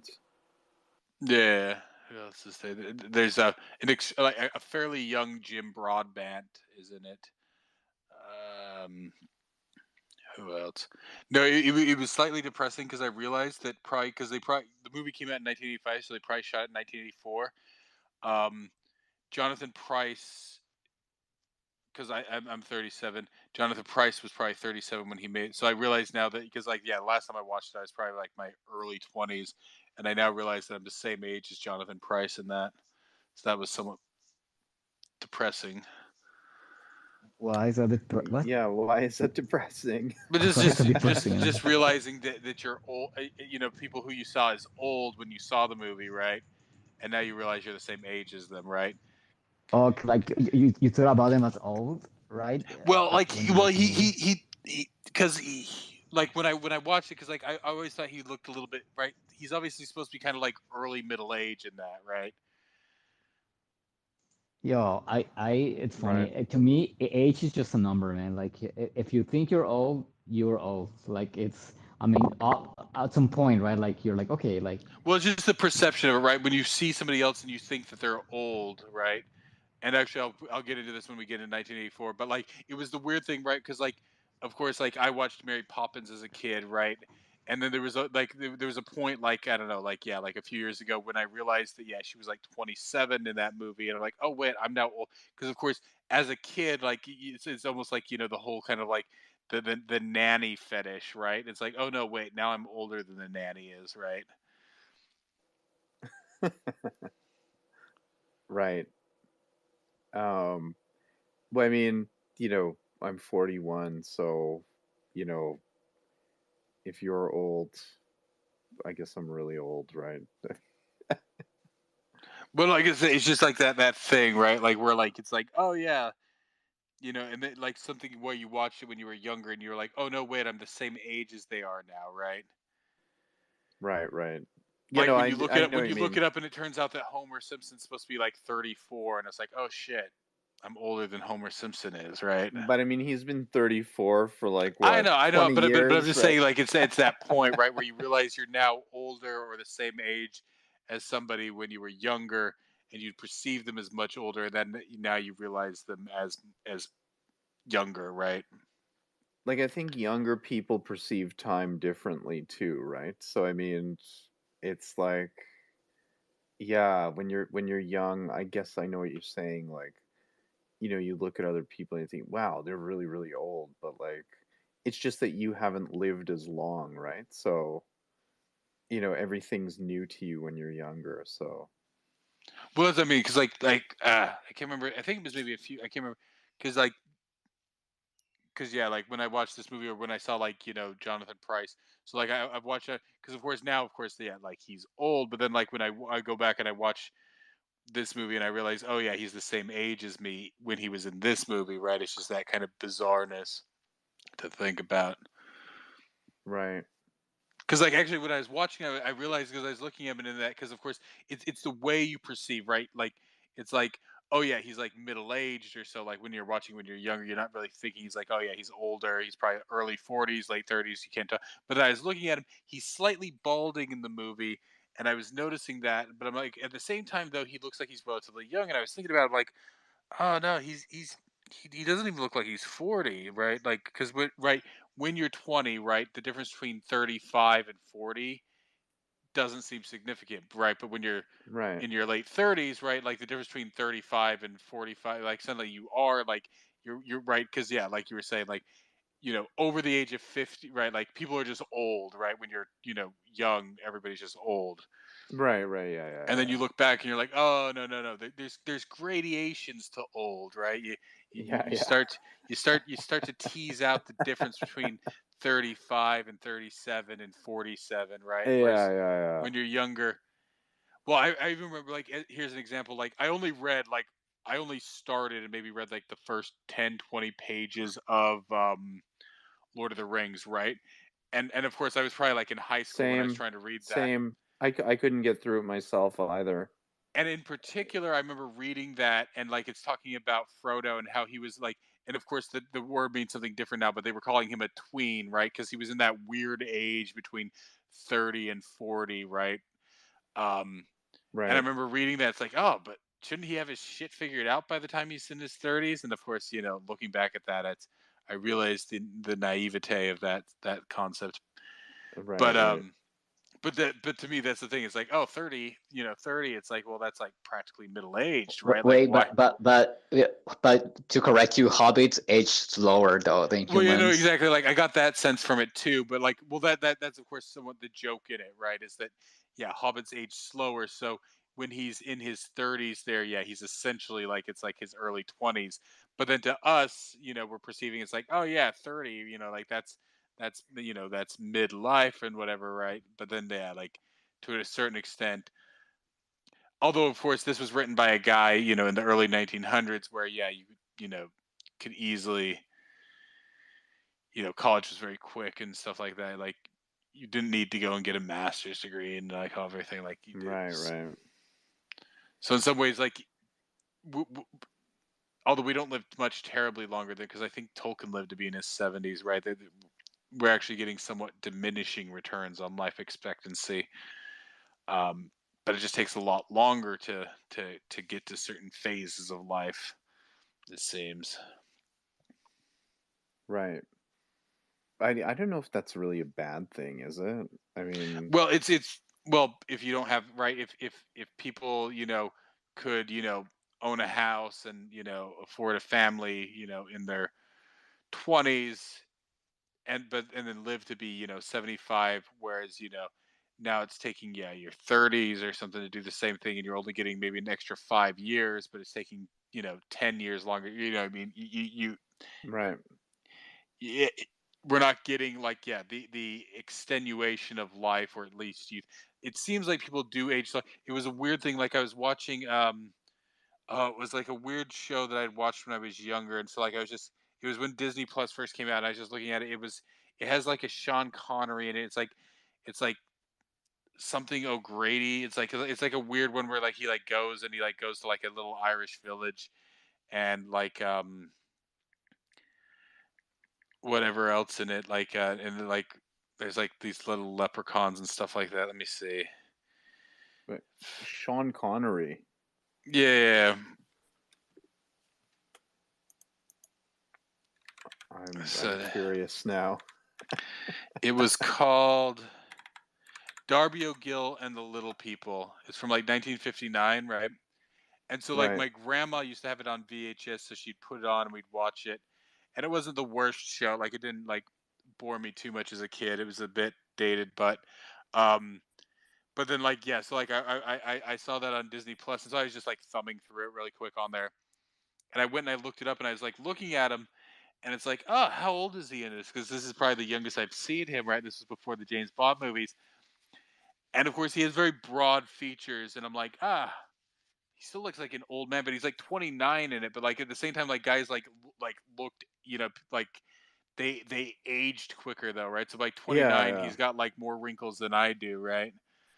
Yeah, yeah. It's probably the brandy, that's the lifestyle. That's why they aged a bit faster. I don't Well, and know, it's all the sun. Like in some ways, like people mock it and stuff. Of course, I work inside, but like to a certain extent, that's why like I don't have terribly many wrinkles. I think for my age compared to other people, like I don't even really have like crow's feet or anything around my eyes.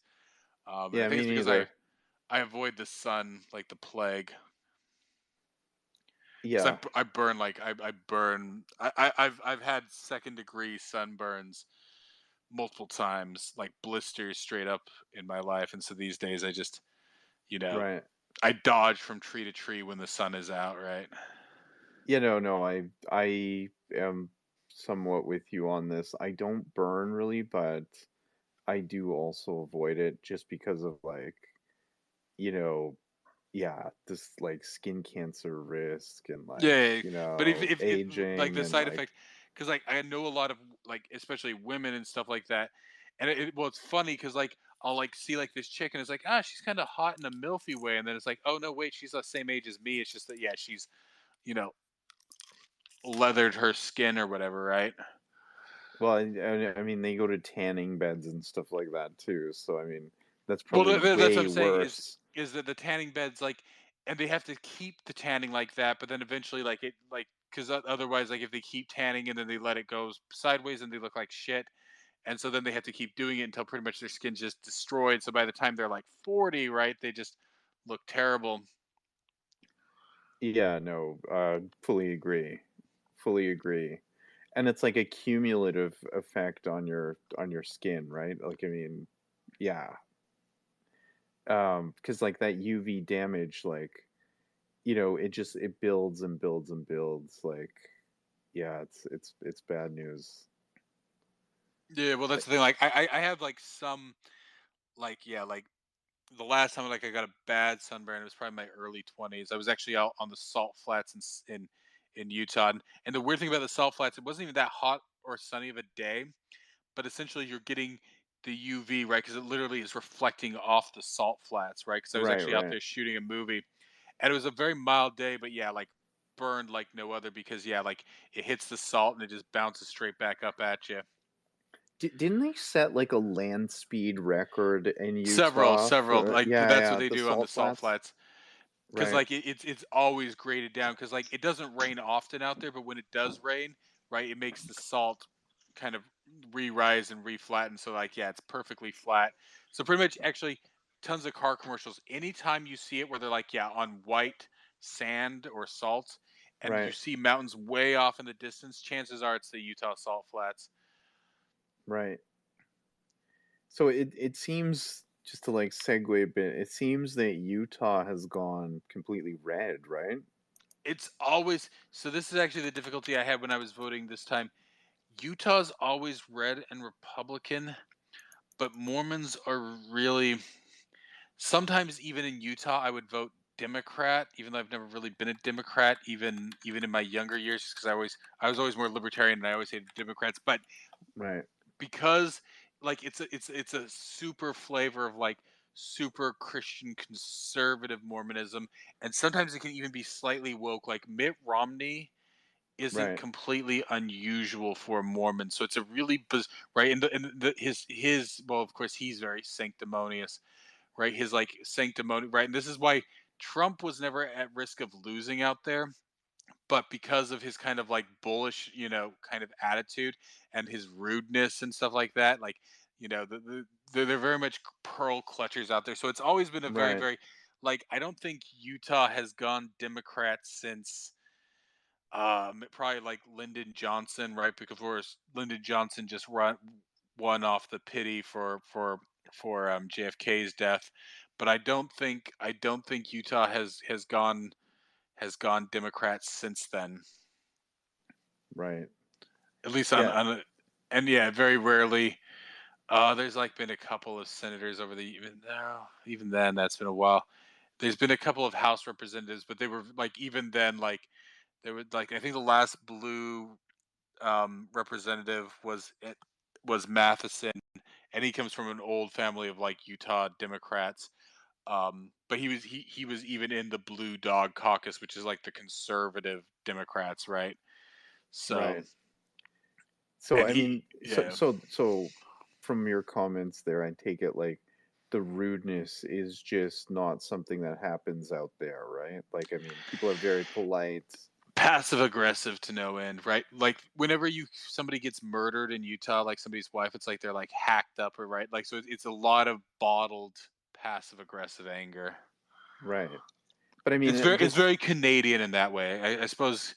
Yeah. right. So, but I mean, like daily life, like you're out and about, everybody's very polite and like, is that Yeah, for the that would most be part. accurate? Yeah.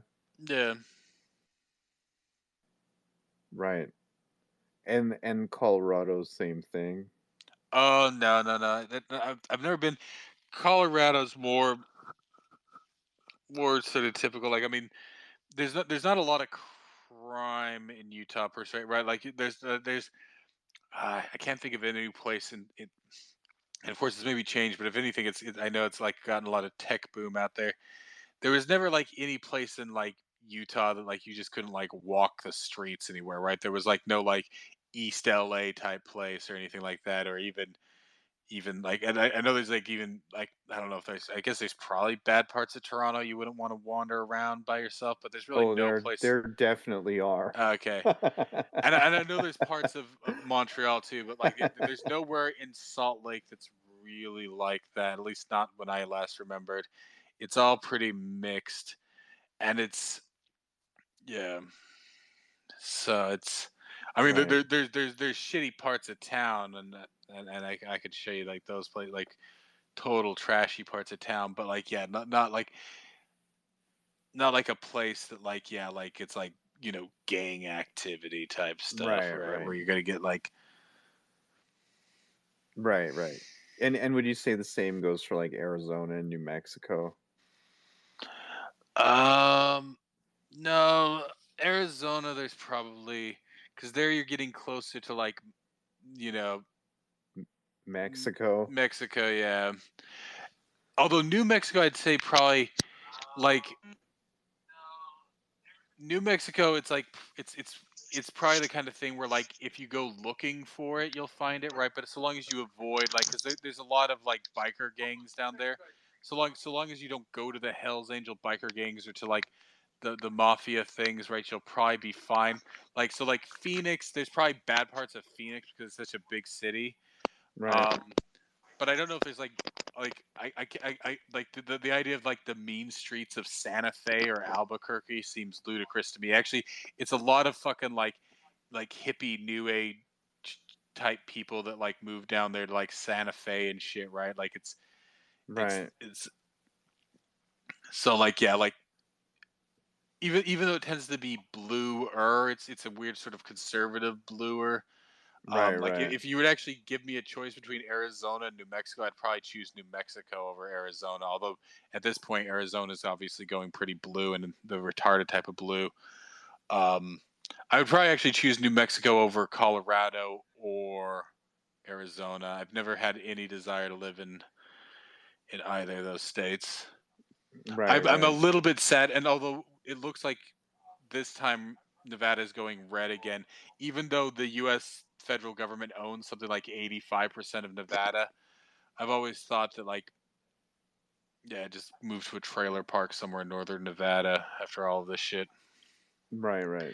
Well, what about Idaho? I thought that was your No, destination. that's the other one I'm leaning. Like that's the one where if I still want to take part in society, but sometimes with what's happened in the last 2.5 years, I kind of think like I don't want to be a member of society anymore. I just want to live in a trailer, in a bathrobe with a gun, in the middle of the desert. Some ammo. Yeah, just yeah, just like out there.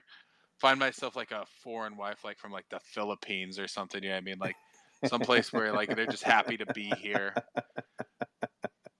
It's funny. Like I said the same thing to my folks about living in a trailer. Like I don't know why. Like I mean, I feel like owning a house now is shit. Like like you don't even own a house, right? And like it's liability, right? Like they will just take it away if you don't comply. So I feel like a trailer is like being Yeah. mobile. It's like a really good thing. Like when if things go to shit in your city, you just roll somewhere else, right? So I When I say a trailer, sometimes I can like even if it's just like a prefab double wide out there, right? Well, my idea is to You have guys have my idea like a is mobile to home. have a mobile. Like I mean, I mean, one of those big trailers where you have plumbing, you have like your shower and everything, right? But you can still like like in my head, like if things goes to shit, if I can just take my house with me like a snail, like that's good. Well, no, Yeah. like I was thinking like even just like a prefab mobile home, right? Like it's not like a trailer per se, Oh yeah, yeah. right? But like where it's because of course those things cost like even now like because I was actually even looking like in New Hampshire like even with the inflation and everything like it's like 60,000 for one of those things, right? Yeah. And then like you got like 3 bedrooms and a kitchen and a living room and a dining room and all that stuff, right? Which Like I'm sure you can find a plot of land just to put it on, right? Well, Like buy the yeah, land. exactly. I mean, you could, right? And that's the idea. I mean, like, and like, who can afford a home for like a million, like $1 so million, when I right? was Like 2 million, right? without doxing myself too much, when I was younger, it was a weird thing. So there's these really big trailers, right? They're meant to pretty much be moved by semis. Um, Right. so they pretty much end up in mobile home parks, but they are actually trailers, right? They are on wheels, and you can hitch them to whatever, right? But they're meant to be pretty much plumbed in and stuff, right? So you could move them, but you essentially need a semi to move them.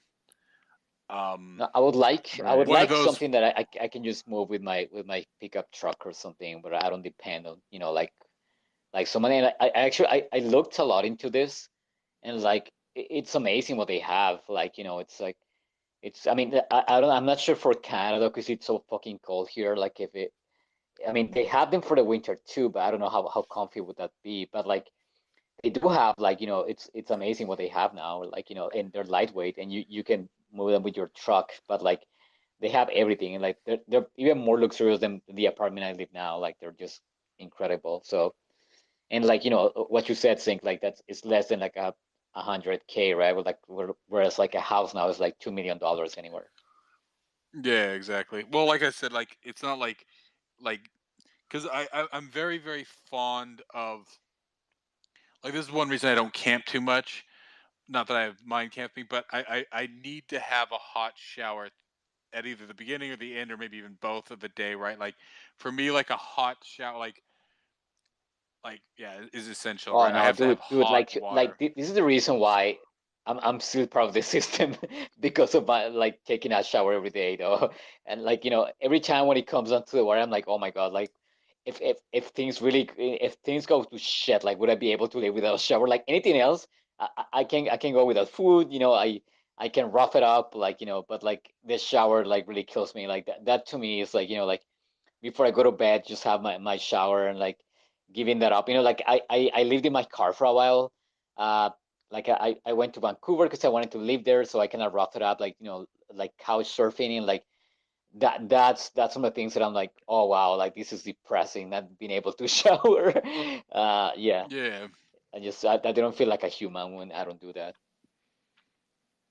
So Well, so that's would you just go to like a motel every once in a while or something, or like the Y or something, like just shower there and like is that what you would do, No, I Carlo? mean Or I love to shower every day. Like I mean I'm too used to like I think I'm gonna eventually gonna move to Alberta, so I'm gonna have to like yeah like maybe live at someone's place for a bit, and that's gonna be rough. But like if I were to live like like on the go, like some like I know some people who live in a van basically, and they just move around. Like I couldn't do it because of the shower though. Like I just need to anything else. So like like a small space being cramped up, I don't care. Like I when I went to teach in South America, like like it was so bad, but like I never minded like like sleeping on the floor, or, like in my hammock. Like I still sleep in a hammock by the way, like after traveling for a long time and being. oh, you guys have like I have like the world's cheapest bed. I bought it on Amazon. It's a metal frame, and I just put like some wooden slats across it, and then like I just have like a No, cheap, like yo, it's almost like yeah, I like sleep in a hammock. it is like literally I sleep in a yeah, hammock, like the step above a and cot. the reason, okay, like I mean, like I've been awake about this shit going like happening, like right, like the government just going rogue like this, right? And since then, like I've been this kind of minimalist kind of person, like okay, like my life has to fit in the trunk of my car, right? And that's why I have my hammock. I just have a laptop, right? Like a foldable table, and that's it. Like all of my stuff fits in my car, and like I can just pack it all up and leave whenever, right? So that's been my mentality for like 15 years. Because like I mean, yeah, like since I started digging into all of this stuff, right? And like I find out all of it. Like I have this like bug out bag, and what I said, like I don't own any furniture. Uh, usually have this foldable table with like some like stools and like my hammock, and that's it, man. Like I used to have like a book collection, like worth like $2,000, and like these super expensive like oak shelves and all that, and like have like a 50-inch TV and all of this, the consumer, like the narrator in Fight Club, right? With like the IKEA nesting, right, right. like the IKEA nesting instinct, like full throttle, right? But once I got red pill, I'm like, nah, this is just like weighing me down, right? And like, and it was so like kind of freeing to get rid of all my stuff, and to learn to live like that though. And what I said, like every time I move out now, I just like I have my car, it all fits in the trunk. Bye, like I don't have to stress about anything. Like it's pretty amazing. And like I was even like I was married with someone, and like I still didn't own anything. Like I was living in a house with like my girlfriend, but I'm like, oh, I have my I have my little stuff, and I would tell her like, if you want to buy things, buy them, but I don't want to buy anything. And yeah, that's been it for a while. Yeah, it's interesting. Like, I was watching one Joe Rogan interviewing Tim Pool, and he said that he's bought a van because he thought like, in the States it's gonna descend into like civil war. So like he bought this like really expensive van and like I guess put like computers in it and like all kinds of stuff just so that he could be mobile, right? And like stay on the move and like so I mean I think there's something to what you're saying, Carlo.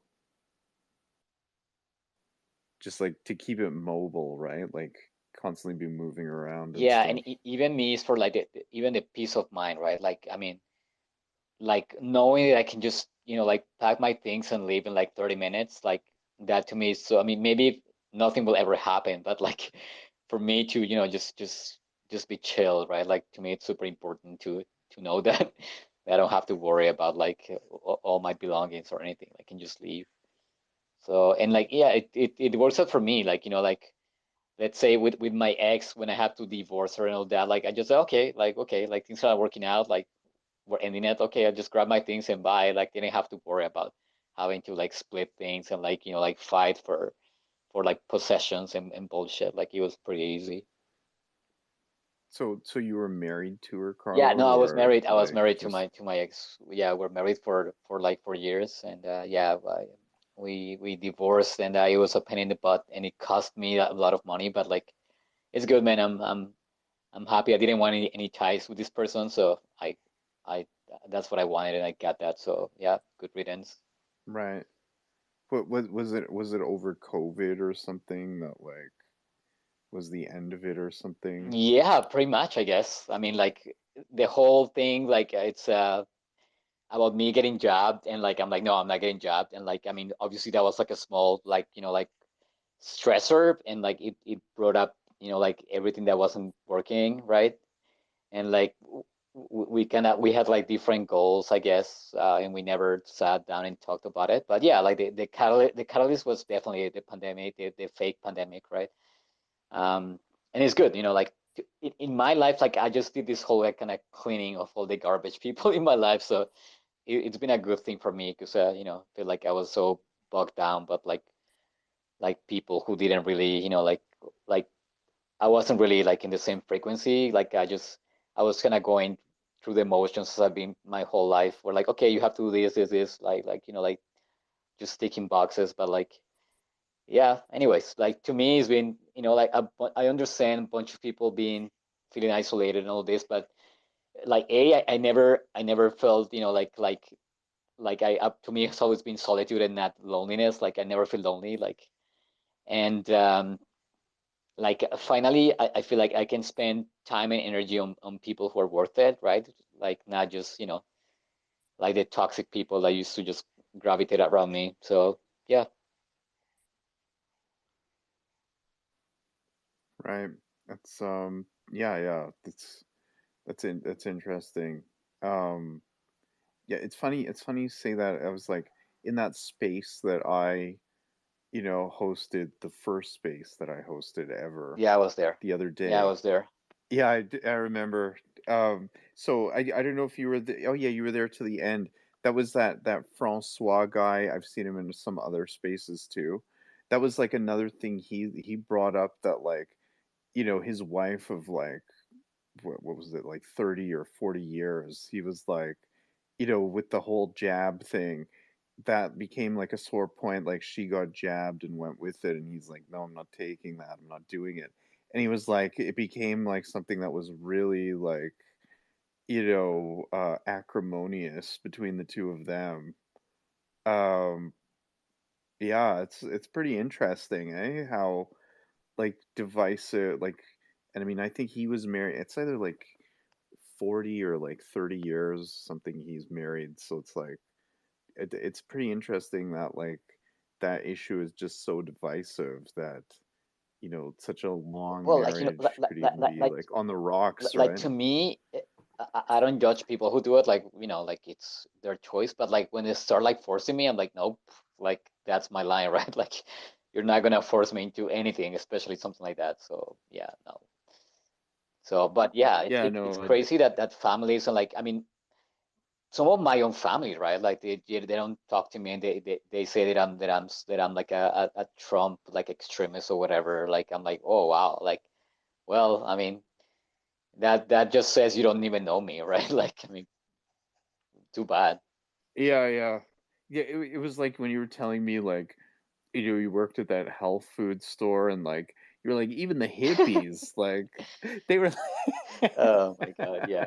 you're like they're normally anti-vax, and they're like, no, you got to get the vaccine. It's like They were posting pictures on Facebook with their mask and like the band-aid for the vaccine. I'm like, oh, I was like, what? oh man. Yeah, even the hippies who taught me everything about like Monsanto and like all the bullshit from the polio vaccines. Like they got vaxxed too. They got jabs. So yeah, I mean, Oh man. yeah, you never really know people. Well, in some ways, certain of my relationships were already tested years ago on just other stuff, and I made it very clear to people that I have no problem, going it alone. And so they came back.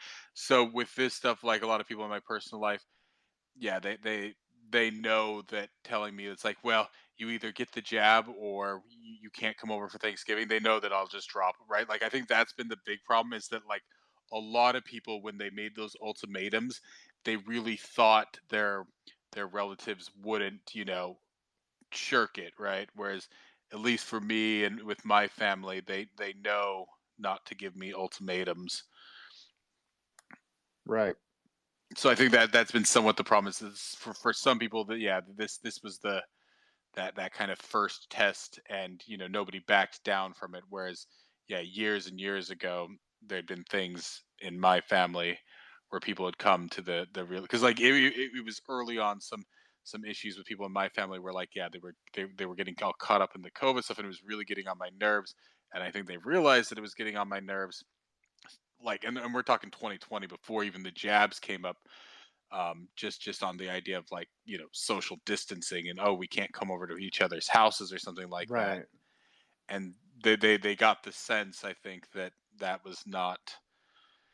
that wasn't going to work, Right. Right. and Because so like, like at that point they realized yeah like it's either do you burn this bridge completely or not, right? Whereas I think for other people that wasn't the case, right? Because I not that I want to stake my claim on it, but like I was over COVID by February of 2020, right? Like I'd followed the whole genesis of it. I even joked. I think people thought I was just being racist or whatever when I was like joking, like, "Oh yeah, I flew back from Vancouver on a plane full of Chinese people." I'm like, "Oh no, I'm talking about like the Wuhan flu because that's what it was at the time, right? The Wuhan flu." yeah, yeah, yeah, yeah. And so they're not even doing it right because of course February 2020 it was all about the impeachment. And then people were bored March 2020, and then everything descended from there.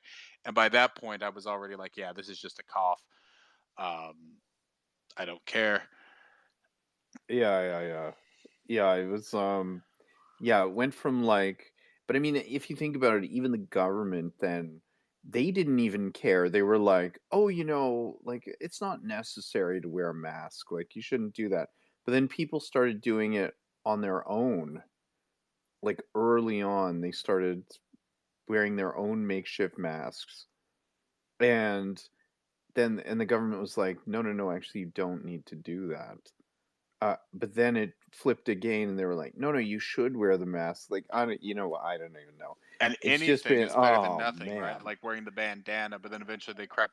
Like I yeah, still don't. exactly, exactly, I got for free from a company that I was working at, like a mask, like it actually had the branding on it. Like, and so this was like 2020, just because like without going into it too much, they had a relationship with a company that made those sorts of things. So they just made one for us, like early on. And so I had that one. Um, but for the most part, like actually because then I went out to Vancouver Island to visit my mom and her husband in summer 2020 because like cheap flights were like wicked cheap out there like Oh going wow, out in because usually 2020 like they were like I went to Toronto yeah, for like $170. I don't know, like super cheap. well that's like now the problem is like flying to Vancouver, like no matter what you do, whatever the price to fly to Vancouver is, it's always like Vancouver the city to get to Victoria, right? Vancouver Island, whatever the airport's called there, it's instantly almost going to like at least add $200 if not double, right? It's just like so expensive. But yeah, it was like I think I paid 300, which is insanely cheap for that flight out there. wow. Is that return or Return, I kind of dallied because I wasn't sure when I was going to come back because I spent like because I had a bunch of vacation saved up, so I spent like a month out there because I was helping her and her husband move too and stuff like that. right, Um, and I'd kind of like dallied on it for a bit, so I think I ended up paying 500 on return. It was still somewhat cheap, but of course with all the students coming back because they still thought they were going to go back to school there. right, Um, at the because I was pretty much out there for most of August. I can't remember if I left early August or late July, and then I came back maybe like early September, late. Like I was out there for like 5 weeks or so, four or Wait, but five weeks. I'm thinking Um, about it though, and like that time, like the summer 2020. Like I went to Toronto, right? And it was everything was open. Everyone, no one was panicking. Like what happened again? Like Yeah, you're what right. was it like the Well, fall of that's so 2020? Like why though? I feel like it was weird everywhere it happened, right? So early on here in Montreal, at least, everything shut down, but it wasn't too bad, all things considered. It was no worse than anywhere else, actually. And early on, like, um, yeah, like even though of course Montreal was like the death nexus, and I think like that's why like my mom was like, "Oh, you should come out of this." I think she thought like people were dying in the streets. Of course, it was just all the terrible long-term care homes, right? Because of course I was living on the plateau at the time, right? And everybody on the plateau, right? Like in your 30s, you actually feel old on the plateau. But nobody was too concerned, right? People were kind of milling about out there. Um, but what was my point to this? But like I can't remember when things started getting really like Yeah, more no, retarded here in s- Montreal. But no, so what was funny is that like yeah, when I went out there to Vancouver, like except when you went to restaurants, so August 2020, like except when you went to restaurants and they had like the like they had like these weird like see-through face masks out there that were popular. I have no idea why.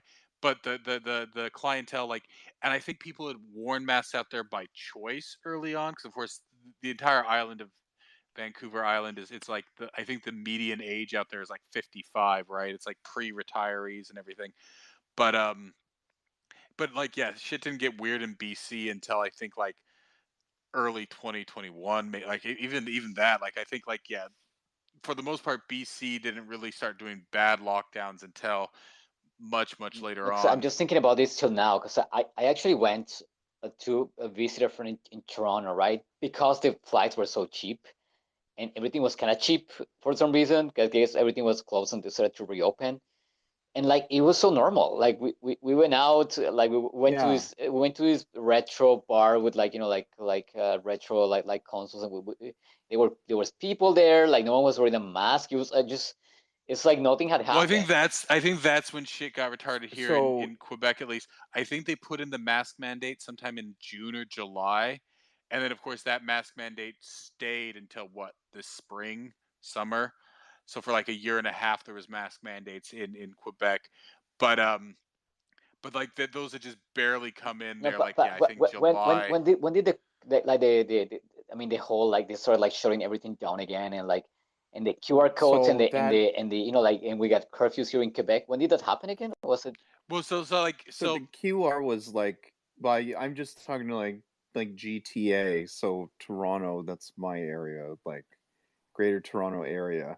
So I remember in February everything was still normal. They were talking about COVID and like the wait virus, February but they were 20, like 29 2020 or 2021? tw- 2020 2020, no, 2020. Okay. 2020 they were just talking about everything was like normal. Then by about like March 2020, mid-March, to like my local mall was like the stores were shutting down early then already, and they were like, oh, we're going to do it for 2 weeks, like things are getting out of hand.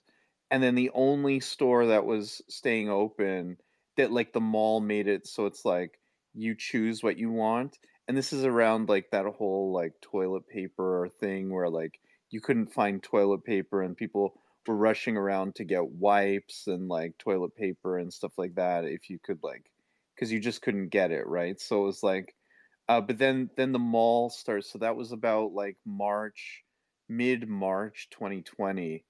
The mall, like the bay at the mall where I am, like that shut down early, and they're like, we're not doing much. And like they were like shutting the stores really early, and the mall changed the policy. It's like, no, you can shut down like really early, you can keep limited hours. And the only thing that didn't was the comic book store and like Tim Hortons. Even the food places were like shutting down. But then it just got super retarded after that. It was like, whoa, like, so then even like beginning of April, they were like saying, oh, you probably don't need to wear the mask, it's okay. But like it was ramping up quickly at like April 2020. It was like ramping up, and then they went like the shutdowns, and they were like, stay away from everyone. And then they started pushing the masks around May. They're like, no, you should probably like put the mask on, like. and it was like only go out for like one time a week to like, get groceries and then come right back home. And like, yeah, it just ramped up. And then we had those like rolling on and off, like they would open up the economy and then they would shut it down and then they would open up. And that only really stopped what, like 2021, like the third quarter of 2021, I would say, like So around yeah, there. the way it was here at least, Yeah. and the way that it works in Quebec is that Legault's base is outside of Montreal. So what he always did was he always did things stricter in Montreal than the rest of Quebec. But for the most part, like yeah, like because I remember because like yeah, like everybody was like caught up on the impeachment, and then people started talking about COVID suddenly, like early March, and like I remember like yeah, like first week or like say like around March 7th, somebody's like, oh, did you hear that they found a confirmed case here in Montreal? But I remember I think everything shut down by I want to say March 13th.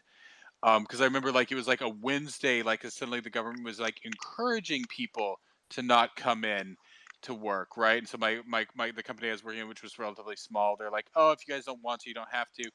And then by Thursday, there was rumors that they were going to shut down the schools on Friday. So a bunch of people who had kids, they were like, well, if the school's going to be shut down Friday, I can't come in.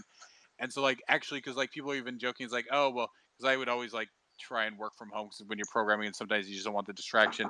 They're like, so I actually made the point of coming in that Friday. So the only people who came in Friday were the people who always came in, who were always in early and everything else, right? So I made a point.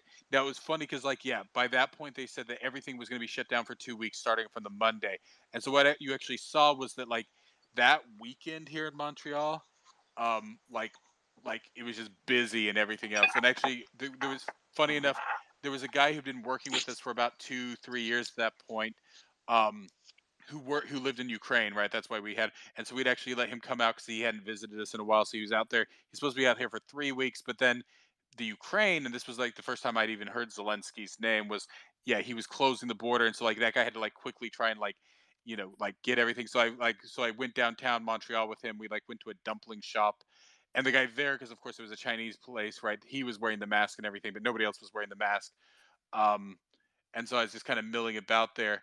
But then I was thinking like, oh well, I'll still be able to go to my gym because I go to Anytime Fitness, which at the time you had a key fob you could get in there, but then they'd locked it. So like Monday, I tried to go there, but like yeah, they'd locked it because like it's like well, it's not a maintained gym, but yeah, but I can't remember because like I know within the first 2 weeks, and it was very specific here because like it was something a lot of people who don't live in Montreal, but like last year when I was or like at the beginning of this year, like I was explaining to all these people, it's like, oh well, May Day is coming up, and nobody knew what May Day is. Like, oh well, it's the big leftist holiday, right? Because every year in Montreal there's a riot on May Day, right?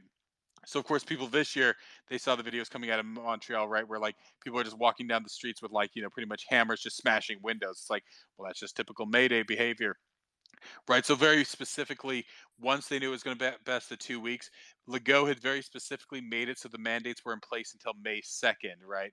Because well, not the mandates, but the lockdowns, right? Because they didn't want the May Day riots that happen every year here in Montreal. Um, Now, of course, I think things mostly opened by then. Yeah, places had like like the distancing and the plexiglass and the hand sanitizer. Um, of course, things got really weird after the George Floyd thing, and then there was like the riots and all that stuff. But yeah, but I think it was right around July that they started doing the mask mandate here in Montreal. But then I flew out to Vancouver, and so I didn't want to wear a proper mask. So what I specifically bought was I bought the flimsy neck gaiters, right, where it's like the thin kind of what do you call it, spandex material.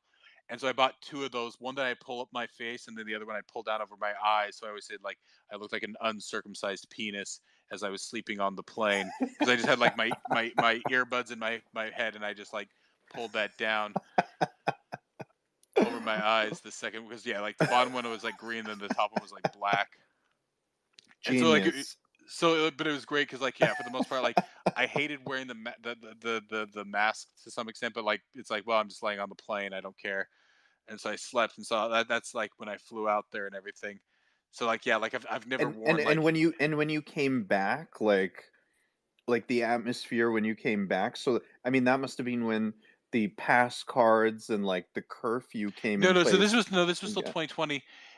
It was about the same. More people were flying at that point because everybody's so like the plane was like I think at 30 like and it was like a big it was one of those big jets it's like 3 seats, then 6 seats and 3 seats, right? That I was flying out there on. And it was probably at like 30-40% capacity. When I was flying back, I think it was pretty much full at that point because all the students were coming back for school, so it was pretty full. But but there Right. was nothing like that. Like the curfews here in Quebec, I don't think like the first times they actually they'd had I think they'd had the mask regulations, and yeah, sometimes they were opening and closing, and there was weird things about like closed on Sundays and stuff like that. No, when shit started to get really retarded in Quebec was yeah, like December 2021, like Legault started hinting at it. So what they did was he allowed everything to go kind of normal until Christmas, and then he announced after Christmas that he was going to run curfews, and then the curfews ran all the way for the next 5 months um, in 2021. So yeah, pretty much immediately following Christmas, yeah, the curfews were, and I So you all the mean way back, Christmas 2020, right? yeah, Christmas 2020, and then into New Year's 2021. Like so, Christmas 2020, there was but then yeah, they shut down everything for like 2 weeks after Christmas, and then even after Christmas, and they opened everything back up again. Then they were doing the curfew for like 5 months at that point. Now, early on, like once they actually started rolling out the vaccines, people were getting QR codes in Quebec from I want to say about March 2021. They'd already implemented the QR code, right? They didn't have the app for it yet. And so by June of 2021, they started to announce that based on the numbers, they may enforce vaccine mandates for like bars and restaurants and stuff like that. They said that in Right. June. And then but by I think about July of 2021, they said no, no, no. Starting September 1st, we're going to mandate these. So like actually like what was it like So when did the curfew come in? Like you couldn't be on the street after midnight, and well like that like I said people were getting fined. that was after Christmas 2020. And then that one was in place for 5 months. And then they redid it again for Christmas 2021, but it was like only like 3-4 weeks of curfew into 2022, right? So when the convoy started here in Montreal, we were still under curfew, I think. But it was only 3 or 4 weeks that time because actually the curfew had gone because they just kept extending the curfew. The curfew got so bad that even the leftists, even the people who weren't opposed to masks, right? Like I think like at some point, like people came from all over Quebec and like it was like out like miles long. It was like 500,000 people marching in Quebec, and that like it was like I don't know if it was 500, but there's a few hundred thousand. It was a huge because like even the leftists, even the the COVID nutters were like, because yeah, the curfews, because of course Legault was just drunk on power and still is. Um, Even though they voted him back in, God knows this Yeah, province makes yeah. no sense. Um, and Like I so, mean, well, the way they did too was they always treated Montreal worse. So, like, to a certain extent, right? Like, the entire point of living in Montreal is that it has, the best, some of the best well, certainly the best nightlife in Canada. I'm going to argue that no matter what. yeah, But even Toronto used to be good, but it's like they killed it, right? So yeah, well, but I'd always argue that it's the best. It was always the best in Canada. But like, I mean, the only cities that can maybe compare to it in the U.S. is like Las Vegas, New York, maybe like LA, not even L.A. Like I'd say like I was Miami, thinking. South Beach. Yeah, maybe like that. I was New Orleans around Mardi Gras, right? But like pretty much Las Vegas, New York, right? Like only those cities really had that level of nightlife that Montreal has. But because of course, like yeah, because like they made it a stricter, so it was 8 to 5 in Montreal, and then it was like 9 to 4 outside of Montreal. Well, everything's fucking closed, in the fucking South Shore at 9 p.m. anyway, so it doesn't really matter to those people, right? They're all in the suburbs. So yeah, it was always Right. just about beating on Montreal harder. But so yeah, so that's when stuff was. But yeah, no, the QR. But like right before the QR code went in, because I'd made it very clear. So I got my brother, and of course, yeah, like they were like wearing. So I had to wear the mask. But I went to it. It's a restaurant here in Montreal called I'm bad with French. It's so long since I speak French. The Foot of the Pig, OPA Cochon or whatever. It's essentially Right. like it's an expensive restaurant, but they make trashy food. It's essentially like you get mac and cheese with foie gras. You get a Right. salad with foie gras, right? It's pretty much foie gras on everything, right? So Question: is there that like Pacini's place that's still in Old Montreal? It's like this Italian joint. maybe, I'm not sure. I All don't right. usually go to fancy. I went to this one though because I'm like, well, it's a lot, and it was. I still haven't gone back to a restaurant since then because I just don't care anymore. I mean, of course, I order Uber Eats from Right. time to time, but like yeah. So like the last time I went to an actual restaurant here was, yeah, I think it was August 29th, 2021. So it was a few days before the first, right? Like I actually made a reservation there and everything. Um, and I think I spent like, because I paid for my brother, his girlfriend, and my other brother. So I think I spent like $600 because like I had some beers and yeah, I had foie gras shit and then some other foie gras shit. Right. What did I have? I think I had a foie gras mapo tofu or mabo tofu, depending on how you want to say it. Right. But yeah, so I mean, and then yeah, after that, then of course it was when did they finally drop the vaccine mandate? May, April, May, I think. May. So yeah, it was like 8 months of vaccine mandates here. So just like, am I? So wasn't it 2022 when they pulled the travel restrictions on unvaccinated? That like that's not even No, that long ago, right? it was officially in October, but then like I think you could get around it until November. So it was November 2022 that it was a hard cutoff that you could not So travel. we're in November 2022 right I now. mean 2021. Right. So like they announced it like it was pretty much October 2021, but like there was certain ways you could get around it until 2020, like until November 2021. But yeah, by November 2021, then yeah, you couldn't travel. So No, of you know, course because the reason I that's asked was because in August 2020, what I said, like I took the plane, I went out in Toronto, like downtown, like we went to restaurants and like it you know, like we had no masks. Like what? It just seems to me like so strange. Like I mean, well, no, that's the thing. Like when so I wore the like I said, I wore the neck gaiter on the airplane, but from pretty much the moment I left the airport in Victoria for the 5 weeks I was in Victoria there in August 2021, I mean 2020, I never once wore a mask again. And it was weird too because like I was then going to like a mall with with my mom and her husband, and so I brought my mask with them, and I was getting ready to put it because like here in Montreal, it's like that they'd put in the mask mandate. So I'm like, okay, I'll put the neck because the neck gaiter, right? You can put it down around your neck, you pull it up over, and then I saw that nobody had one on. I'm like, oh, okay, fine, because I was with them and I didn't want to like make a scene or anything at that time. yeah, it's just Right. like I don't know, like what I said, like at the beginning, what you said, seemed like in March, like actually my where I was working back then, like they closed down and at the beginning they offered us like, you guys wanna like stay home or you wanna keep working? I was like, no, I don't wanna work. I ain't scared, whatever. Like, you know, just let me work. But then like late March they closed down for like 3 weeks. That they kicked us out basically. Like, you guys can come to work. So I had to like ground my truck and whatever.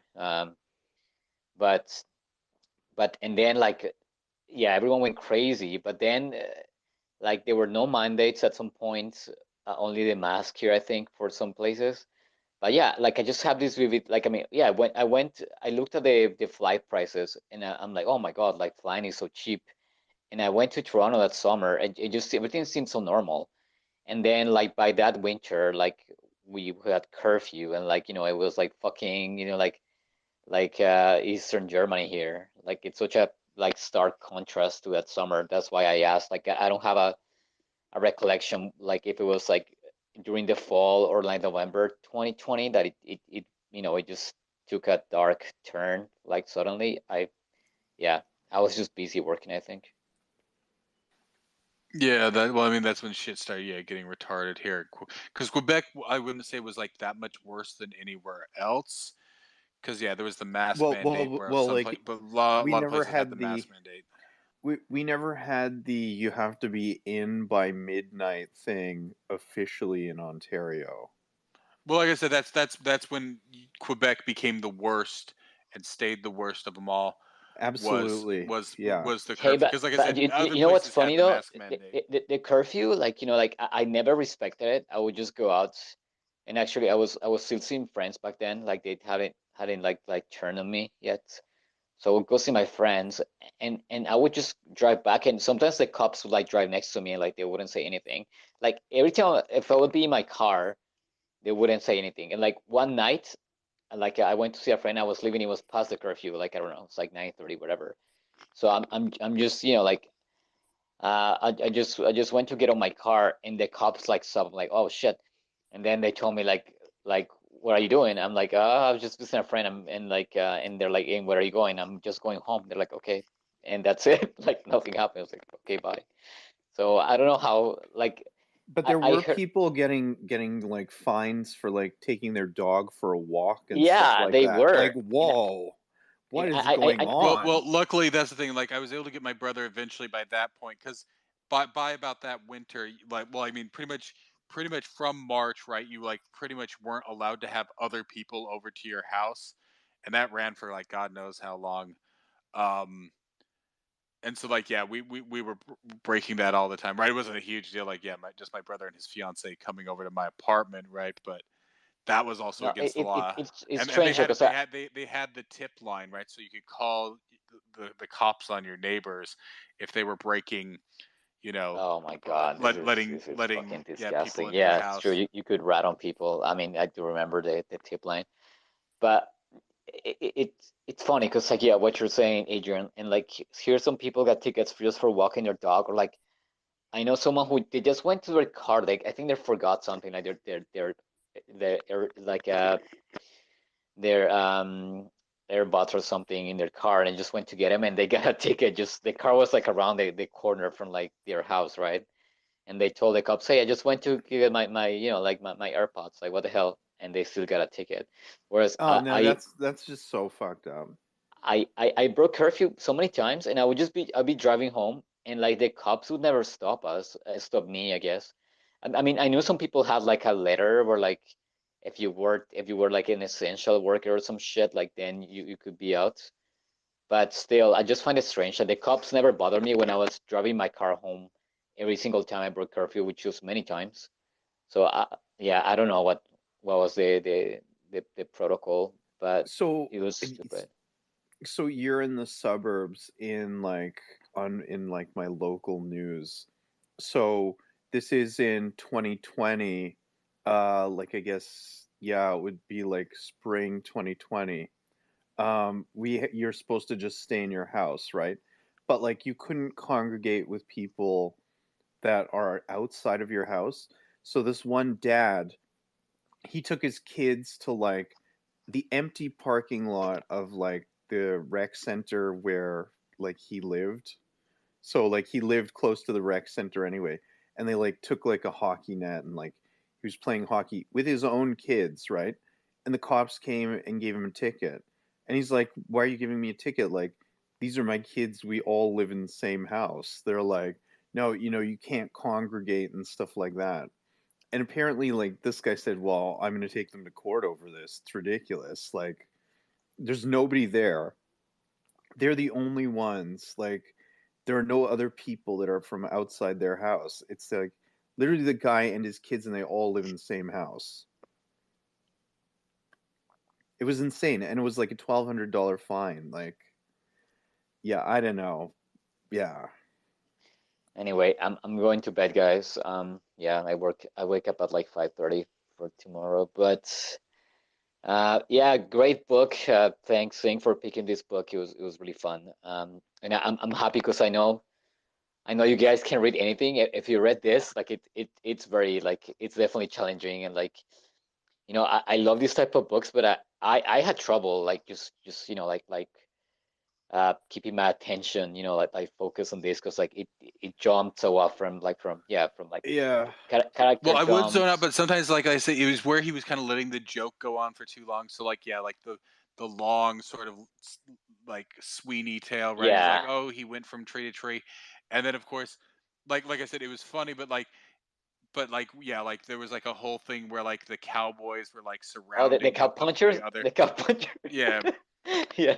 But like it's like, oh, and then we were hiding behind the right, like, so he like kind of had these like long tangents, and so I would zone out in those tangents. But for the most part, I think that was just the flavor of it, right? Kind of Yeah, no, no, that and like like, and he was making fun of kind of like, no, and I feel like I wanna like revisit this. I wanna reread it with more time. I feel like if you kind of break this down, and really like kind of take your time and like read it, let's say as in chapters. Like I think like you find like like just if you take little breaks between them. But like I kind of read this in kind of like one kind of 2 days, right? Like two big 4 hour chunks for this. So yeah, a lot of my focus, and I was doing something else like working or like cleaning my place. So it's not the type of book that you can just like like half-ass like listen to, in my opinion. Like I would actually love to like really read this down, and like it's a lot of like play with language too. And like I feel like there's a lot of references to Gaelic, like things that we probably don't get because we don't speak Gaelic and we don't know much about the Gaelic culture. Like I'm sure like if there was an annotated version for this, right, it would have a lot of like Gaelic, like like background reference notes, right, of like, and I can tell like he's playing with English, let's say, kind of yeah, like you using English as a Gaelic speaker. Like I can tell. I just don't know Gaelic, and I don't know this societal or like cultural reference, but I can tell, right? So I'm sure like you can extract a lot of meaning from this. um and like what I said at the beginning on the space group, like you can probably take like a whole course, like a class on this, right, like lectures on this, and like you can like comb out like a bunch of well, I mean, out of at this. some point we'll do the third policeman, and then we can return to it as this one as well Oh, too once cool, we because get to that. I think I'm gonna reread it like just Right. with more, because like what I said, like the like the funny bits were like the comic bits are great. And like whenever it feels like like I was kind of getting lost, like it kind of reels me back in when it goes back Well, it to actually this reminds me, young I younger. restarted it from the beginning, Yeah. and without spoiling too much, Adrian, I don't know if you're to the trial aspect yet, but I Shh. realized, yeah, uh, there was actually I'll when I finish it off tonight. like Don't worry. early on within like the first part of it, like there's kind of like a future echo where like I realized when I was re-listening to that part that they were actually in the trial aspect of it. oh, at the beginning, right? Yeah, at Yeah, the very yeah, because beginning, yeah, and because of course it makes no sense I at the reread, beginning. right? Like I reread Yeah, like a bit. Yeah, yeah, yeah, yeah. so it's like a It's flash bullshit. forward Yeah, I mean, almost. like out of context, you're like, huh? But like if you know for sure, So like it's it very definitely foreshadowing. does have things in it that are meant to like that you have to go back Oh through it yeah, and no, kind of get. absolutely. Yeah, this is a puzzle, man. Like yeah, it is meant for you to go back. Yeah. Well, it reminded me because actually there was a review of it by Borges, and I realized, yeah, we'll probably when we do another set of like short stories, we'll probably do some short stories from Borges. There was one from Borges. What is it? It's the one about like the guy who's like he's like the Chinese guy, and he's like writing the novel that's a labyrinth or whatever. I actually read that one in a new media course. Wait, what was the context for the assignment to read it? So like I did film and media studies, but there was like at the time this was early to mid 2000s when I was in college. There was a minor in like new media type stuff, and so I took a bunch of the courses there. Eventually, that actually evolved into the to a video game program, and actually the University of Utah actually had one of the first, and it's actually still one of the best like video game studies programs. But at the time they had this like kind of like media and it was like something like media and technology, and so what it was kind of the theory. So it was like there was like this big fat book that I bought as part of, I think I saw the textbook, and it was called like the New Media Reader, and it was like a bunch of like excerpted I can't say the word, excerpts Right. of various things. So like some of it was like kind of like a short story by Borges, and then another thing in there was like Vannevar Bush, who was like a guy who kind of like he was a futurist who came up with the concept of like the World Wide Web before they had it, like the idea of like hyperlinks and stuff like that. I'll have to see if because I'm actually doing some. I guess it's not really spring cleaning; it's fall cleaning right now. That's why I was in and out of the space earlier with Mikey and the guys because I'm like reorganizing my books, and I still have a bunch of my fucking textbooks from college. I'll see if I can find that that it was like something called like the New Media Reader, and it was like dealing with this kind of like like this idea, right? Like this was only when people were barely starting to say the word Web 2.0 and stuff like that, and so that was the first place that I read anything by Borges too. And so it was like kind of like it was one of those kind of like kind of like a weird mixture of like futurists and then like some Borges like of his fiction in there, and then some other things like kind of all mixed together there. So Zinc, what was your overall verdict on this story? Oh yeah, no, I liked it. I liked like Mitty had said, like, and that's kind of what it was. It was kind of like Hitchhikers. It was that kind of just like bizarre kind of like I said. I don't know if there was any part where I don't think there was anything that made me laugh, but I did find it amusing and I did enjoy the Right. satire. Like especially, I'll have to go and find like the excerpts. Like I meant to look at it earlier, but I hadn't really. There was like some points there, like it was during their discussions, like where they're like talking about like the three characters, like I said, Lamont, Shanahan, and Fursky or whatever. They were like Right. in one of their conversations, they were just saying like a bunch of really like stupid, like pseudo pretentious stuff, right? Like where they were trying to and so I very much did like enjoy that sort of satire and stuff like that. Like in some ways, yeah. So yeah, no, fundamentally I liked it. Like I said, actually I like the way it wrapped up. I guess I don't know if you guys know who Brendan Gleeson is. You'd recognize him. He's just like an Irish Yeah, actor. Yeah, yeah, of yeah, course, yeah. He dude. is Dude. I guess I he's had like the rights to this book for a long time, and he wants it to be his directorial debut, but it's like been like in the works for like the last decade. yeah, I read that too. Yeah. Because I like And I read said, that too. I read that he has a video talking about it, I think, somewhere.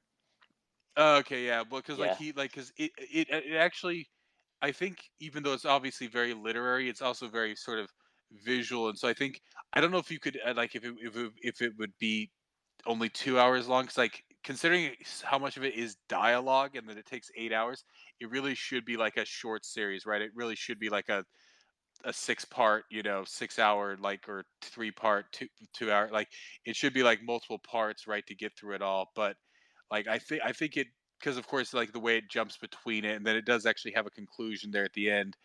Oh, um I love the ending. I can maybe when we yeah. revisit the third police one, we can talk about the ending when Adrian is caught up, because I find it brilliant actually. Like yeah, I'm gonna it's really finish fun. it today. So I mean, I just kind of ran out of time, right? So I would but argue yeah, like I mean like the ending, just completely changed my perspective on the, like I feel like the novel was a bit aimless, and then the ending, I'm like, okay, no, like Yeah, well, that's, I mean, like I kind of hinted at it a bit, and like there's more I have to say there.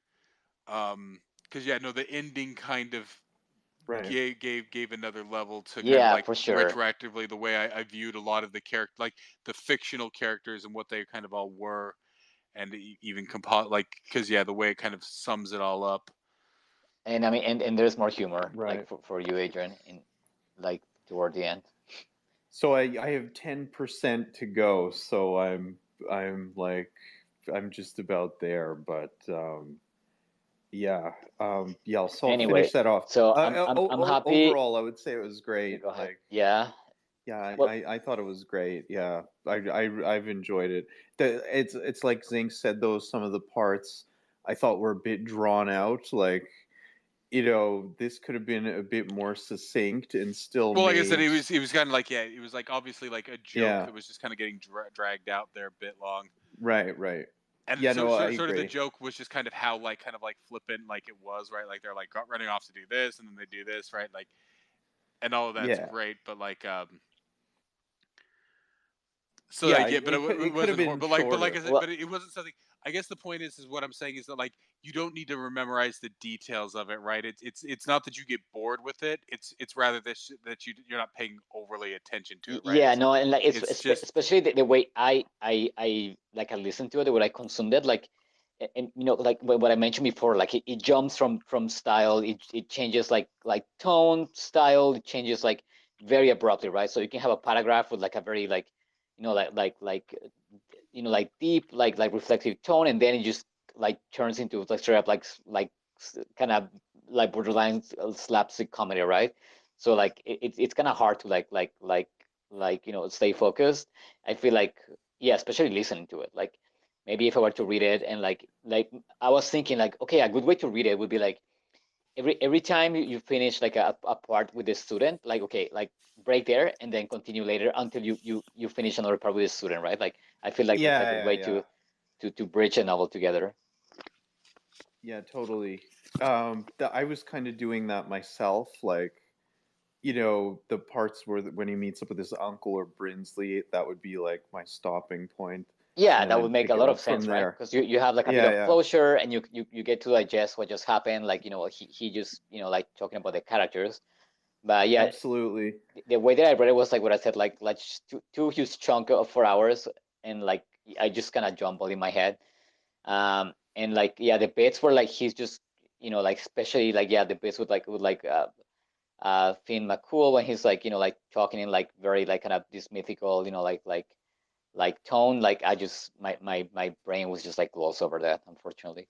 Yeah, well, that's exactly the same. Like I had some sense of it, but yeah, like it was just kind of like meandering. Like So, I mean, I kind of wanted to know what Mehdi thought about this, because like he was yeah, well, praising maybe it. maybe You think because he'll I'm come in good. on the Friday, maybe like we can like Maybe, and talk then like I about said, it a at bit some then? point we'll do the third policeman. So maybe then when he comes back and then you finish it, we can then compare the two books and then kind of cover this one again too. I'm Right. guessing that with everything that's going on with the election, that yeah, he's kind of caught up on that. Oh, is he in the U.S.? Yeah, yeah, he's down in Maine. Oh, okay. Right, right. Um, yeah, yeah, for sure, guys. Again, Because though, actually, when you guys were like talking about the TV show, that's what I was doing. I was sitting there scrolling the stats on CNN there for a bit right, because I right. tried to avoid it, but yeah, like it's just like even now Yeah. it's just dragging and dragging and dragging. But Well, yeah, we'll when see. are they going to know the final result? Like, God what's the? knows. It's this game they're playing, right? It used to never take this long, right? But ever since 2020, now it's just become the standard. It's like, oh, we won't know for a few days. It's like it used to be with some very, very tight races. But yeah, like I guess California just like doesn't decide to count their votes anymore, right? California's always been massively corrupt. But like, yeah, like it's this idea that they can just take days and days to finish the election now, right? Like it used to be like, yeah, like some very special races that were very close, then yeah, then they would have to go and do Right. everything. But now it's just like a bunch of the like yeah like ever since 2020 it's just like it's lowered the bar of these things, and so they just Yeah.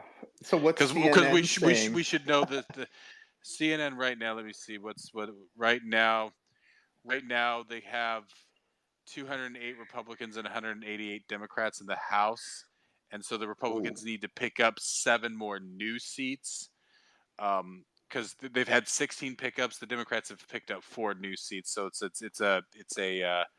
so far it's a 12 overall gain for the Republicans, and yeah, so they only need like what is it, 10 more seats total.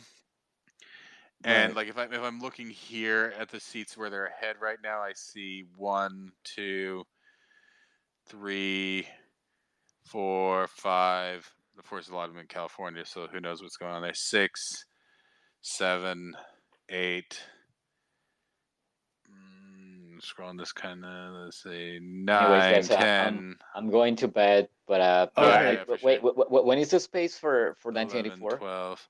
Friday. Friday, Okay, all right, cool. 13. So So yeah, Yeah. see you So I guys on mean, Friday. oh yeah. See you on Friday, Carlo. Yeah, Great talking to you as always. Like, yeah, always you always fun, have man. great insights and stuff like that. It's yeah, Yeah, same, great man, talking to Tito. you. Yeah. So yeah, take care, guys. All Thank right, you. we'll see you yeah, have a good Friday. one. And yeah, like Take if you get care. a chance, watch Brazil. Yeah, yeah, I might for Friday. Yeah, I might Thursday night. I think I might have some free time if I And finish yeah, work it early. should be about 2 hours and 20 minutes if you find the right copy. Right. 2 hours and 40 minutes, you said? 2 hours and 20. It's like 2 hours, Okay. 22, 23 minutes, 24 minutes. I can't remember. But it's about 2 hours and 20 minutes. It'll be All right. right. I'm gonna look for the torrent right now. Anyways, All right. take it easy, guys. All right. See you, See you Carlo. Great Friday. talking to you. See you Cheers. later. Same. All right. Bye. Bye. Have a good one. And what about the Senate? The Senate, so the Georgia one's going to go into a runoff, right? Because that's how it works in Georgia, I guess. And unless they play same shenanigans, because there was a lot of misinformation, like, oh, supposedly, even though the Democrats shouldn't have won in the Senate in 2020, but a bunch of Republicans had decided to boycott it because they were so disgusted. It's like that was misinformation, so they could steal it. But Right. so so that's what's going on there right now. So like, and it's hard to say exactly because there was about 80,000 right now the margin was like 15,000 for the Democrat, but there was 80,000 libertarians that now can't vote for the libertarian anymore. And usually if they just don't vote, but usually the libertarians are more likely to vote Republican in this Republican. case, right? Because the Right. Democrat there is so far left.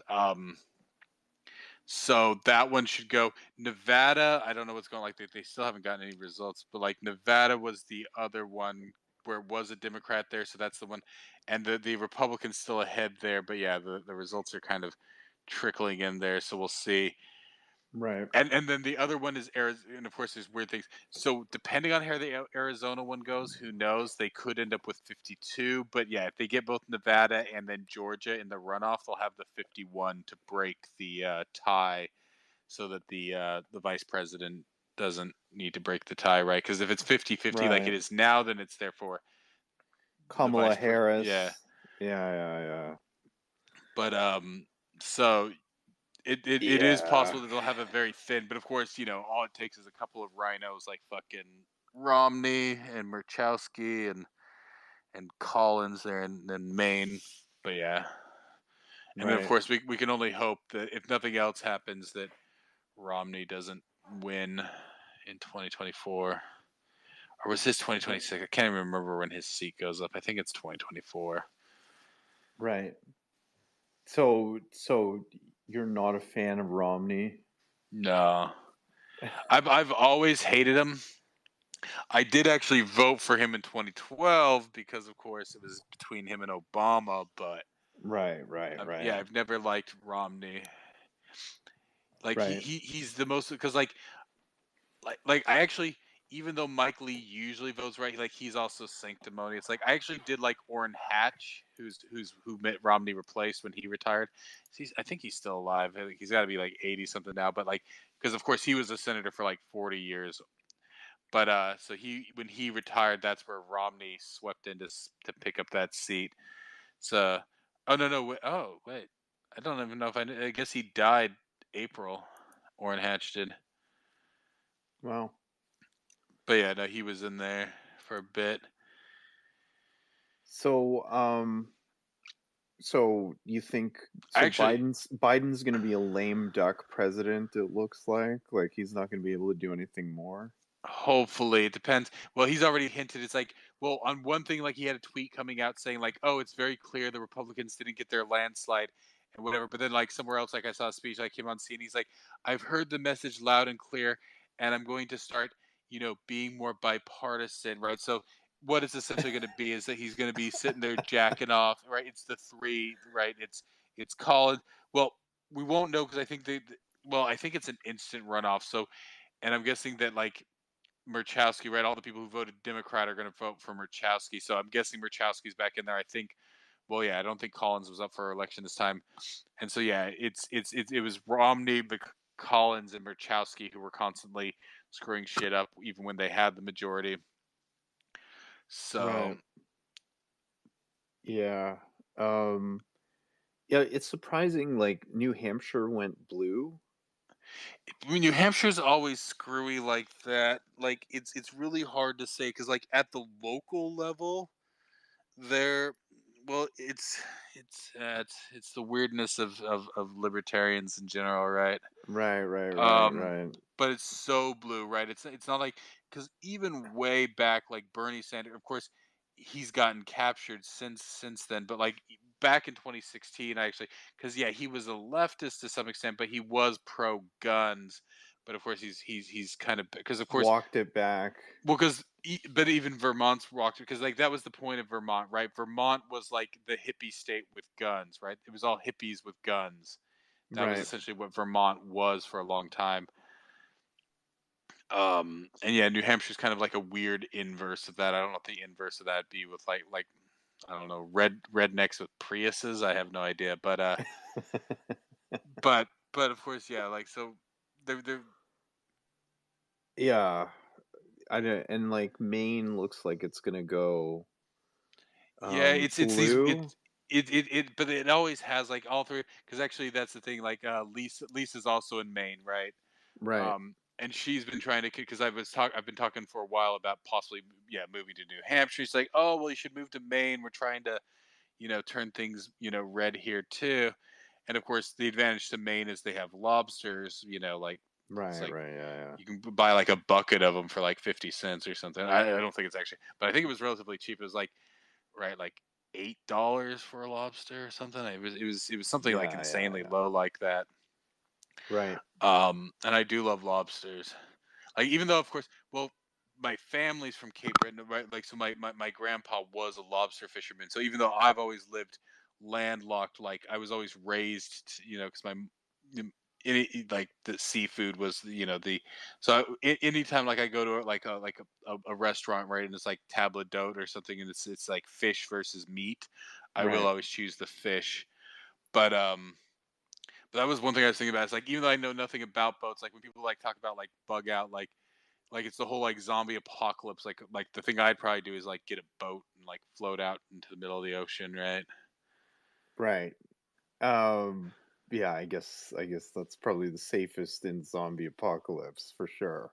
But Well, I mean, but even COVID people, it's essentially a zombie apocalypse, right? If yeah, yeah, anything, yeah, yeah. zombies have more critical thinking skills and individuality than these people. Oh, absolutely.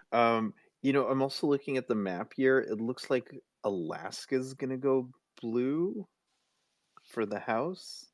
It's a Oh, bit of a maybe for the house. shocker. Nah. Alaska's another like. There's these weird places like that where like it doesn't really make sense exactly. Like, and Alaska is one of those weird sort of extremes. So yeah, maybe for the House. Well, no, actually no. I think do they do instant runoff too? Because if you look, they have one Democrat and two Republicans, which makes me think it's instant runoff. Right, So it could now for the since it's blue, red there. Like if you add those up, and then like there's some yellow one down there. I don't know if that's independent, right? So it could end up going, since none of them have broken 50%. It might be the instant runoff thing too, right. and so that one could go red. But although it looks like it's actually already blue, the blue is actually the incumbent. So So so wait, Biden has said he's heard it loud and clear already. Like this is something that he said, even though the full results aren't in yet. well, just that they haven't kept right. They've definitely lost. Like even with all their shenanigans, there's no way they're gonna not. They've definitely, but it's a very thin margin. Well, it's about the same mark, right? Because I think it was 224 to whatever. Right, It's going to be like 221 Republicans, so they've lost the House. So what they have to do is they have to appeal, and it's not the same way as in Canada where they whip the vote, right? Like that's the thing is that a lot of people cross party lines all the time. So he just has to appeal enough to all the fucking rhinos, and there's plenty of them in there, including McCarthy, who right, will likely be the speaker unless something really amazing happens.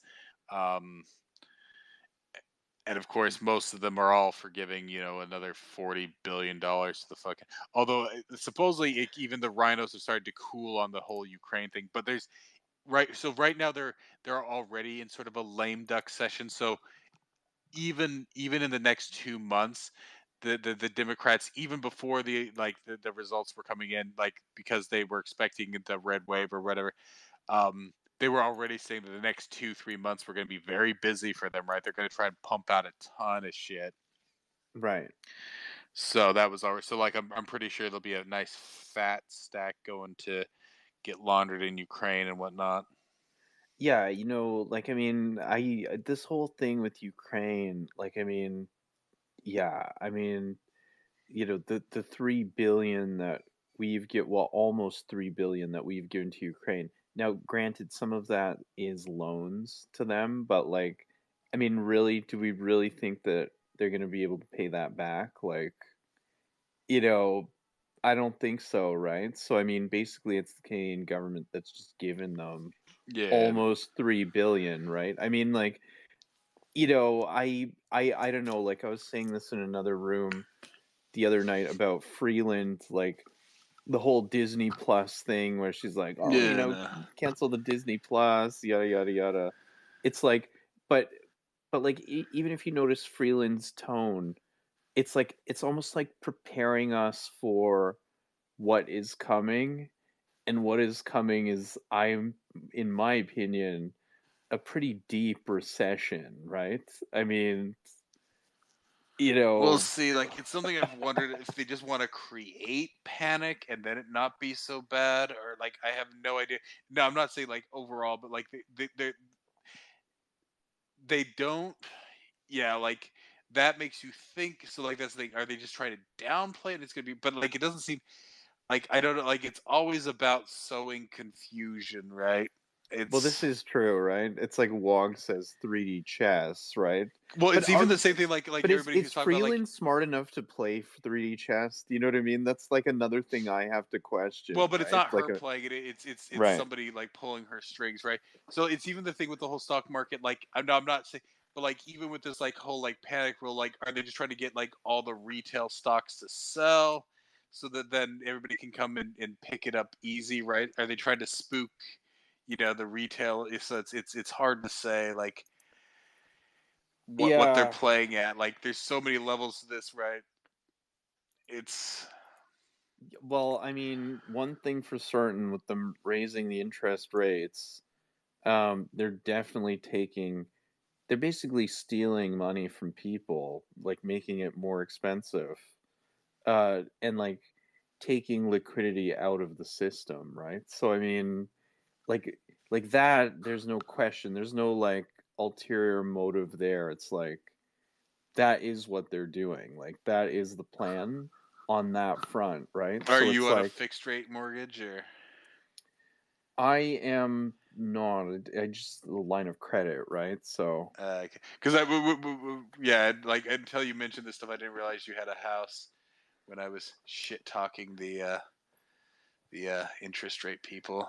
well, no, well, like I mean, like I'm gonna be fine, right? It's just the whole thing, and I'm not like upset with you at all. No, Um, no, no, no, no. But like, because like, of course, this is my thing. It's just like to some extent, like, like, yeah, people who are like, you're like, oh, I'm gonna lose my house. Is like, well, then you probably didn't afford it in the first place. If you were relying on those low interest rates to be able to eke by and buy that $2 million fucking trailer in downtown Toronto, then you probably couldn't afford it, right? Like, yeah, and they I should have agree with you. expected, yeah, like, Well, and I agree with you on that. But like my entire point is like when those people who couldn't afford it start losing their homes en masse, like it affects all of us, right? So I mean, you know, like let's say you even wanted to get a personal loan, which is difficult to do now anyway. I mean, you're gonna have a harder time when like, an entire neighborhood has defaulted, on their mortgage and stuff like that, right? So, I mean, there's so many like knock-on effects that, the problem is you like know, some people like so like the thing they point out is like Utah hasn't done too badly because the problem is like Utah and these housing crises because people there because of their Mormon lifestyle, right?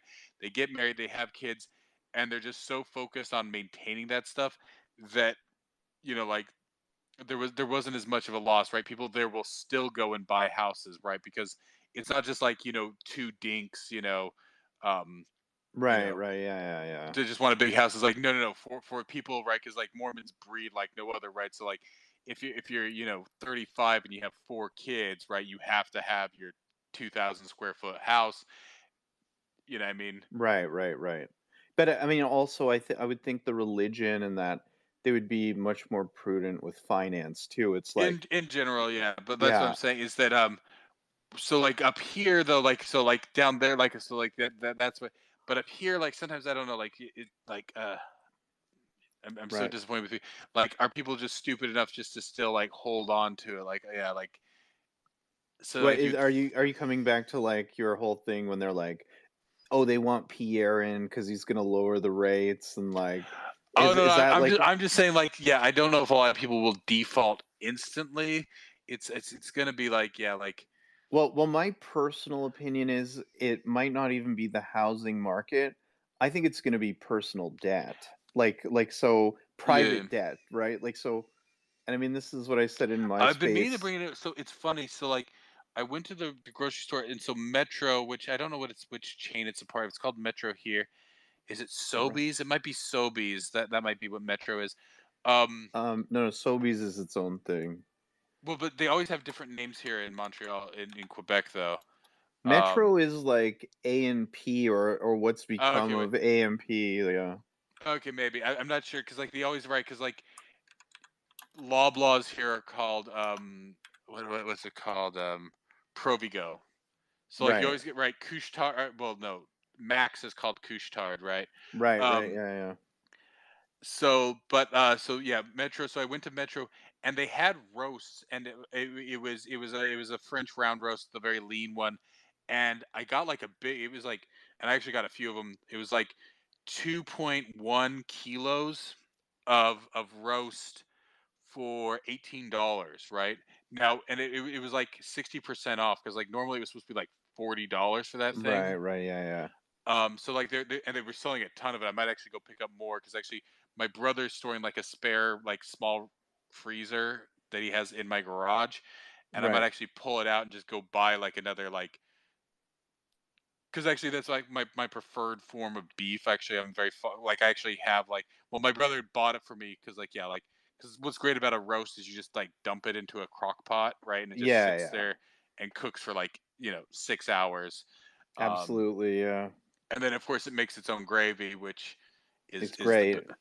so Yeah, like I might go and I might buy some more because I actually really like because like they done the same thing like I gotten a few like what do you call it like prime roast right so like I like normally it was supposed to be like $100 for this prime roast I paid 40 for it but right. yeah with these round roasts um it's even cheaper but yeah so like because that's the price it should probably be like like if we were to go back 5-10 years right like paying $20 for a Absolutely. big piece of meat like that but I don't know what's going on there. So, like, in some ways, is it because people have gotten so spooked that everybody's like, "Oh, well, we got to cut meat out," and so everybody's like, now, of course, like you said, like long term, it just seems like it's demand suppression. Right now, is it also Demand because destruction. yeah, demand destruction? But right now they have all this extra beef, so I'm going to buy it now. But yeah, is it going to be there next year? Is it because they're killing off all the cows because they just don't want to support them anymore, or is it demand destruction anyway? But either way, like I worry about it. But right now, yeah, like Right. I'm buying some very very very cheap beef, and Well, is it like close to the best before date? Is that why they've lowered the price to that or like I don't think so. Like they had just like a but like they purposely like cut it and they like and it was actually surprising to me. I don't know if like nobody else is buying because like it was just pounds of it, and I think it's just to some extent that yeah people aren't. Um, Now maybe it's also this location too, because actually this location actually has a kosher deli, and maybe since this isn't the kosher deli beef, I'm not. But I have to check and see if it is kosher, because maybe because like I'm here in the part of town that's it's not the most Jewish quarter, but yeah, it's a fairly Jewish quarter, and so like yeah, I don't know if maybe it's like yeah, like they have just an excess at this location, like because right. it's not kosher, So because I mean there I think demand destruction is happening. It's just much slower than they're saying. So I mean so I mean so the CPI data, right? I mean so the CPI for when was it? October was 7%. That was inflation. Then for September it was 6.9%, and like I'm sure you've heard me go on like it's 0.1%. You like know, this literally like is it's it's not that I'm fucking not here, but like nothing. these no, I am like so bad at like anything financial. I honestly don't even know what those words mean. So the CPI is the consumer price index, so it comes out Oh, okay, yeah, monthly. the inflation. Okay, yeah, I get that. Right. So I mean that's manipulated too. Like I don't know the extent that it's manipulated in Canada, but I know in the States, so like when they price beef, what they do is it'll be like they price hamburger meat, Exactly. Yeah. and then It's not like that is the rubric used to determine all beef pricing. Even though we know if you buy a New York strip steak or like a T-bone, it's going to cost you much, much more than ground beef.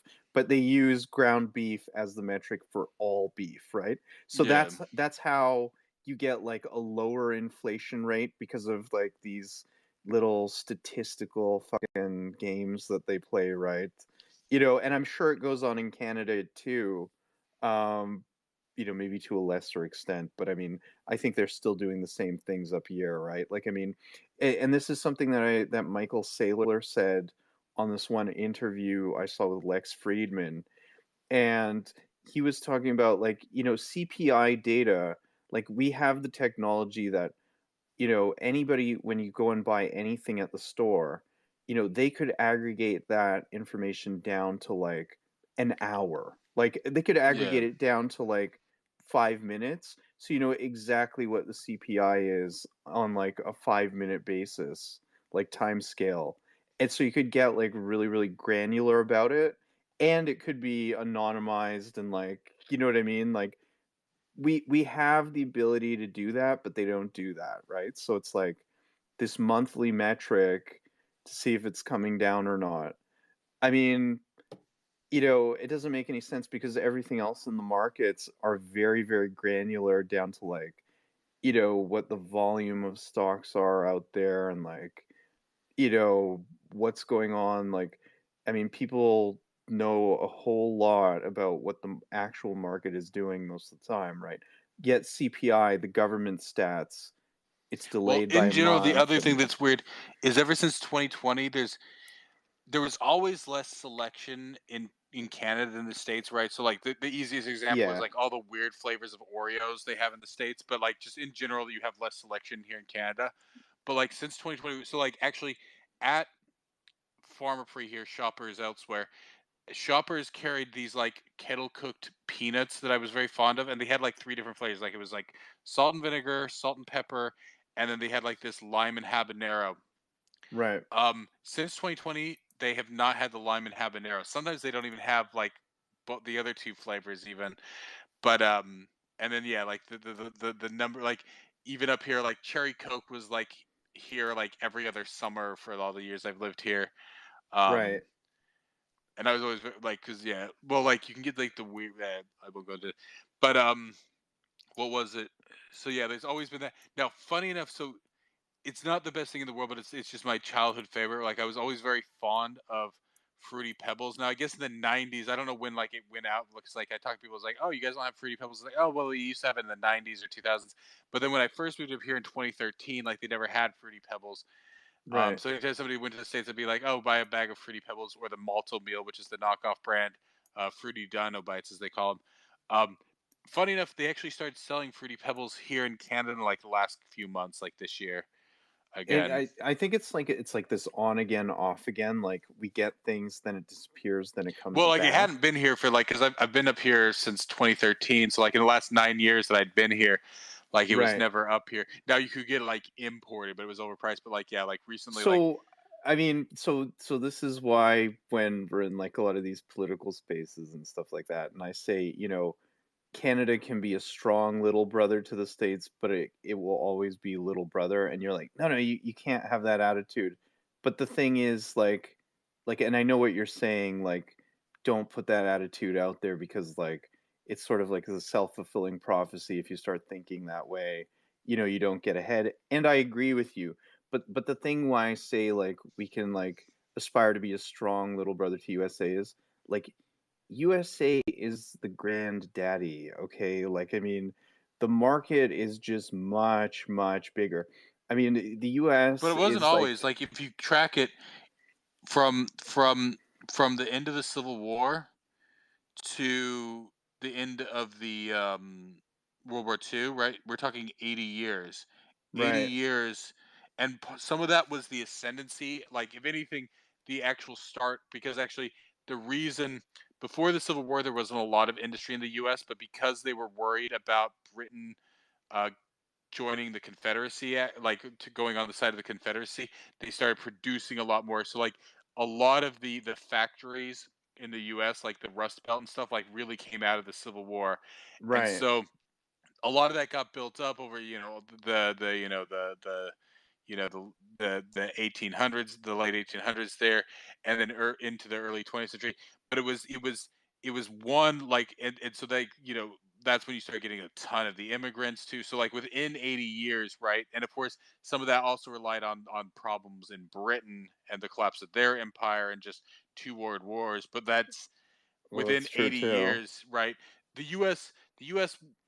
Yeah, wasn't it, But it wasn't a I'm talking like post World War II. It just like started accelerating exponentially, and I mean like where we are right now, like even with all the problems in the U.S. right now, it's like actually it been is in still decline. This is actually the problem. but it is World still War the II. granddaddy right now, right? Like I So the mean, problem is that, like I you said, know, like when you look at the history, like I said, of American manufacturing, because yeah, World War II, everybody came back and there was some manufacturing, but already by the 60s, U.S. manufacturing was in decline, right? So U.S. manufacturing has been in decline since the 60s, right?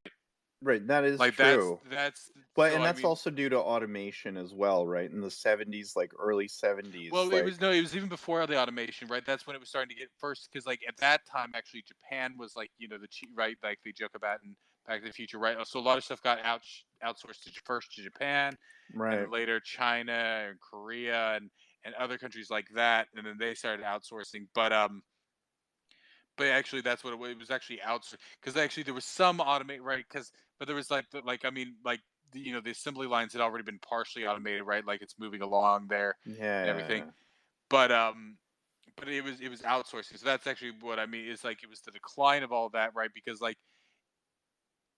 whenever people would like talk about like is like like it's like, oh, the automotive industry, it seems like the golden age of like American automotive industry. Well, because like people worked in it before the war, but yeah, like when you hear about guys coming back from the war and being able to work for like 10, 20 years, right, you know but already by the 60s that was starting. So like yeah, when they were like in their like 50s, and then they just took an early retirement because they were laying people off of them.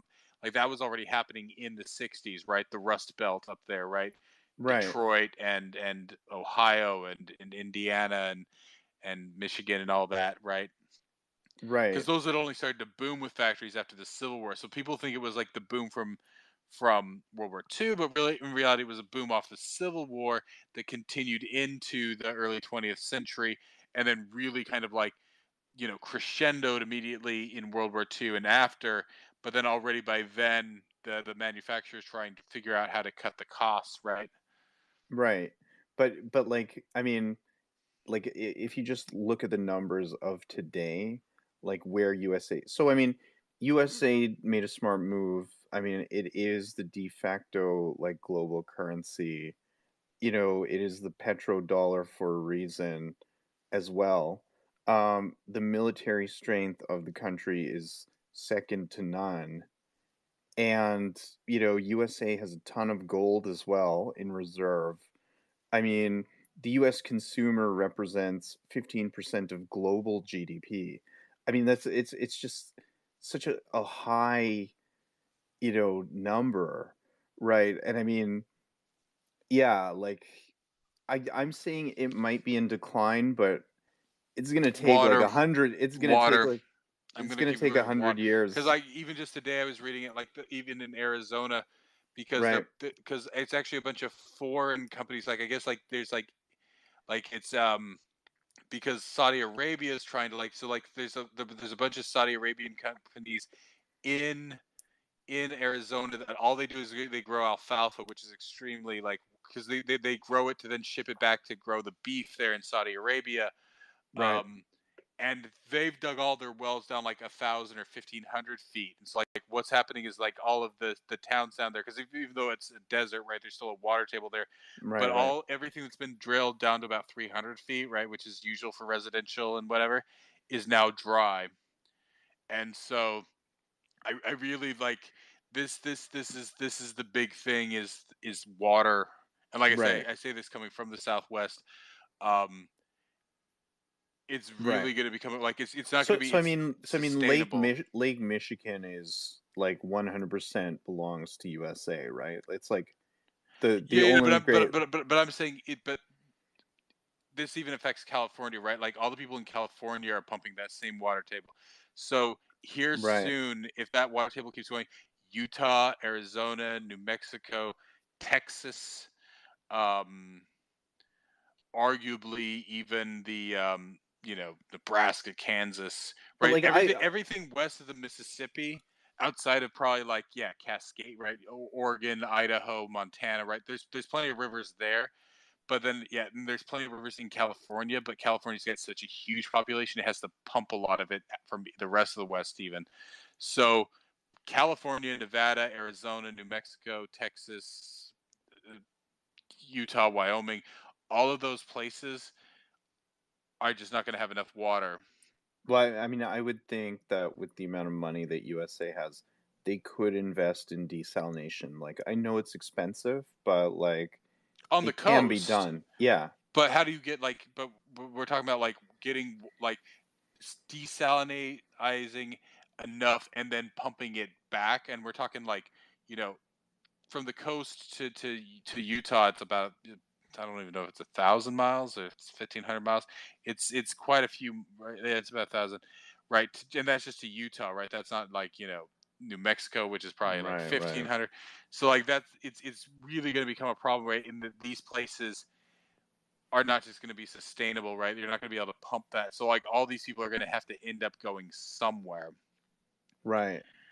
And then, of course, all these people end up in California, even with the desalination, right? Like, I mean, California is already, and of course, because everything's locked up. California, and of course, they participated, but a lot of California is locked up in federal and state land, right? So, like, a lot of California isn't allowed to be lived in and used, right? Right. So what's your timeline on water becoming a big issue? Like It's 50 already years? becoming a big issue. I mean, I don't even, 50 years, I don't even, 50 years it might be completely abandoned if things keep going this way. Like, Really? at this point, with the number of people, like like in Arizona, like Arizona may be like reaching the crisis in the next 10 years even. Wow. Wow. So you think that is that's going to become the focus of USA is water. Parts of it. Parts of it. Right. Right, right. It's just the population and the water, right? Because like, well, I think there's even issues with the Mississippi, right, which isn't a particularly clean source of water, but like all like there's just too many people down there, right? And it's Right. not global warming, it's just too many. So, and maybe we'll do it at some point. Like, I'm sure you've seen Soylent Green, right? Yes, It's yes. based on a book called Make Room, Make Room. It doesn't have the its people aspect to it, but pretty much everything else is accurate, right? So like the whole part where like he's like living with the old guy, and like it's like, oh, like he hasn't had beef in so long, and the younger guy doesn't even know what it was like to eat beef or anything like that. Right, right. It's just about, now, of course, this one was kind of Malthusian and kind of leftist, right? Like, so like it takes place around the year 2000, and toward the end of the book, it's like, oh yeah, there's now 7 billion people on the planet. Now, of course, things have scaled better than that, but the idea is that you know there does come some, and I think water's the most obvious limit, right? Like, because it Right. doesn't. Because the reason you can have global shipping is because so much food is dehydrated, right? That's been always the secret of global shit, right? Like, Right, whether right, it's right. like even just like dehydrated beef or pasta or whatever, right? But of course, water, you can't, there's no way to dehydrate water, right? Literally. Right. So, and now desalination is one possibility, but yeah, that only works like if you're on the coast. Even then, how much can you desalinate, Well, quickly?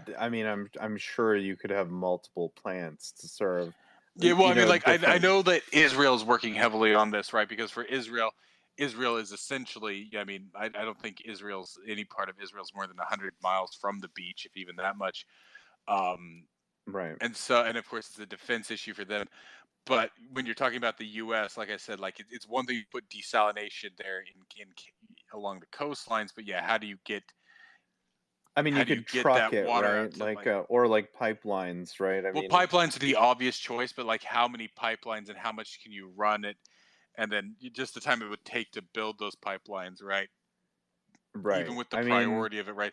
This is the problem with the Keystone Pipeline, is that they keep stopping and starting and stopping, and yeah. and so like even like so like if you had to pipeline water out to, and it's not quite as dry as the rest of it, but it'll probably eventually have problems too. But like Kansas, right, which is probably, you know 1,500 miles from the Gulf. I'm just pulling these, like 2,000 miles from the West Coast, 1,500 miles from the Gulf Coast, right? Like Kansas and some of those places, like it's it's you know Right. and then it's like probably like another 2,000, like 1,500 miles up to Canada. Like if you were to even pull it down from Canada, that's just from the border, right? Because of course, if you're pulling it down from Canada, you're probably reaching further north, like northern Saskatchewan. So it's probably, yeah, a few thousand miles. So like getting water to all these places, um, Right. But I mean, if we come back to like what I was originally saying, like I mean, in terms of like the economics of USA, the military might, the fact that the US consumer represents 15% of global GDP. I mean, that's trillions of dollars, right? I mean, it's just yeah, it's just such a large economy. There's so many moving parts to it. It's just such a powerful military too. I mean, yeah, it might be in decline, but and I mean, like well, like I USA said, I'm has not saying, tons of but gold, it's right? I the mean, the, like the main thing is loads that of gold. So I it's mean, like they always tell you in school, take care of yourself, and don't worry about what Bobby's doing, right? Like right, the main thing is that Canada just has to be on the track to just solve its own shit and just focus on itself. exactly. And but you can't, like, it's impossible to say because it's all relative, right? So yes, it, like I said, there's no reason we couldn't surpass Italy and France or something like that very, very quickly within But a I'm decade or so. saying my point is like specifically USA, like not anytime soon. You Unless it know, collapses. I mean, that's the very real reality, right? Like, and water is a very obvious place. The population is unsustainable, right? They're moving. All the people running there over the southern border, right, are now putting even more pressure on that water well, situation. that's a good point. So That is true. and like I said, I don't want it to happen. Like like Well, I I don't am think anybody American. in North America wants it to happen, right? Like, I mean, I don't even think Mexico wants it to happen, right? Like, I Well, no, mean, but what I'm saying is just that, like, at some point, right? So like Canada is in a good position that if they don't fuck it up and get themselves, like, where, like I said, there's the risk of like 500-year leases on the Arctic and stuff like that. If Canada can maintain its sovereignty and not get retarded and woke any further than it is, it's in a good position. Even though we're frozen, if anything, like climate change is great for Canada, but right, even being frozen most of the year throughout large portions of Canada, that's not the worst possibility, right? Like the worst possibility is not having enough water. Too much water, even if it's all frozen most of the year, is these days with nuclear power and stuff, we're not overly worried about keeping warm, right? Keeping warm is actually much easier than keeping hydrated and keeping cool, right? You know, right, making heat when it's too cold is actually the easiest thing to do, right? We're the bottom of that kind of stuff. Too cold is, yeah, easy to get rid of, but right. But yeah, well, like, I mean, we also are pretty big on natural gas, right? To yeah, well, I heat mean, our but homes like and stuff like that. whether it's So, natural gas or it's nuclear or it's coal or it's oil or it's solar, whatever it is, like, yeah, like energy shouldn't be an issue. The only reason it is an issue is because we're deciding to make it an issue because we you know have this silly climate change crap. But because yeah, like yeah, even when you say like, oh, well, because like Wagpog was talking about it with some other people, right? So like, yeah, no, like large scale farming, like the level of like like grains and stuff like that. But there's a lot of places that are now doing like like warehouse, right? So like you can stick huge warehouses of hydroponics up in the fucking Arctic, right?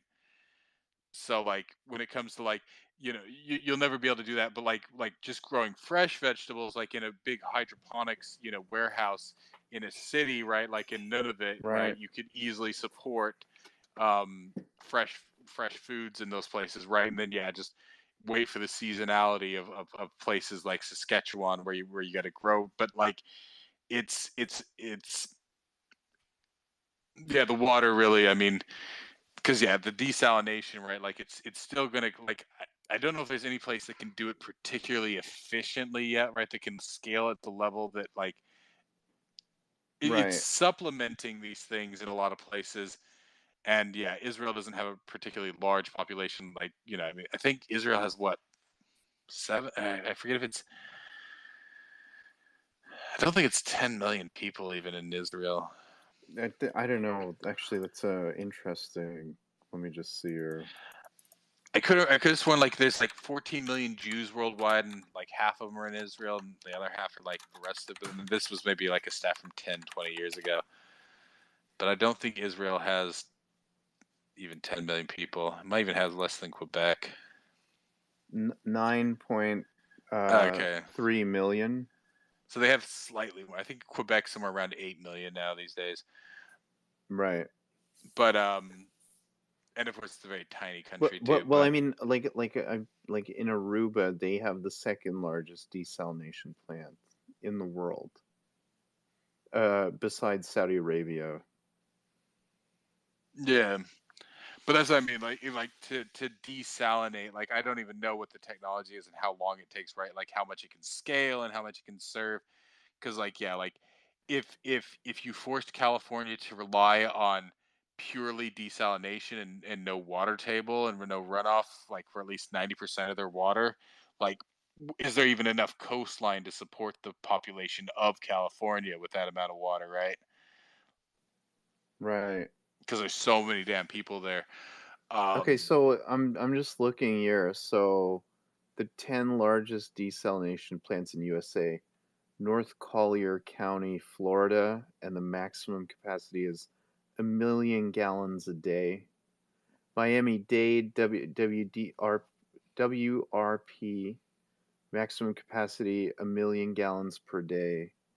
Yuma desalting plant, that is also 1 million gallons per day. Then City of Port St. Lucille, and then Tampa Bay seawater desalination plant. So there's like 10 of them. Let me go into this. So I mean, USA is already doing it. But like I said, it has to be enough water, not just for people to drink, but also to handle the crops, to handle right. Right. Well, because this is the other problem, right? And it's even something I'm afraid of. Like, even though it's retarded, right? Like the fact that they're already starting to put water meters here in Quebec on industrial, right? At what point will they start to say like, oh, don't take too many shit, right? Like me and Carla were talking about. Like for me, like I very much. And once again, it's growing up in the desert, right? Where they actually kept telling me, like, "Oh, well, don't waste water." It's like, no, fuck you. I'm going to now waste more water, right? Right. Um, I don't know. Like, I'm guessing you're a bit older, but did you watch Barney ever as a kid? Like, I never liked it as a kid, but they had So it I on. was like more of I was in my like I remember my little cousins watched Barney. Yeah, I didn't really it watch was it. I on TV, was but I never liked it. Well, what I hated was like when I was in the second grade. This was early '90s or first grade. I can't remember, first, second grade. They would always tell us like, "Oh, we're gonna watch Reading Rainbow," but then they never got the time right, so then they ended up showing us Barney instead. And already by that age, you were too old. But I remember they had like a song like, "Brushing my teeth is so much fun, but I never let the water run." Right, like, and I yeah. remember, and like I said, I've always been very, very. Even as a kid, like I could tell when somebody was trying to sell me some shit, right? It's like why, Right, like, and like yeah. I said, it's just like why are you bringing this up? Why do I care if the water runs? It's like, oh well, you don't want the water. It's like fuck that shit. I'm gonna just leave it on. Yeah, Um, yeah, yeah. it's my You go water. the antithesis of like, yeah, yeah. But no, actually, so I'm just looking into that so the sorry, that's not 1 million gallons per day. It's 20 million gallons per day for most of these plants. So in Florida has the most. So there's the Tampa Bay seawater desalination plant. They do 23 million gallons a day. Then there's the City of Port St. Lucie. They do 22.5 million gallons a day. Then there's Um, the Yuma desalinating plant in Arizona produces drinking water through brackish water reverse osmosis, and they also do 22 million gallons per day. So then there's also another one, Florida Miami-Dade desalination plant creates recycled water, reverse osmosis, and that is 21 million gallons a day. And then another one in Florida. So most of these are in Florida. Wow. Most thing And I think Florida Arizona. really has, yeah, like because it's so swampy down there, they don't have like a lot of fresh water. And then Arizona. So Arizona's already doing it. I guess they're right on the. Are they? Are they on the coast? I guess they No, they are. don't have any coast. They must be doing it off some lake or off like Right. maybe their water table is salty, because like there's a thin strip of Mexico down there that yeah, Arizona doesn't have a coast. I don't think they do. Right. Sometimes I always forget like until recently that yeah, like New Hampshire has like an itty bitty tiny coast too. Like it's not completely landlocked, but Right. but yeah, and I'm pretty sure Arizona doesn't have a coast. So I mean, you can't see that this could expand. Like, I mean, USA clearly has the money to expand this if they want to. Like, I mean, this is like I know what you're saying about it being on the coasts, but I mean, what is 20 million gallons, right? How much do you need for farming? How much do you need for people, right? Like I mean that's per day, right? So I mean, yeah, I mean, I don't know. I mean, I assume that's a lot. It might not be as much as I think it is. I'm not an expert on it, right? But but like because I'm curious, like what where they like if you look up that Yuma one, because I'm pretty sure they're pulling that probably from a lake or maybe even from a salty water table, because I'm pretty sure they're not pulling that from unless maybe they have a pipeline. Maybe yeah. they have a pipeline from across Mexico from the ocean. Maybe that's how they're doing it. So let me Because it's a very thin strip. I'm about to open it. Where's my Google Earth? Because I'm pretty sure if I. Huma Because desalting plant is what it's called. Let me yeah, see. because I know Yuma's at the southern southwestern. Well, of course, I was looking at the counties of all this stuff recently, but because Yuma is at the south. Yeah, so there is.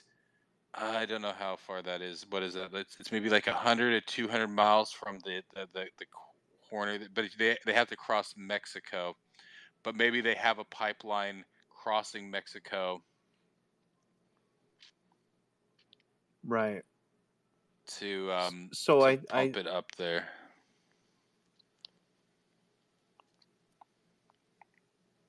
okay, so it says here the vast Colorado River Delta once covered 1,930,000 acres and supported a large population of wildlife during the construction of the Yuma desalting plant. The United States set up the main outlet drain extension canal to temporarily redirect salty agricultural water from Arizona's Welton Mohawk Irrigation and Drainage District to a desert location in Sonora, Mexico. The temporary drainage eventually created a 12,000-acre accidental wetland called the Cienega de Santa Clara. If the facility restarts operation, the water currently entering the wetlands will be desalinated and pumped into the Colorado River to eventually head to Mexico. Then only water going to the wetland will be a byproduct of desalination. The brine concentrate consisting of 1/3 of the water flow. So Twice the it's amount to of salt. treat saline agricultural return flows. So I guess it's that the water gets salty from agriculture and then they send it back out. So Right. I guess it's to turn the runoff back into fresh water. Right. It's pretty interesting. So yeah, I guess so that's not seawater. Oh wait, but So the plant has been maintained but largely not operated due to sufficient freshwater supplies from the upper Colorado River. so there's also a Tucson desalination plant. And this does look like it's on the coast. There is no coast. Oh, It's like I can't tell the thickness, but like Arizona's landlocked by Mexico by about like 100 or 200 miles. It looks like down there. It has no but it doesn't okay. have any coast. All right, fair enough. Okay, I can't. I have to subscribe to see that one.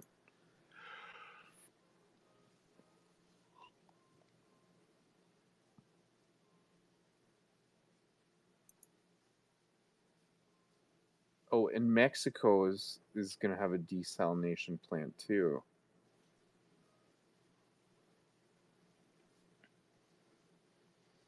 I don't know. I think it looks like it looks from just my very brief scan of Google here that they are working on desalination for all of these areas. Like, I mean, you're not arguing that if USA wants to desalinate like much more, that it has the money to do it, right? It comes down to like how convenient it is, right? Like, are they going to be able to pipeline it to these like various parts, right? So Yuma and Tucson are down there, kind of near the coast of Mexico. That they could do a deal, but like, how do you get that to New Mexico? How do you get that to Kansas, right? Like, if you get drought conditions in these areas, and the water table is getting expended, and too many people are moving in. I mean, there's been ongoing drought issues in all these places for a while. Right. So like in Utah, how often would you say it rains per year? Oh, rain, because of course it snows from time to time a bit. Usually, a lot of the water that they rely on in Utah is from the snow melt from up in the mountains, right? Right. Because like as far as it raining, Jesus, like Per year. 10 times. 10 times a year. I mean, I could just look up Salt Lake. Like, some years are rainier than others, but like really, like it was a weird thing for me to get used to the idea of having to carry an umbrella, because in Utah it rains so rarely that I never even owned an umbrella most of the time. Right. Yeah, I mean it rains up here quite a bit, so I mean I'm Like, well, actually, this year it's been very wet. Like, Jesus Christ, I think it's probably rained like 20 days a month this year here, right? Like, and like like the amount of time it would like snow, like, so like if I just take Salt Lake City, Utah, and I just look at the weather for it, like the average.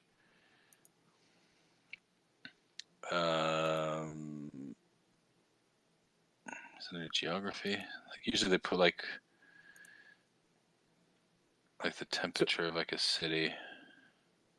So I mean, Climate. like when you were growing up as a kid, like it's just like you just and like I'm assuming the rain like it doesn't last for like 3 days. Like sometimes how you're No, sometimes it's like actually the biggest risk in Utah is flash floods, right?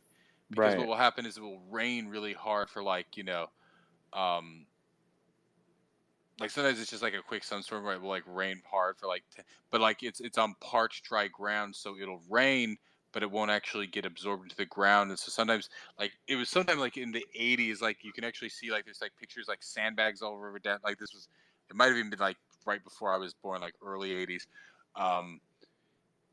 Like like they have like a river pretty much running downtown and stuff, but like like Right. people waste like because people like to like have lawns and stuff there, so like it was always like an issue. But like why do they not show it the way they normally show it? Well, I'm seeing here about 11 inches a year is what I've seen. Yeah, That's what probably. Google's saying. It's saying 280 millimeters a year. A year, that's precipitation. Yeah. So like I said, It could be snow, you right? get more of the snow, yeah, like because like yeah, I'm trying to climate chart. They're not showing these the way that I'm used to, but like yeah, but I mean there's months where it doesn't rain at all. Seems like. And would you say it's like overall it's sunny every day there? Yeah. Jeez. And like would you say that you could wear shorts all year round if you wanted to? All year round. Or like close to it? In January, well, like this was the thing. Like when I moved here, because like I never even had a proper coat, right? So like it would be a little bit cold, but like usually if it's down, like like I'd say like yeah, like coldest part of winter in Salt Lake, like usually maybe -10. It's usually probably floating around -5 most of the winter. So like usually I just had like a jacket, right? Right. Like I So never had, it, and I never layered. I never wore gloves. I never wore a toque. so Um, and like the winter it's much less, like it just doesn't last as long as here, right? no, it's about the same in the sense that you have a long winter, a short spring and summer, and then a long summer, right? So like spring and winter and fall in down there are like relatively short. Right. Right. It's pretty much winter, and then yeah, like spring is also just called April, and then it's summer. And then the summer lasts till when? Like November, like October, like around there? September. September? Really, October is your fall month, right? It's April and October that are the transitional months, but like yeah, pretty much from pretty much May to September, it's hot. Right. Man, sounds great. It's not like it's not humid, but and I guess we just with like the city effect, but like we're talking like 42-degree weather in summer. Right. Like you mean Celsius, right? Yeah, Celsius. I'm trying to think because like yeah, like there was usually easily a few days above 100 in the summer. Right. And it's a dry heat, so for the most part, like like even on a hot day like that, like by night it might. But of course, if it's already in your house, you gotta like find a way to pump it. So like there, you can actually use a swamp cooler. I don't know if you know how those work. No, what's that? I have no So idea what that is. what it is you'll see it on the top of like houses in the desert. Now a lot of people these days have just gone to using like central cooling, right? Like the refrigerated air like people have in can or in humid places. But what a Right. swamp cooler is it's essentially just sits on your roof, and it just what it is that it just pumps in cool water. It just pumps water like just straight tap water into like a pan and blows air over it. Right. And then that'll actually in dry climates, a swamp cooler like that will actually do quite well. You bet it's more effective than air conditioning. Well, it's not more effective; it's just cheaper. So that's Right. why these days a lot of people have just gone to like central cooling because like for the most part it does pretty well. But like on those 100-degree days, like you can't like maybe really like pump it. Like the way it worked is that like of course there's no air ducts here in Montreal because all the houses are old, but like usually like so like the house that like I mostly grew up in like was built probably in the 70s. So what it was it had like a central heating, right? So it had like air ducts and vents for the heater. Right. And then in the middle of the house, because it was a two-floor kind of ranch style house, um, there was the swamp cooler, right? So it was sitting on the roof, and then it just had like a pipe down from the roof, like a big vent down from the roof, and then it would just pump all this air just into the central area there, and then it would kind of like spread out through the rest of the house. But so it wasn't all so like yeah, you would turn it on to the pump, and it would pump the cool water, and then it would then blow the air over that water, and it would usually like if you stood right under it, it'd feel cool, right? Whereas it wouldn't quite get. So a lot of people would move to the central refrigerated, central cooling, because that way it could be more evenly distributed throughout the house, right? Right, right, Like if right, you had places that were like right, like you'd see some businesses where like they'd have like multiple swamp coolers on the roof, right, to cover all the various square meters, right? Usually one house would just have one swamp cooler. It's always the weird thing, right? Like I know people who like yeah they grew up in say like somewhere like South America or Brazil, right? Never had air conditioner, just got used to it. They live up here and get used to air conditioner for 4 or 5 years, then they go back down there and they're dying, right? Once you've gotten right. used to air conditioning, you can never go back, right? That is true. That is And true. and so it's the same, right? So like yeah, people started getting these swamp coolers like in the mid 20th century, late 20th century, and then yeah, people started getting the central air, and you could have just this coolness throughout your. Well, it's even actually it was something like my mom would talk about her dad. So this was like 60s. What he Right, would do is like on really hot days, he would just take a t-shirt, get it wet, and sit in front of a fan. right, And in a humid in a non-humid right in an arid climate, that'll keep you cool. In a humid climate, that won't do shit for you, right? right. You'll Exactly. you'll Yeah, probably just start growing black mold and get swamp crotch and shit, right? yeah, yeah. Definitely, So, definitely. and then Um, it's almost impossible, like to get black mold. Like pretty much you have to like let your house flood, like close all the windows in that flooded area and never pump it out, and like maybe then you'll get black mold, right? right, right. Or even like mildew, right? Like here, like you get mildew if you leave your clothes in the washer for like 4 hours, right? Whereas there, Right, like you'd right, have to right, like right. leave it in the washer for like 4 days, and you might have a hint of mildew at that point. Because it's just so dry, right? Yeah, yeah, Exactly. yeah, yeah, yeah. It's so like, is that what you were getting homesick about? Like, just like the temperature, like not having to deal with this like fucking terrible Montreal Well, yeah, just winter, like like, well, yeah, no, just like the dryness and just yeah, the kind of like empty desert, right? Like just the vastness of it, right? Just looking out over like the desert. it really is beautiful. Like, I mean, I've seen some pictures of that area, and it's like it really is, the landscape really is quite interesting, like the rock formations and stuff like that. Like, I just find it interesting. Yeah. Well, it's just like you can stare off into the distance, right? Because the shrubs and everything like that don't get very big in that climate, right? So you can just like see off, you know, miles and Yeah. miles away, right? Yeah, it's really interesting. Very interesting. Um yeah, so like, I mean, but like if you go to Idaho, you're not going to have that, right? No, it's still this. It's not quite as deserty as Utah, but it's still at least Boise. When I was looking at it, it's still kind of that same kind of. It's still pretty arid. Right. It's not quite as arid and deserty. It's more kind of it's probably more kind of like yeah like high plains or something like that. It's because it's the combination of yeah the dryness but also the elevation, right? Salt Lake, it's I want to say it's probably about 3,300 meters above sea level, right? Right. So So why not just go back to Utah, well because you of know? the Mormons.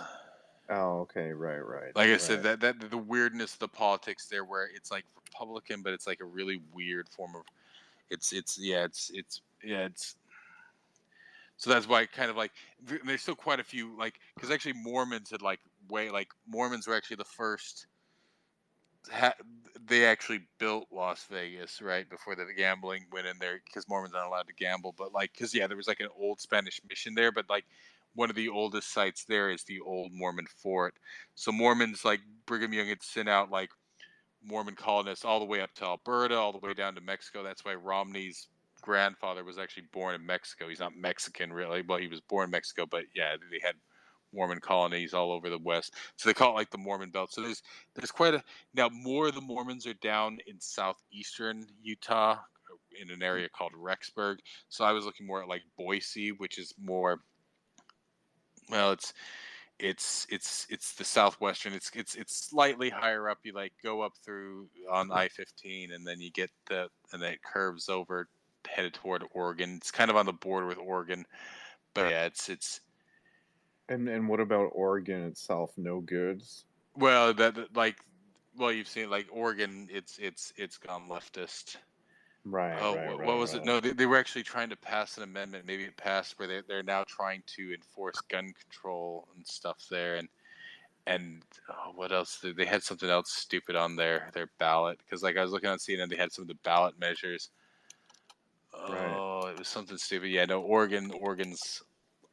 Oregon was weird for a long time because it had kind of a weird sort of like libertarian stint too. Because like they don't have sales tax there, nobody wants to pay sales tax, so the roads are awful. But but yeah, it's shifted more like especially with Portland, especially with like all of this stuff in the last 20 years, it's become more and more just plain leftist. Right. Um, so Yeah, yeah, yeah, no, yeah, yeah. You want to avoid that. Idaho's the reddest of the red states. Like it's always been red. Right, Like I think like when president like it's like 80% Republican. Like it's not even like this like 60-40 split that's usually considered safe. Like you know it's like 80-20, right? It's a right. And Nevada, no good. Like it's again like more it's leftist. well it was shifting leftist, but it looks like maybe they're shifting to the right. The biggest problem with Nevada, yeah, it's just that it's kind of like teetering there because of whatever. But the other problem is just that like the U.S. federal government has such like literally like it's something like 80% of Nevada is owned by, and it's pronounced Nevada, just so you know. Okay. Because I What think did you I said, say? did you say Nevada? I can't remember. Uh, I might have. It's Yeah, Nevada, yeah, it's Nevada. right? Um, it's weird. Some people like Canadian, like they say like Oregon has two syllables, right? It's Oregon. But some people will say Oregon, right? They get that E in there somehow, but it's just Oregon. Oregon. I think I did say that though, didn't I? Yeah, no, you said it right, but like when we're in these things, and I'll hear people say Oregon, like it's like like I can't even say it, like it's weird, like, but yeah, it's just Oregon. Yeah, no, you didn't say it, but it's the same thing that's weird because like it's like some people will say it like Calgary instead of Right. Calgary. Right. And I Yeah. think it's Yeah. Calgary. Like that's the way I've always heard. Like at least people from Calgary say Calgary. I think it's because they hear like because I think you call them Calgarians, right? But that's just the demonym, right? Right. But Right. it's Calgary, Yeah. So um, it's Nevada. Nevada, Nevada. Okay. Nevada. Right. Right. You can really strain like Nevada, but Nevada. Right. but Right. yeah, it's just Nevada. It's Right. Right. Gotcha. I'll try and remember it. because well, it's just like some like really pretentious people will say like Nevada, it's like, but yeah, it's Nevada. But Nevada. But again, more leftist or like it's it wasn't. 50-50. It's getting shifted and stuff like that. Like I am very fond of Nevada, and like I said, like in some ways, like I would almost want to just like go and like live in Nevada. Like I said, like in the trailer, like you know who Art Bell is, right? I think so. Like Wog was saying something that you guys want to. Is it sort of like is it sort of like a George Nori like Oh coast Jesus! to coast like Oh Jesus Christ! what? Oh, the fact that he was the one who created Coast to Coast. George Nori only took over it after him. Okay, okay, okay. He is the father of that.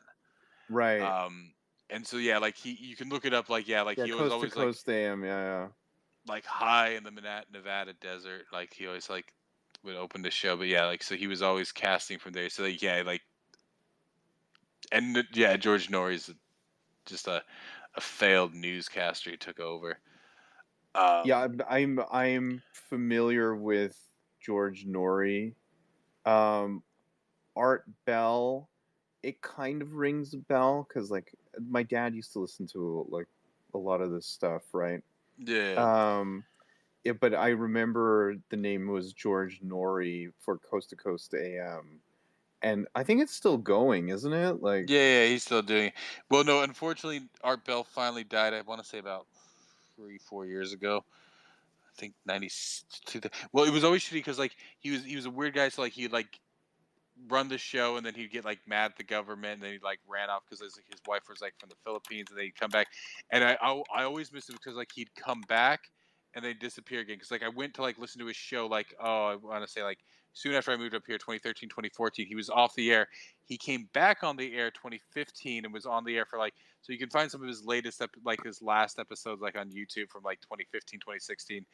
And then of course I think he died of cancer around 2017.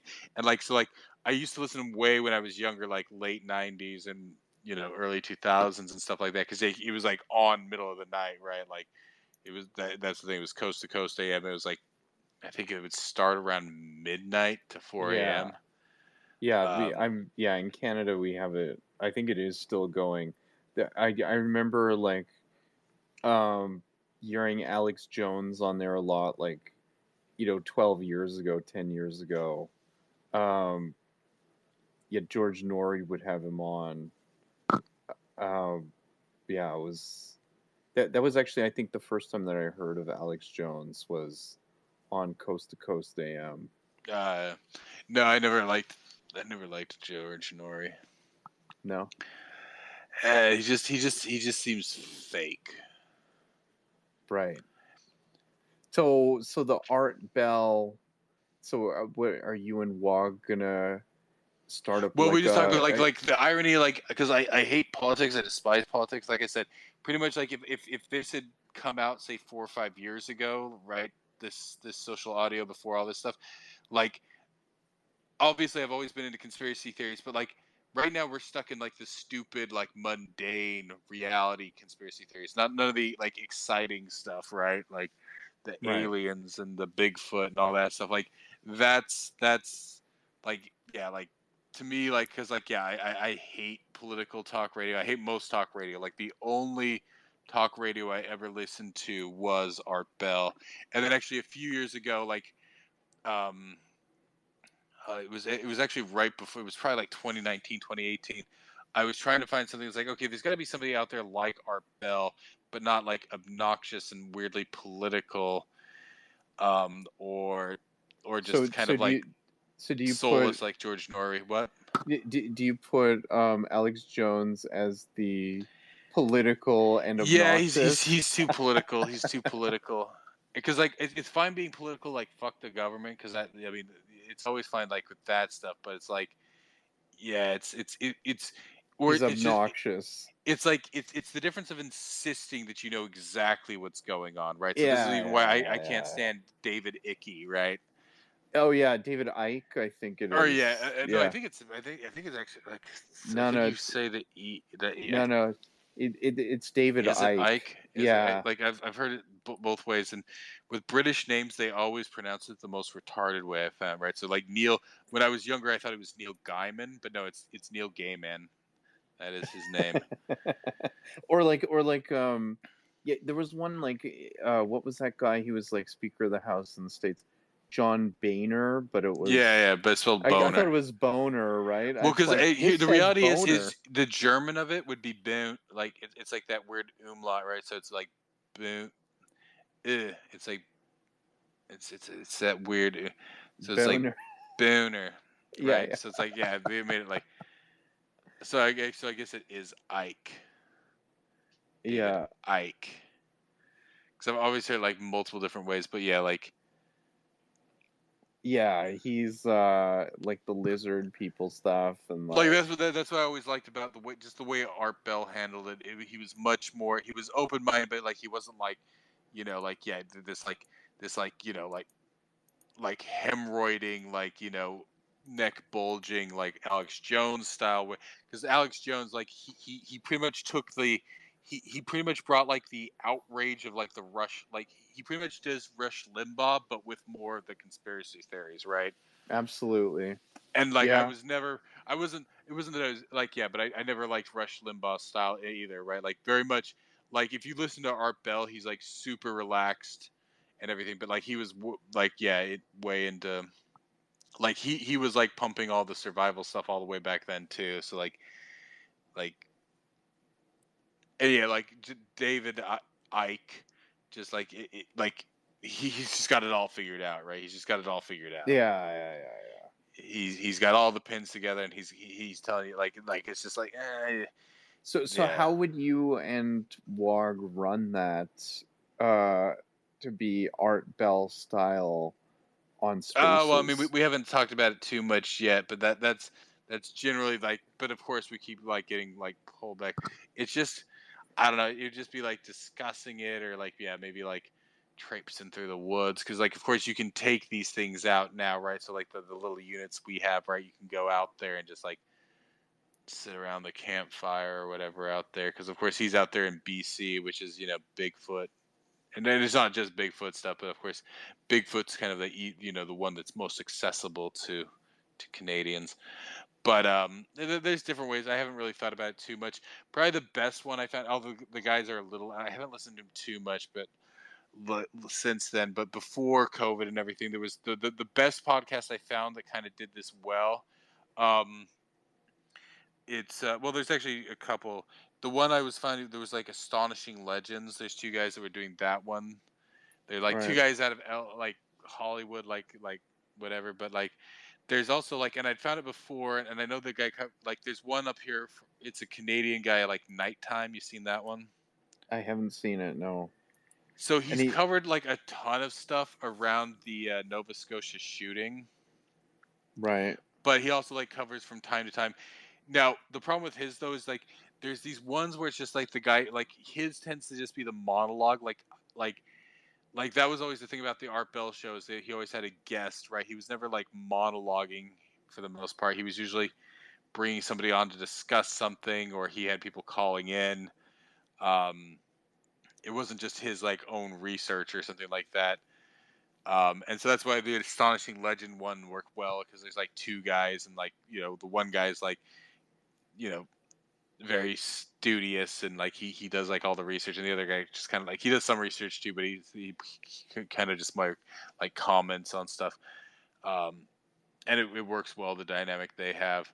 But the Nighttime one, yeah, it's just like 'cause some of these like podcasts, it's just like the guy monologuing or something like that, which Right. it's just like the book space, right? Like it's the idea of like, yeah, just having the dialogue, having the back and forth. And certainly like we probably do more scripted, because like to some extent that's the advantage, right, with spaces, is it's just kind of like it's fuck it, do it live type thing.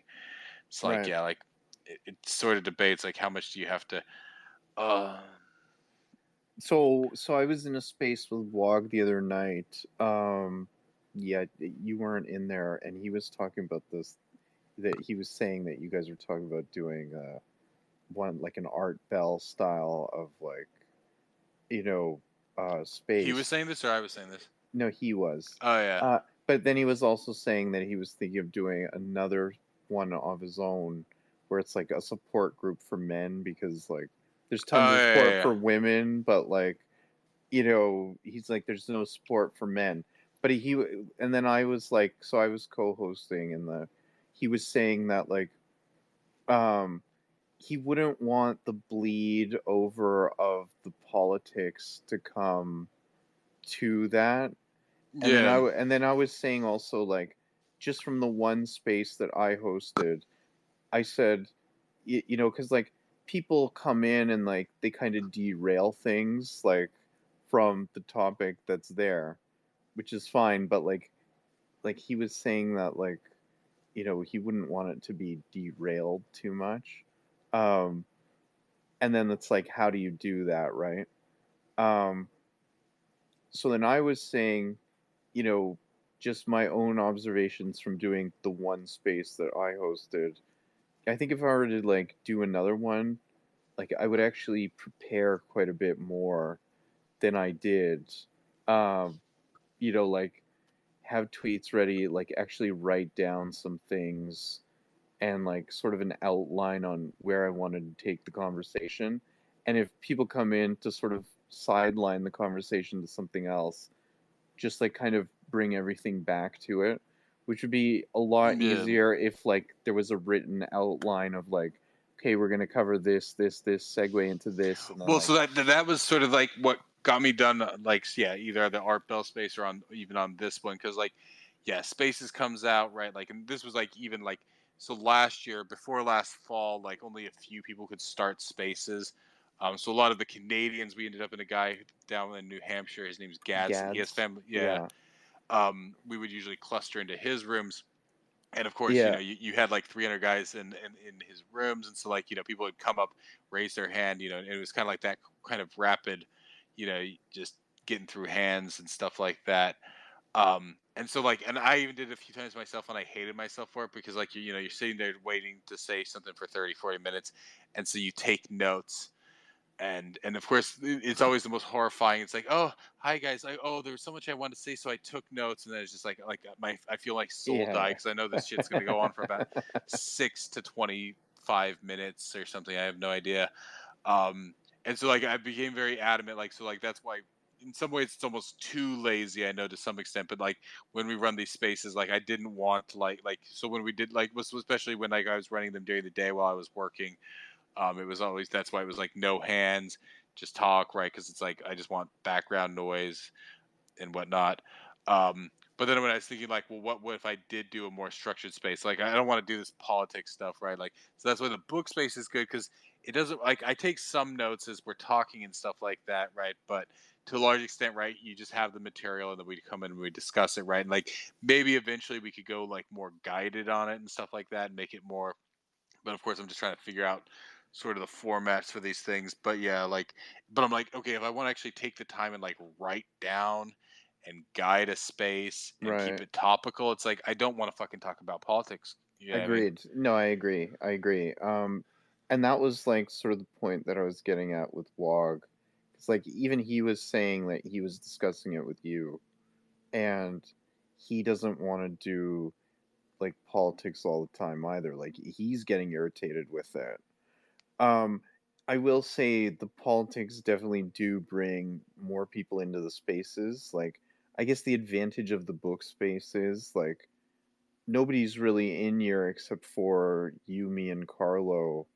And there's like there was quite a few regulars here and there, but like they've kind of gone away. Like We were getting more because it's even the same reason. Like with this one, I was willing to go because yeah, I mean we were doing spaces randomly, like since the convoy and stuff, but like really like I started like getting to the point. I'm even still on that point. Like starting around summer, I started running the spaces like, and some days I would even do it like every day of the week, right? I would run it pretty much like 8 to 5. But the moment I stopped working, I would get off spaces, right? right. Um, and of course, then there's like the prime, like people come in with the prime time spaces. And then if sometimes I'd come in for late night spaces, right, or whatever. But like there are a lot of like so like it's we were getting a lot more drop-ins like when we were running them from like noon to whatever, right? That's um true.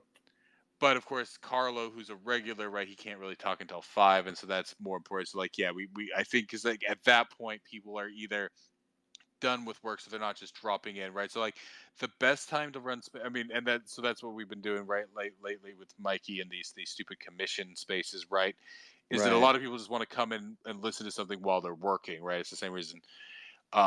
But then when you do so like 5 o'clock is almost kind of, I think, in some ways the worst time, right? Because people are getting off work and stuff like that. But then at that point, when people are coming in, right, it's like 7 o'clock. So then people have had a few drinks and they just want to wander into spaces and bitch Right. about stuff, right? Like So, yeah. So and so actually, I for think me, I actually hate the primetime spaces because people are actually the stupidest at that time.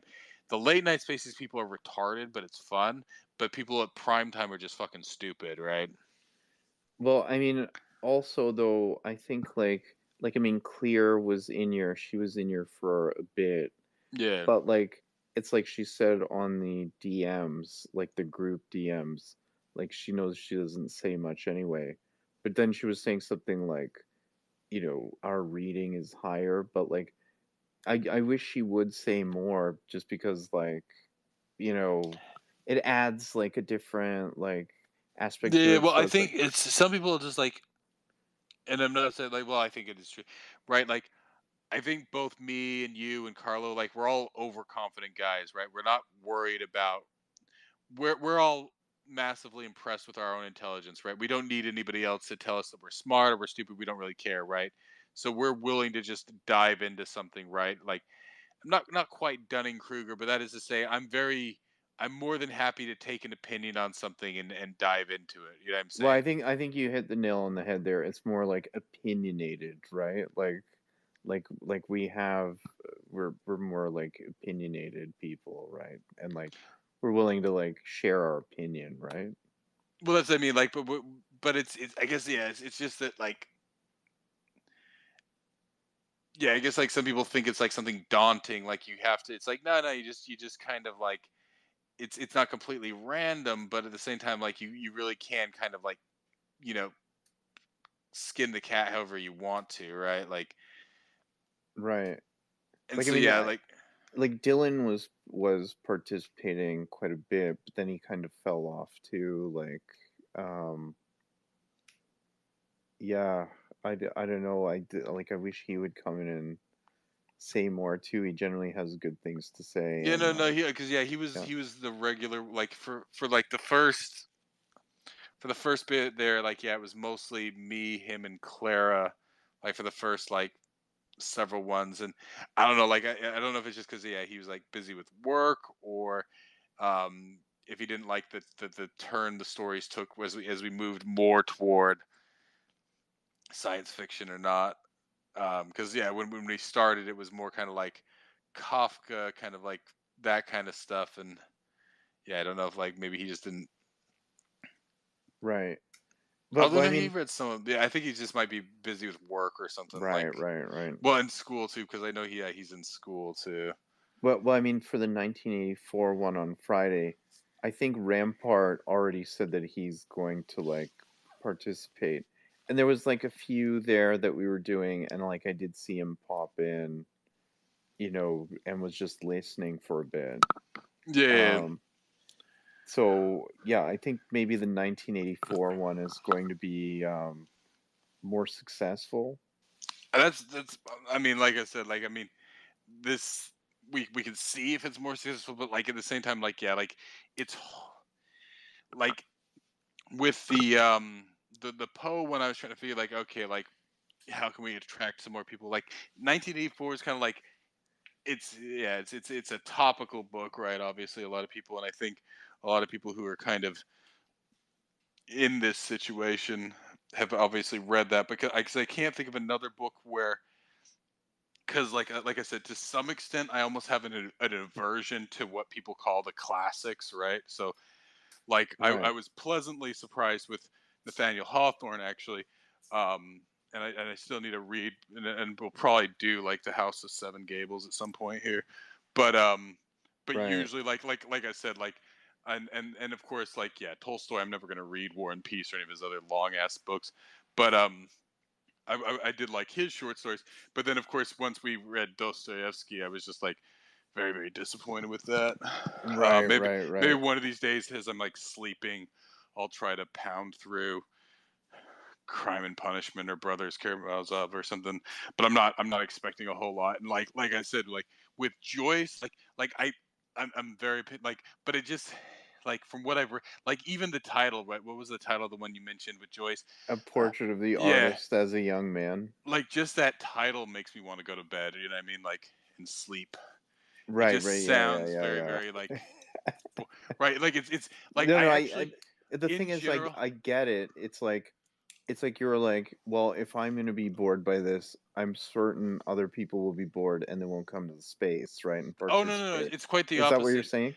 Oh, For okay. me, it's I hate things that are so obviously like that. I guess that's the point. That's why I hated Dostoevsky because it was right to me it was just cooked. There was nothing to discuss because it was very obvious what he was trying to portray, especially in that dream one, right? It's like, Right, right, oh, yeah, if yeah, everybody yeah. just lived in this state of, this utility, like it was just so painfully like one dimensional that like I I didn't, it's like okay, this is what it's about, and it's not interesting. So like that's what, like for me, I want something that's like, yeah, a bit more obtuse, right? Something that you have to kind of like dig at, right? You have to really poke at it, Right. um, to kind of dig into it. And so that's sort of my like, yeah, like I'm not like, and in some ways like, yeah, like, so like, because like, yeah, like I'll try to read it because like, yeah, a lot of people trying to seem to like this brothers Karamazov or whatever. So I actually have not read that, Yeah, so I'm not familiar with that one. but So it seems, I don't know, like, yeah, just for what I saw of Dostoevsky, because like it's not that I'm totally opposed to, I don't know, it's not modernist at that point. But I guess realist fiction, right? So, um, like I said, it when as a kid I read like those illustrated, abridged classics, like they were talking about, like the ones they kind of dumbed.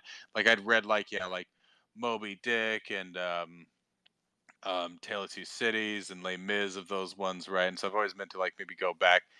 Um, I do particularly have a fondness for Les Mis. Um, what is it? What everybody just calls it Les Mis, but that's usually just the Les Les Miserables. Miserables, yeah. Yeah, yeah, but because like Les Mis, usually when you say Les Mis, you mean the musical. Although I am fond of the music, like not the movie version of the musical, but I'd seen the musicals. Like my sister was way into musical theater. Right. So I ended up hearing quite a few and I always liked, yeah, the Les Mis one because of course, yeah, it's much more kind of dour and dark. Um, Right. Um so like I'm just thinking, so so you're not trying to get more people to no, come no, I into am trying to the get more people, but at the same time, I don't want it to just be boring for me too, right? It's a right, balance. right, Like right. I'm, yeah, like I do want more people in there, but at the same time, I don't want this to become a chore, right? Like if like it was fine doing the Dostoevsky's because yeah, it cost me a couple of hours. Um, but like, yeah, like if like I mean that's the main thing, right? Trying to find like, yeah, books that are all interesting enough to us and stuff like 1984. Like I am actually going to re-listen to it tomorrow just because it's been a while since I last listened to it. Right. And of course, like it's been a long time since I read it, but like and I've re-thumbed it every few years too, just from points. Like I've not, but I haven't read it beginning to end in a while. Right. But of course, with these things too, like some of it's like, yeah, just discussing a lot of the books, like I said, that I've listened to over the last year and a half, especially, right?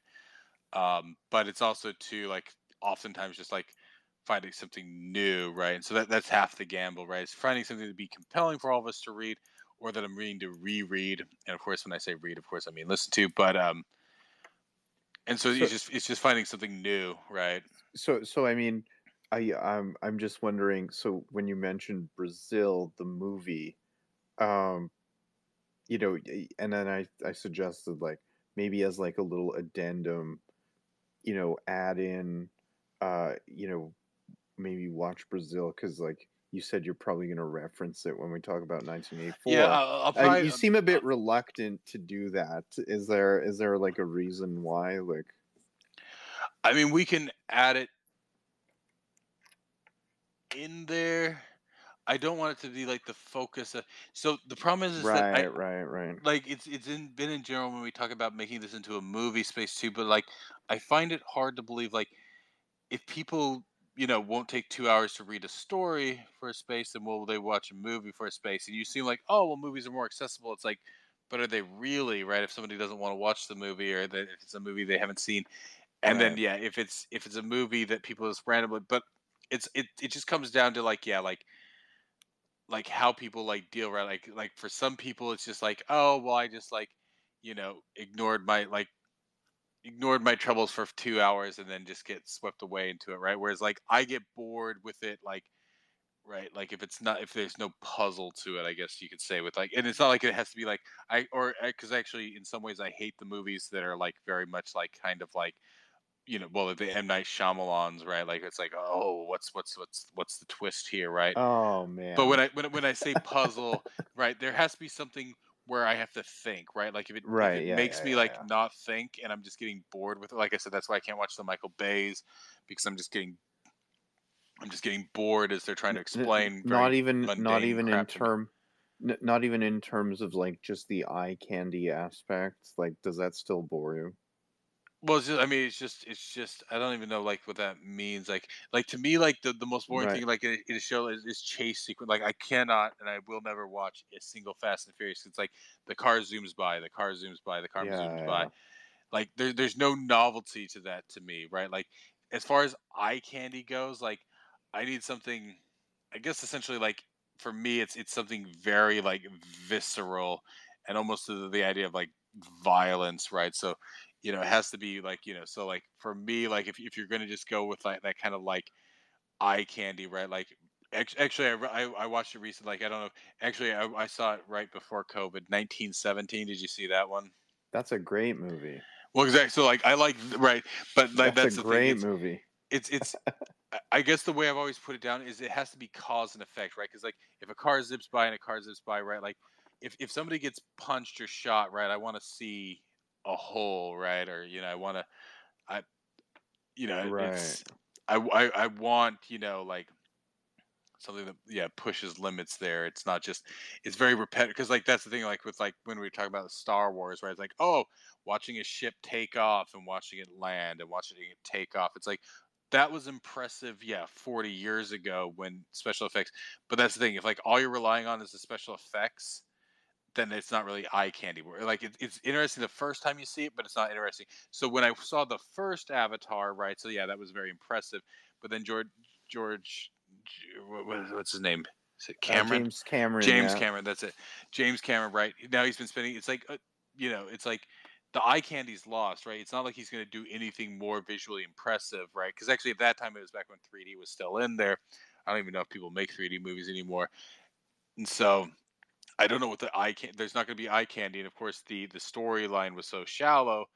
I It's suppose I true. know he's supposed to take place over like maybe like these ones are supposed to take place like, but it's got the same two characters. So I don't know if like millennia, like maybe like centuries past or something. I have no idea, but it's so yeah. There was some like when it's first done. So yeah, the first Avatar was very, but like now someone right. I mean, at this point you get TV series that can do that level of eye candy, right? Like it's not Absolutely. cutting edge anymore. So you got to do more with it, right? Like this is always the problem with special effects or even like compute like graphics in a game or something, right? Like the first time you do it, like it's hard to do, but then after that, it gets easier to do. So then you have to do more, or you just have to do it in a compelling way.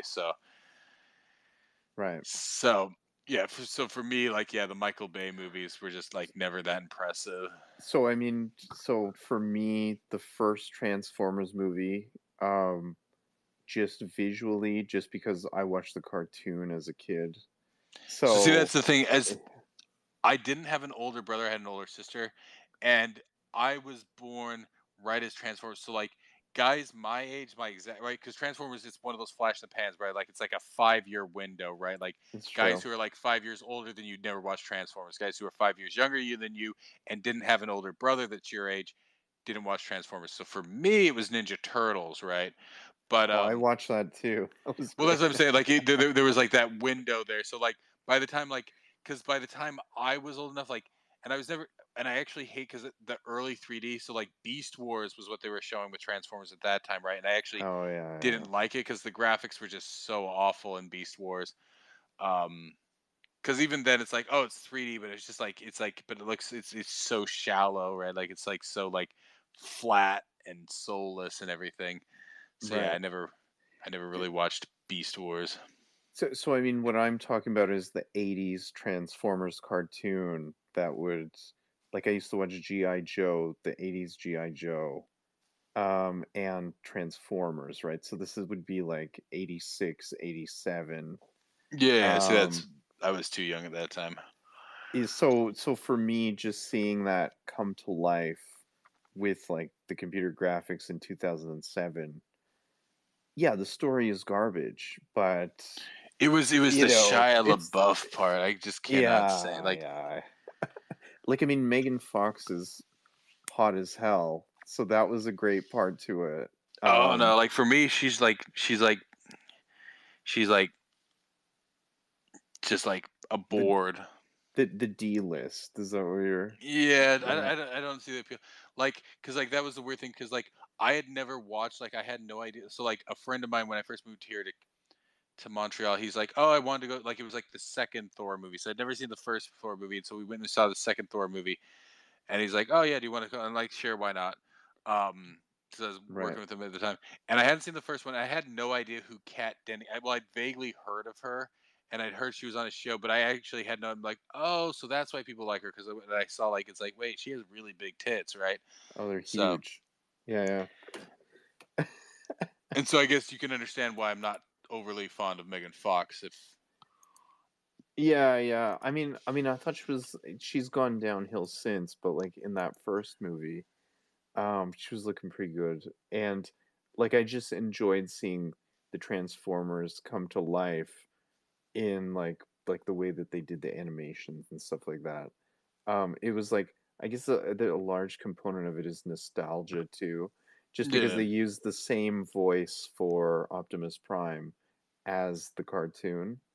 So, just seeing those characters come to life. But you're right, the Michael Bay movies are terrible. Like,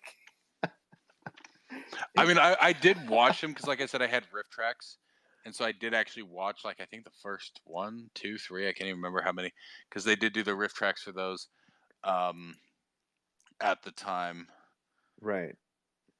Yeah, like I mean even Michael Bay, the what was it, Pearl Harbor, and there was another one. I think he do Armageddon or like Was Armageddon?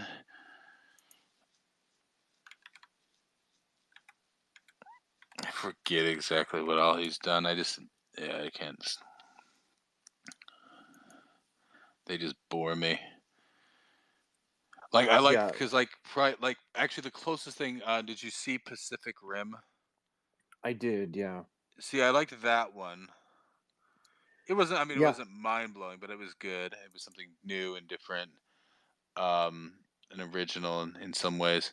So what did you think of Prometheus, the Alien I liked prequel? it. I liked I, it too. I liked it. I think people, the critic, it's one of these random things where people just decide in the zeitgeist to love or hate something for no good reason.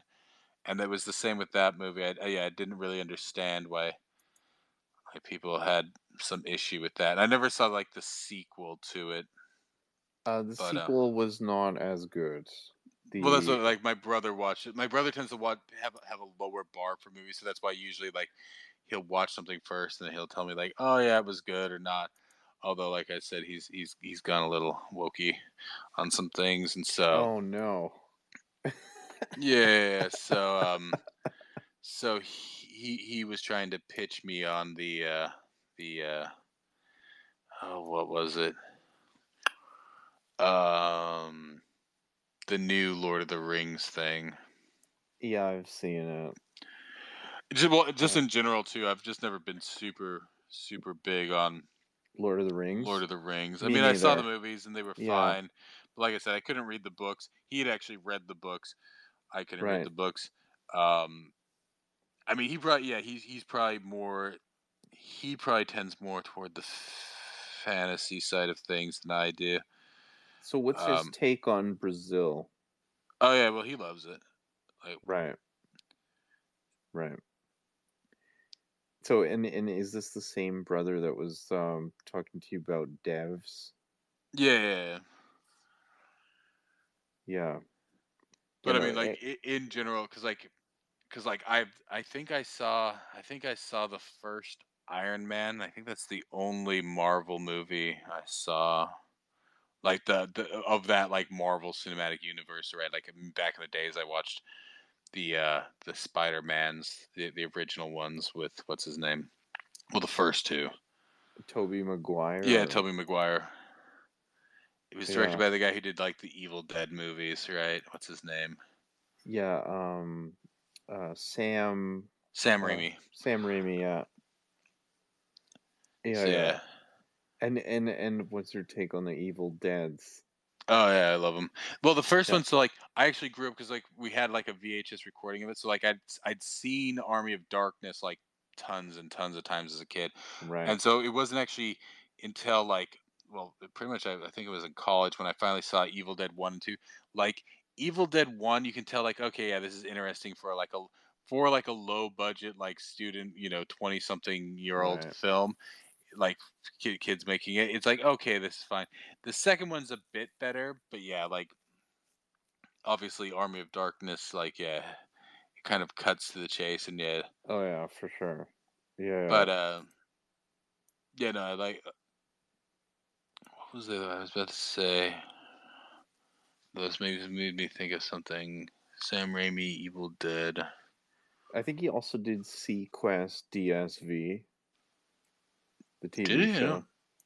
Yeah, Didn't think he did that. I I, watched some of that back in the day. me too. Because of course, yeah, like I watched like there was a period they were like they weren't perfect, but yeah, like yeah, what you guys were talking about was it no Quantum Leap. Like as a kid, like I really hated anything that wasn't animated, like a cartoon. And then of course, as I started to get like a teenager, then that's when anime was getting real big. So I kind of, but like in general, like I really hated like well police procedurals like and other than Seinfeld like I hated most sitcoms and stuff like that but I did like yeah so I watched like as a kid I watched Quantum Leap Oh and no, then of wait. course Sorry, it's not Sequest. It's Earth 2. I don't know if you. oh okay yeah no Yeah, yeah. I don't think I've ever but I because I watched some of Sequest but and I was always kind of off again on again with like the Star Trek like whatever but I liked Sliders I liked X-Files I liked Quantum Leap. Um, if you haven't seen it, it's like a British like sci-fi like comedy show from like the '90s, but it's called Red Dwarf. Um, Yeah, I think I've heard of this, but I don't think I've seen it. and I, it's I good. I mean, it's a little bit low budget, but it actually holds up well enough because it's mostly kind of like a comedy, but it's actually quality science fiction and stuff like that too. Like like yeah, like so what's your take on the Quantum Leap So finale? so here's what's funny. I only watched that so like I mean I was watching this as a kid, so I was never Yeah, religious, yeah. right? And of course, like you never really string them together. So I'd watch like all right because each episode was like very much like s- random and out of order when I watched them. And so I don't know if I ever actually originally saw the ending, but it was funny because like it was like maybe a year. Who knows? It's so hard to keep track of time anymore. But like I want to say in the last 3 years, but probably like last year or two, like I did actually go and like watch the ending. Just for some random reason, I Me decided to watch too. like the ending of it. Yeah, yeah.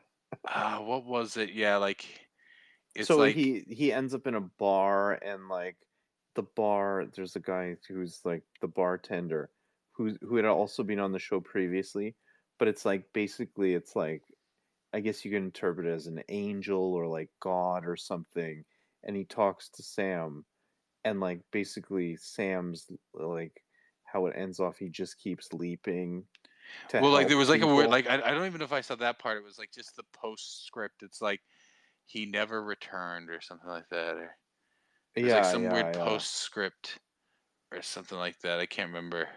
Yeah, it's like he just keeps leaping, helping people, like he never gets back.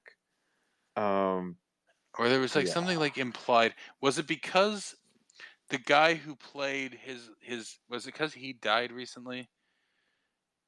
Oh, What? Dean Stockwell or Yeah, did he die like in the last couple of years? possibly. That might have been why I was looking it up. Yeah, he died 20. So that I'm almost certain that was why I'd looked it up because yeah, he died November 2021. So it was probably so he actually it actually might have been like yeah, like less than a year ago that I went and looked that up. Right.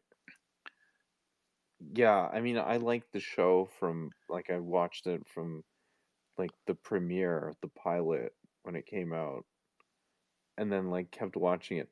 but like that's like I said, I remember talking to my mom and my uncle about it in like '93, the final episode. Um, and just being like, yeah, it was like kind of a letdown, right? Like, I mean, yeah, I don't know. It's like it's one of those things, but I remember other people being like, "Oh no, like it's actually better because like, he just keeps leaping and like, yeah, I don't know. I felt like after, you know, from like what, 87, I guess, to like um, 93, like, or Wasn't it? sorry, 89 to 93.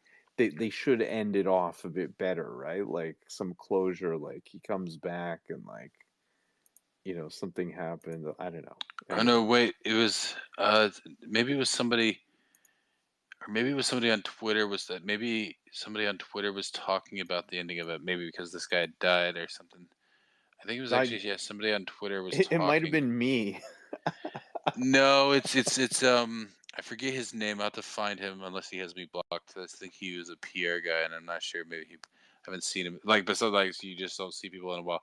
He was a black guy who lives, I think, here in Montreal. I can't remember his name, but Right. like he was randomly like talking about like whatever, and I think maybe that was what it was. Uh, but yeah, for some reason, like I'd gone and looked it up. Yeah, so like do you remember it? Like what's your take? Of the ending or just of the Yeah, show? of the ending. I'm trying to remember. Like I think I just saw the postscript of it. Like I went like watched like the like. So I'm trying to find like somebody had like yeah, the final episode. So serve as a series and finale or series finale, as it was unclear whether it would be renewed. The episode continued some answers to like when the show was not renewed. Two title cards were tacked onto the end. So that's the thing.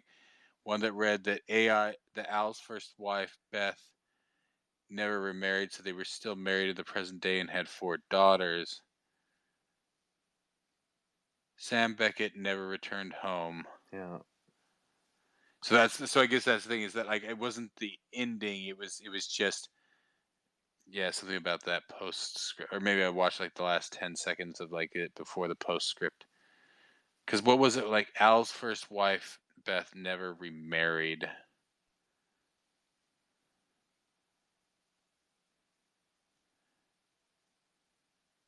Right. So they were still married in the present day and had 4 daughters. Because there was something with the picture at the end, wasn't there? I like yeah, so like I don't know, just the fact that he never returns home and he just keeps leaping to help people, and then there was like the bartender's like an angel or like God or something like that, and it's like, you know, he's like he like convinces him to just keep leaping because he's helping people's lives, and you know I just thought it was a weak ending to the series.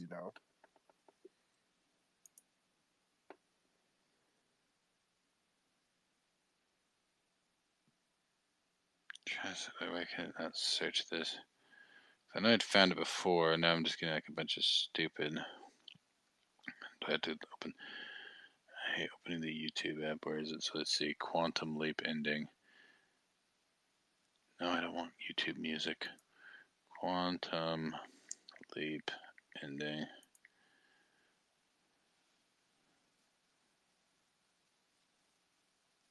Also, I've been having this and well, it's funny because I was already like telling my brother like this like a few weeks ago that I'm almost like, because Microsoft still hasn't gotten into the media part of things, and Netflix can't grow anymore, and so I've been saying for a while that I wouldn't be surprised if Microsoft buys Netflix. And funny enough, like about like a week ago or just a few days ago, Microsoft announced that they were partnering with Netflix to create a Gears of War TV like either a movie or a TV show. But yeah, like I wouldn't be surprised if Microsoft buys Netflix. I don't know. You think Microsoft has the cash to buy Netflix? Oh, definitely. Netflix can't grow anymore.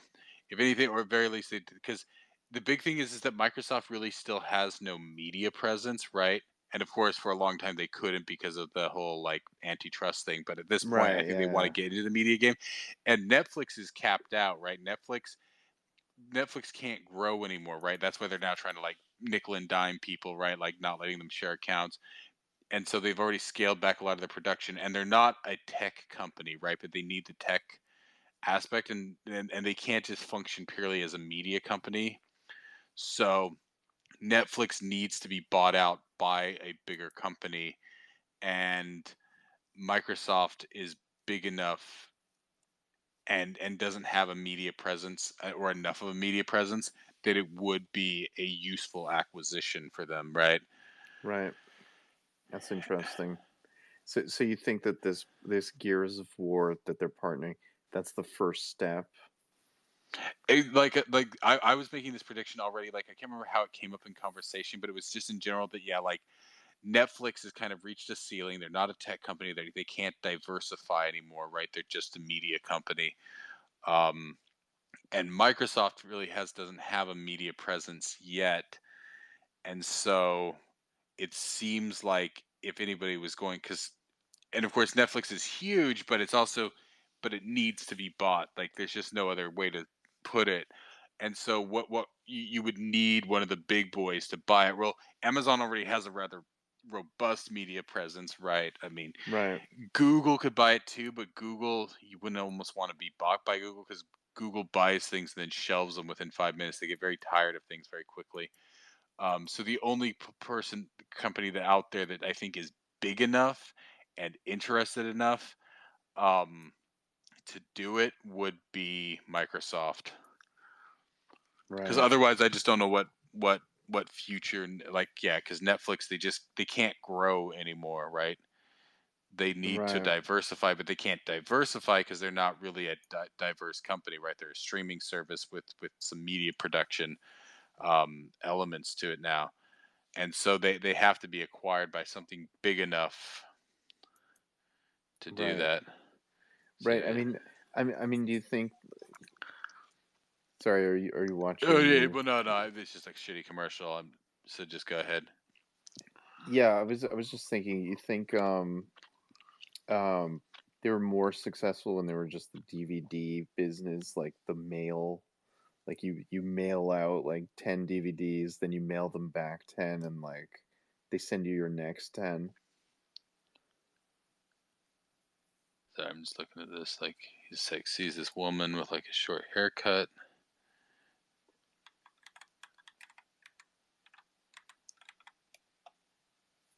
Cause yeah, there's something about this picture. Yeah, it's like a picture of the Dean Stockwell character.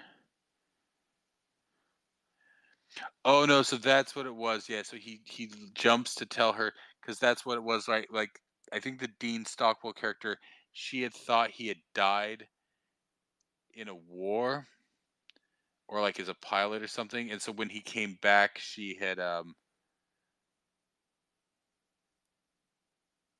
I think that's what it was. Right, she had thought that the Dean Stockwell character had died, and then she had remarried and stuff, and so like he was just always grumpy about that, and so I guess this by him telling her that he's still alive, um, he's then able to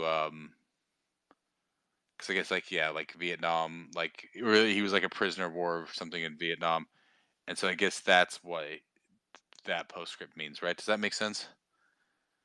Um, Hang on, I'm just checking out myself. Because like it's like like he's like I didn't see what he says to her, but like now I'm remembering like I think he tells her that he's still alive because then it cuts to the picture of her because she thinks he's dead, and so yeah, when he comes back, and so that's Hang on.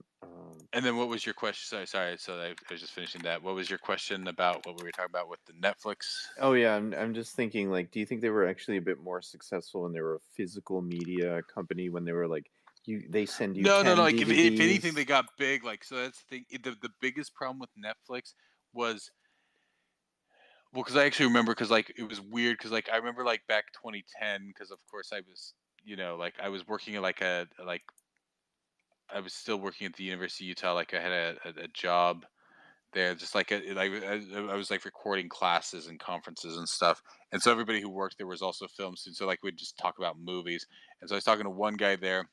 I'm like, oh yeah, I watched this on Netflix. He's like, oh yeah, I still have to send back my DVDs. Like, oh no no, like you can actually watch it streaming. He's like, really? I didn't know they had a streaming service. Right? So like that's what was weird about it, right? Because like when the streaming service first came out, like I remember like 2008 or so, it was just like pure shit, like random garbage that you'd Well, never well, want to no, watch.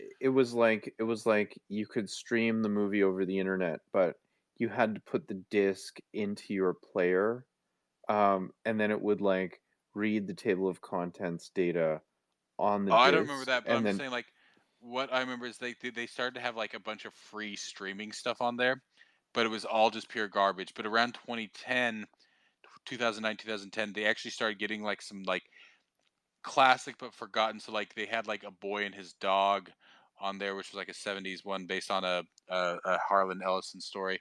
Um, Silent Running, which was like a weird like science fiction movie. Fahrenheit 451 I saw on there. Slaughterhouse Five, Johnny Got His Gun, like a bunch of these weird ones from the '70s that have got like you couldn't really find anywhere. Like they right, started getting some of like those ones there around 2008, 2010.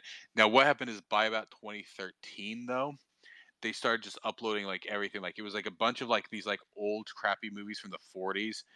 Um, they didn't even have like covers. So, like pretty much they would just like take a still from the movie, put it like type the title on it like in some random font, and then right, put it up there. So like it was like almost like an onslaught. Now by about 2015, they started shifting to being more like curated. So they started like suppressing some of those random ones.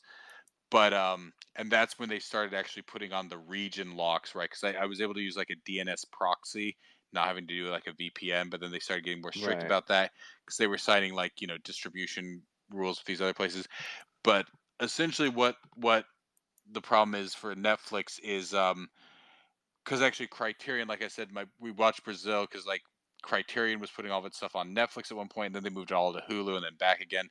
But now Criterion, you can actually just pay Criterion, like the Criterion collection, to watch. Right, right, And so that's the problem is now it's not really decentralization in the sense we mean, but like at one point everybody was just putting all their stuff on Netflix, but now they're all just running, right. So Paramount has their own one. HBO has theirs. Up here we have to watch it through Crave, but whatever. Um, Disney now has their own one, right? So because even that's how Hulu had started. Hulu was like originally like an agreement between like NBC and ABC, like, and they were just putting like a bunch of their old sitcoms on there. And so I'd actually rewatched a bunch of like the Doogie Howsers. This was once again like yeah, yeah, 2008, yeah, 2009. yeah, Because they were just putting on and yeah, you had a few commercials here and there. yeah. And actually, that's where How did you Solar like Opposites first those? was. What? How did you like those? The Doogie Howser, like, I actually watched quite a few when I was rewatching them on there. I can't remember like the first few seasons. Um, because I had watched that when I was younger, and it was yeah, just weird yeah, because at that point that was when How I Met Your Mother was on, and so yeah, it's yeah, good because like I had seen a few when I was younger, and then for me, of course, like I'd watched Starship Troopers, and then he was on Starship yeah, Troopers, yeah, yeah. and then of course he disappeared for a few years, and then of course when How I Met Your Mother, I never watched How I Met Your Mother heavily. It was funny sometimes, but my brother watched it very heavily. But it was funny sometimes, but other times it was really kind of obnoxious too. Um, Like the whole thing was, it was like he came out early on as gay, but he's playing like the womanizer yeah, on, yeah, but so like I'd watch, so like then I'm just like, oh yeah, we'll randomly watch Doogie Howser just for the hell of it, just because it was, I remembered it being on and stuff. But yeah. I remember watching that in like, when did it start? Like late '80s, like early '90s. It came out. somewhere Like, I want to yeah, say yeah, like early '90s, like yeah, yeah, like yeah, yeah, '90 even or something like that. for sure. Um, and it was only on like 2-3 seasons, but Yeah, yeah, no, with Netflix, yeah, it's just because yeah, as more people are like diversifying and pulling stuff off there, it's gonna get like yeah, it's becoming more so difficult for them to. So are you familiar with this whole PayPal scandal where it's like they said that, oh, Something like that. Yeah. I mean, yeah. I saw the things. I never So liked PayPal, so so I mean, yeah, so I mean they reversed course on the $2,500 fine. Then 2 weeks passed and then they implemented it anyway, like so I mean, yeah, I don't even know like how do they prove you're spreading misinformation to fine you the 25 like I mean I just don't understand how that functions, right? Like is it for like if you set up a website and you're taking donations through PayPal and they find that the website that you started is I spreading mean, PayPal's misinformation, always just been sketchy as shit, so I have no like I don't even want to dive into it. I just have always right? avoided PayPal. I actually did sign up for a PayPal up here because I was trying to figure out a way for me to like pay for like because like I said when I first moved up here they had no Spotify,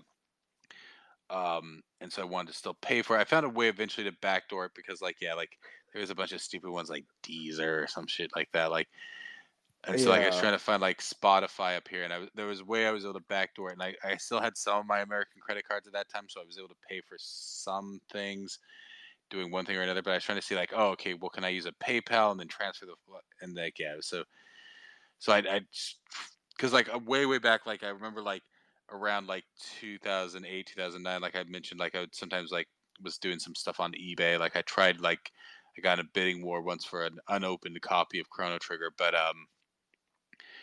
I right, because I remember back then, like they don't do it anymore, but like back then they were especially pushing like, oh, pay with PayPal, pay with PayPal, pay with PayPal, because eBay, like I can't remember, eBay owned PayPal or PayPal owned eBay, whatever it was. But I always said no, do it anonymously, and then I would always just put in my so I always just paid with my credit card. It was using PayPal, but I wouldn't sign up for the PayPal account, right? I wanted nothing to do right, with right, right, PayPal. It was always just because it was like just like another bank account. It's like, oh well, you put your funds in there. It's like, well, but that's why I have a bank. I don't need to bank with PayPal.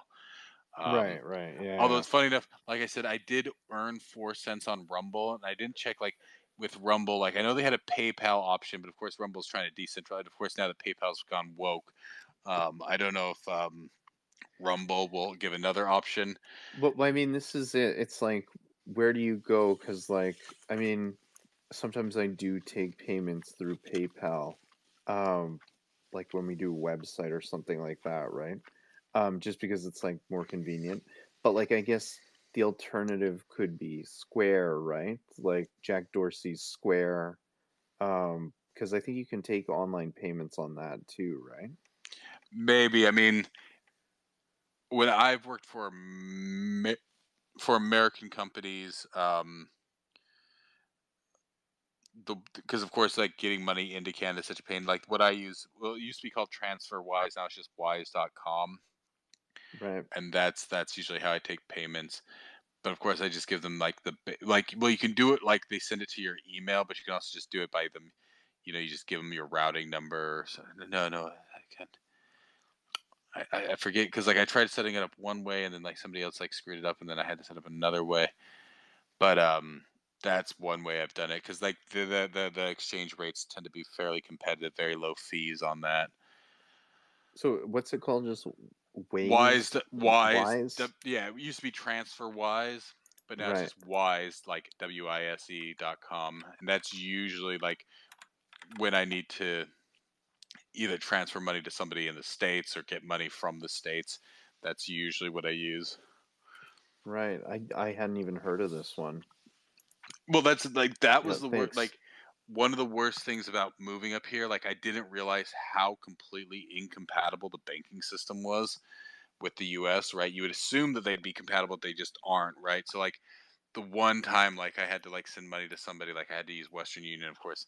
Like the fees were brutal, but yeah, with TransferWise, like yeah, the fees tend to be like they allow you to do it multiple ways, but yeah, if you hook up the banking account, like it's there within a day, and the fees are super low.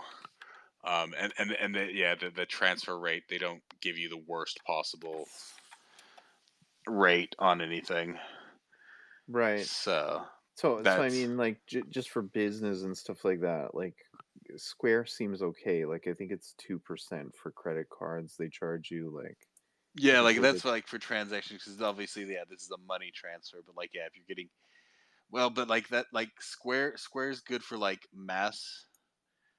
like yeah, like if you put like a payment option on a website, then yeah, Square's good.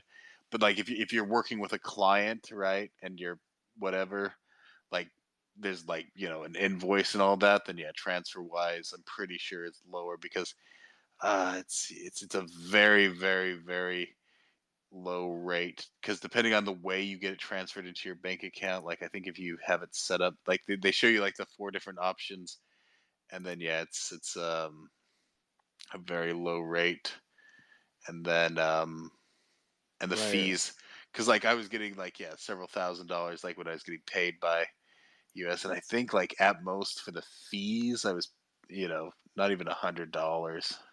Right, right. That's it's pretty interesting. I had not heard of this wise.com. Like, uh, yeah, yeah, yeah. Thanks And then for and they transfer anywhere because actually the first time I used it, um, I was working on a project and I was up here in Canada and there was a guy out in like India, right? And we both used it to get paid from that one. right. Well, that's interesting. I'm gonna have to like I'm gonna have to look into that further. Um, yeah. So yeah, I think I am gonna watch this Brazil for I don't know if you're gonna add that to the I'll probably like add a a note little about it in there, like yeah, I'll yeah. add it to like the subtweet and stuff like that. But Right. Right. So like I mean, because it seems like you really have like a lot to say. Like if you said to us today, Carlo and me, that like you're gonna bring up Brazil, it seems like you have something prepared in your head to like say about it in terms of 1984. So I mean, it was just kind of like a weird digression because it's very, very different. Like, I think there's plenty to say at 1984, especially if a lot of people show up on that one. right, But right, it was just something that kind of popped up in the back of my like. That's why I don't want because I don't want people like popping. I guess that's somewhat the problem is I don't want people popping up like, oh, I didn't read 1984, but let's like within the first hour, right? It's like after we've beaten the dead horse and we usually kind of digress into something like that would be where I'd want to digress first, right? right, right, right, right. Is into Brazil since as a movie I'm particularly fond of it, and I did just rewatch it just by happenstance. Because then like we were just like yeah, like I said, looking through movies, and I saw Brazil pop up. I'm like, oh yeah, well I'm gonna. I didn't mention it to like, but I was thinking in my head like, oh yeah, I had the book space for 1984 on this, and so it wouldn't hurt to because like I said, God knows, I probably hadn't watched that movie since college. So yeah, we're talking 15 years ago or something like that. Yeah, no, like this is so I've seen 12 Monkeys. There's that other one with Christopher Waltz. I think I saw like maybe a fraction of that. It's like zero sum or something like that. I didn't. Have you seen that one? Don't think so. It's another Terry Gilliam. I recently watched. He had one called Lost in La Mancha. And that's what Don Quixote or It's a weird one. So it's actually one that he'd actually been trying to make for like 20, 30 years, but then like he tried shooting it at one point, but then there was some problems like one actor got sick or something. And so like he tried making it like earlier like with some other actors like 20, 30 years ago. And so then he like cuz then what happened was like 10, 15 years ago a documentary came out or no, maybe Lost in La Mancha is the name of the documentary. I forget what it is. Um and so then he made a documentary about the fact that, or somebody made a documentary about him, the fact that he kept trying to make this movie and it kept just like screwing up. But yeah, he finally made it. Who was in it? Was it, or was it originally supposed to be Johnny Depp? In I think years ago, and then it wasn't Johnny Depp. But what was nice about that one, actually, once again, it was Jonathan Price was in the one that he finally did end up finishing. And who was the young guy? I think in one of the earlier ones it was supposed to be Johnny Depp. what's it like? So it's like the man who killed Don Quixote. Yeah, that's what it is. The man who killed Donkey. Because yeah, like he tried to like make it years ago, like with like Johnny Depp, like as the younger guy, and who played the younger guy in this one? Adam Driver. Yeah, that's it. So it was Adam Driver and Jonathan Pryce. But yeah, he tried to make the movie um, like decades earlier. Right. The Man Who Killed. Yeah, I haven't Because seen yeah, it was this supposed one. to be like with Jean Rochefort, who's that? Like yeah, just this old actor, and then Johnny Depp, and that was like in '98. But then yeah, like so shooting began in 2000, and then yeah, they made a documentary called like Lost in La Mancha, Right. just Yeah, about like how like and so is this a good one? Like the Man Who Killed Don Quixote? yeah, no, it's pretty good. I'm I'm okay with Adam Driver. Obviously, like yeah, he's not like great in everything he does, but like when he yeah, so he was good in this one. Of course, yeah, I'm fond of Jonathan Pryce, Right. who of course is in Brazil. Right. And Right. actually, I was just realizing because like it's been a few years since I saw it. Because I saw it relatively young. Did you ever see Something Wicked This Way Comes? I that's not ringing a bell at all. It's No. based. What is it? It's it goes. What's the? It's a Ray Bradbury book. And it's just about this carnival that comes to the town like every 50 years, and it's like, yeah, yeah, Right. came out. Wasn't there like a Tom Hanks about that? Oh no, that was Big, right? When the carnival comes. Yeah, Yeah, yeah. no, this one like something wicked in this. Way comes Wiki. Yeah, 1983. So I actually downloaded Fahrenheit 451 just to read for fun. Um, just because you guys have talked about it, and So I'm actually, kind of curious. I know it's the wrong direction, but now that I think of it, because I've always been fond of that, and if we wanted to do another one where we wanted to pair a movie, because just the other day after we watched that movie, me and my brother were saying, "Oh yeah, it's been a while since we watched Something Wicked This Way Comes," and even though it's more of a, I'd say November's still the spooky month, so because yeah, Something Wicked This Way Come, it's 293 pages. Right. So I don't know what that'd be like 10, 12 hours. So what's it like? It like ghosts or something? It's it's not quite ghosts. It's a bit darker. It's a dark fantasy novel. Right. Yeah. If you're unsure on it, like I don't know if it'd spoil the book or not, but like I'd definitely say just to watch that movie. Right. Something wicked this way comes. Yeah. Cuz I just remember watching it randomly as a kid. Have you read the book? No, that's what I'm saying is like actually if I was to read a Ray Bradbury book, I think that's the book I would read. Right. And not Fahrenheit 451. Yeah, I think I don't know. There's something I don't want to spoil anything about Something Wicked This Way Comes, but I think it's a much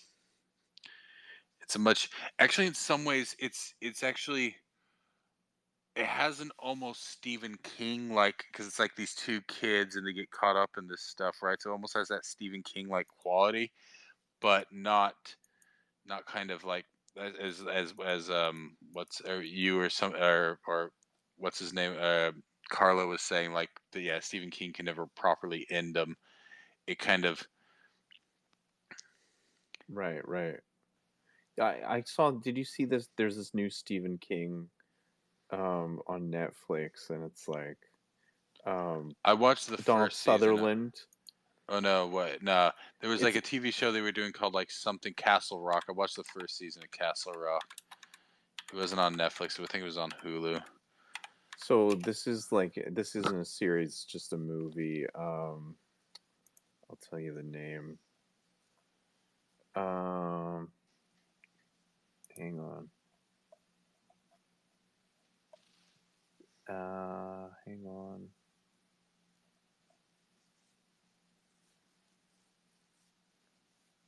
Mr. Harrigan's Phone. Yeah, no, it doesn't sound. Yeah, it's a Stephen King. Yeah, I'm pretty sure it's on Netflix. Um, I don't know, but you don't really watch anything on TV, so yeah, I won't Maybe spoil I'll it. toss it on. I'll take. What's it called? It's called Mr. Harrigan's Phone. I'll maybe look at it because I did watch one. It was actually written by his son Joe Hill or whatever. 1912, I think it was called. So I see? mean, no, I haven't read that or seen that. This Mr. Harrigan's Phone is on Netflix. It's like brand new. It's like released October 5th, 2022.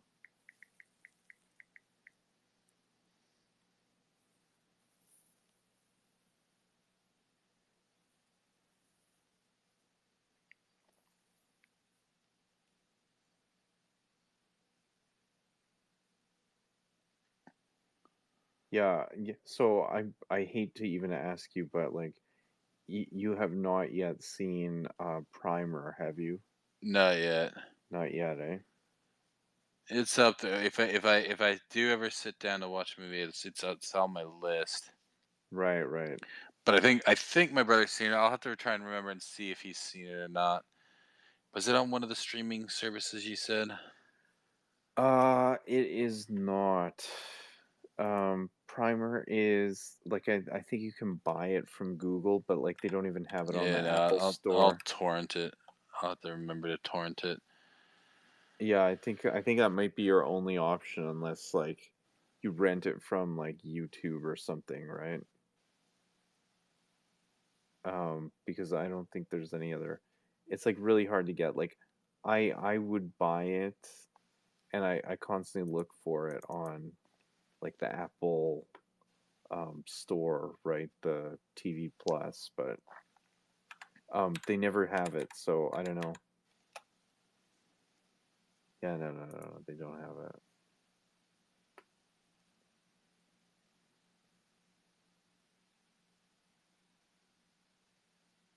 Yeah, no, really though, like I think you would really enjoy it. Um, yeah, I'm just interested to see what your take on Primer would be. Maybe it's just written Stephen.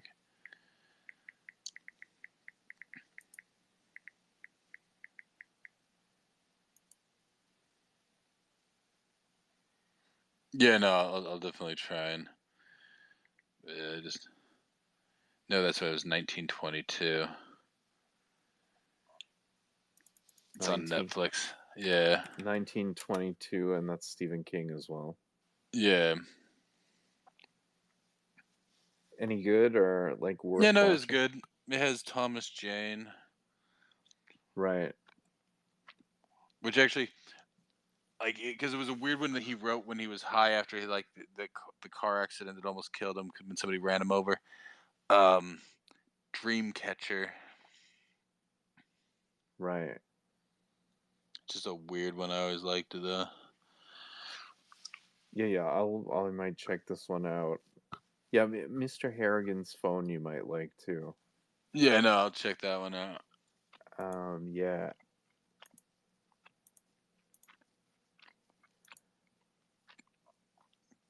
And Something Wicked This Way Comes. Yeah, no, And because like it's actually, a Ray Bradbury. I have to remember this one. because at least based on the movies, I've always liked Something Wicked This Way Comes. It's yeah, it's Right.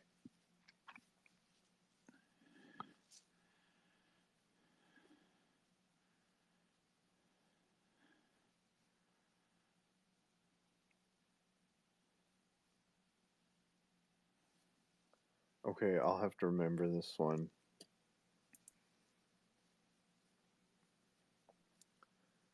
Quick question: have you seen the movie Gattaca? And like, what was your take?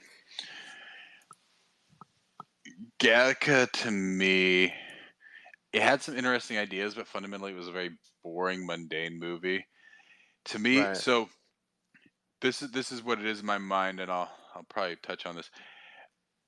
As a kid, you saw the movie Free Willy, right? Yes, yes, So yes. the way that Free Willy, like at least when I saw the previews as a kid, right? Like you think it's like, oh, it's like a kid and he like gets a whale and they go on adventures together. Like that was my assumption of it, right? I Right. didn't, but then it turns out that it's just about a bunch of domestic crap and him dealing with like his personal problems and this. And so there's like a lot of kids movies like that where like it's like you think they're going to go on an adventure, but no, they actually like bait and switch you, and it's just like something very mundane, right? And so that's what Gattaca was for me. Like it has like all these ideas, but then it's like it's very mundane. Like they choose to go with like the most boring aspects of it, right? Right. It's Right. like it's just like him trying to get into space. It's not like anything like. And I guess I can kind of see the appeal of it to a certain extent too. But it was just yeah, it was just very like Yeah. You thought it's it like was tired, somewhere in this movie, like there's something more exciting going on, right? Somewhere in this world, there's something more exciting going on, I guess. and we're not seeing it. Yeah. Okay. I guess does that make sense? I mean, it Yeah. had Yeah. its points, but yeah, like in general, that was like sort of my because it's actually somewhat of a joke between me and my brother Gattaca in particular. Right. Right. Like just like movies that like you really think like, oh man, this is gonna go somewhere. It's like, oh no, it's still here. So, have you seen the movie Flight of the Navigator? I I'm familiar with the idea of it, and I think I It's probably it's saw parts of it like on it's the an Disney Channel. 80s, so Yeah. it's yeah, it's an 80s kids movie, and like basically this like ship that like is like this silver ship. It kind of looks like Palpatine's ship in or uh Padme's ship in like Star Wars. And like the ship has like an AI to it that like and the kid like cruises around in the ship.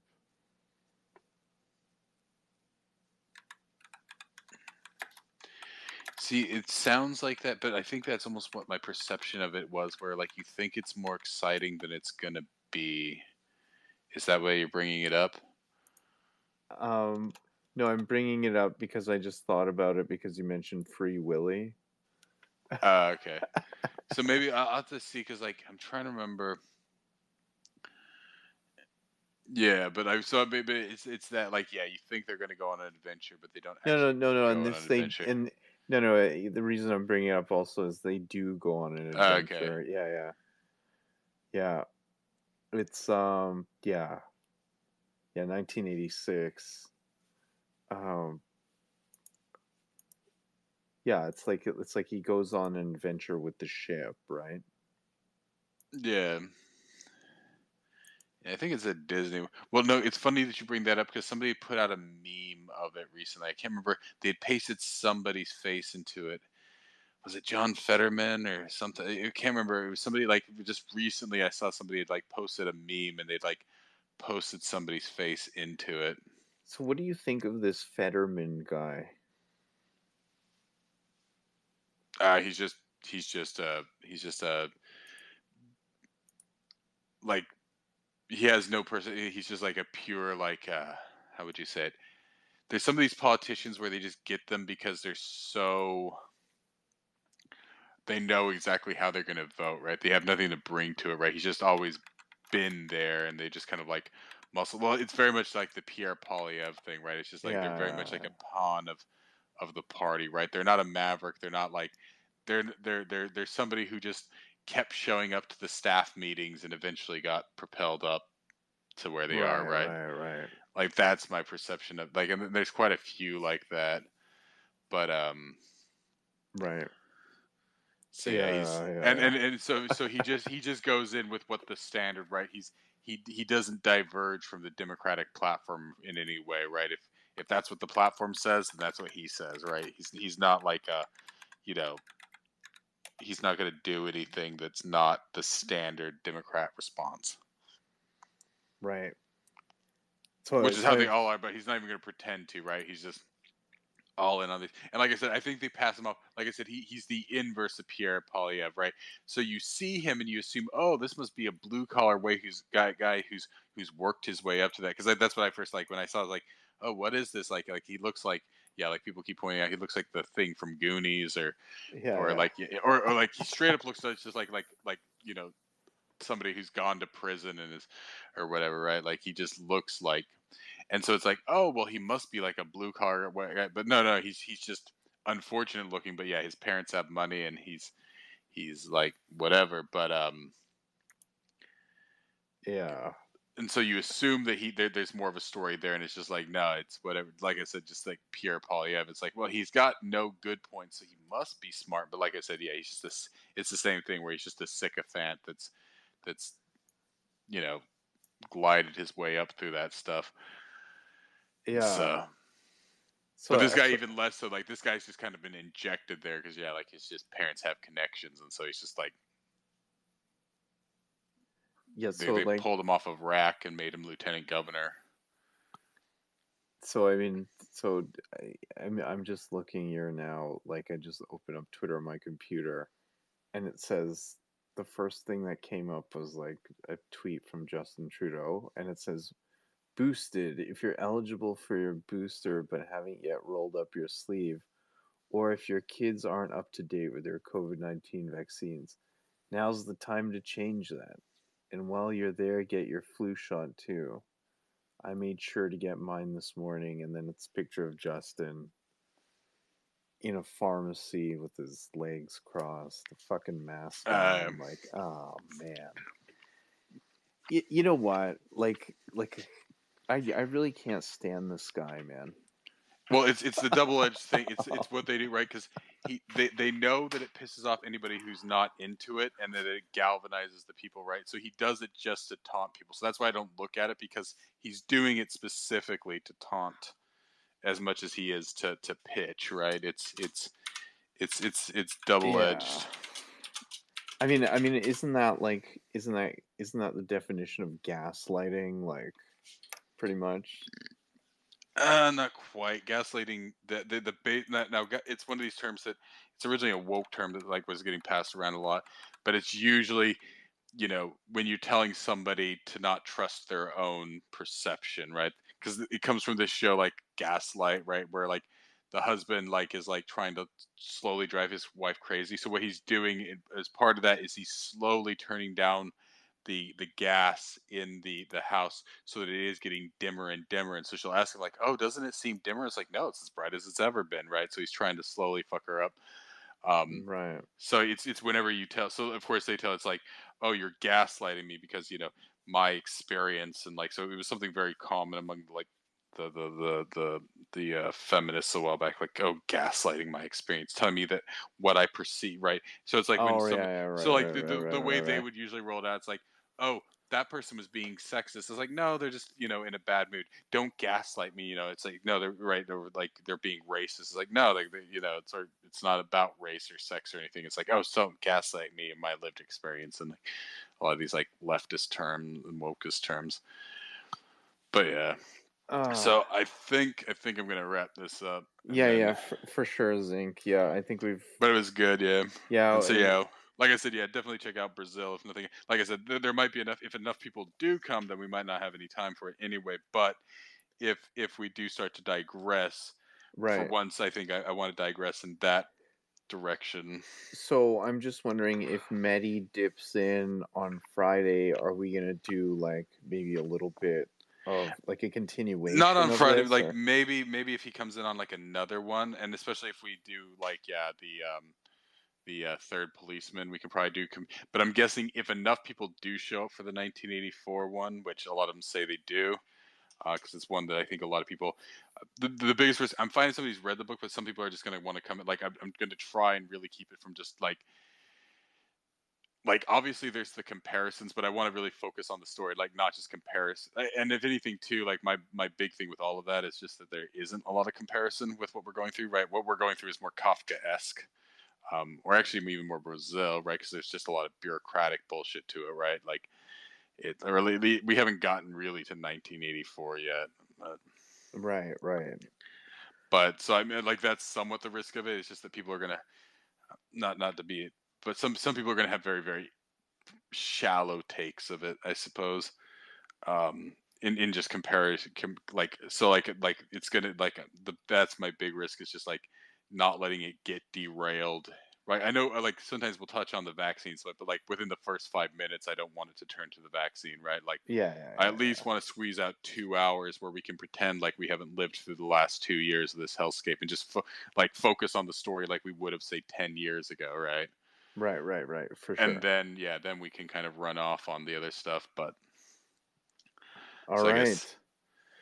All right, Zinc. Well, again, great space. Glad you hosted it, and it was great conversation again with you and Carlo.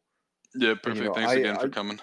I only wish more people had like joined up, and like I kind of wish Clear had like said some stuff, but Yeah, well, I mean, like I think right now, like this is like just a because yeah, I mean, would it have been better if we'd ran it yesterday? But like I said, they just got caught up in some things, and then my brother came over, and so.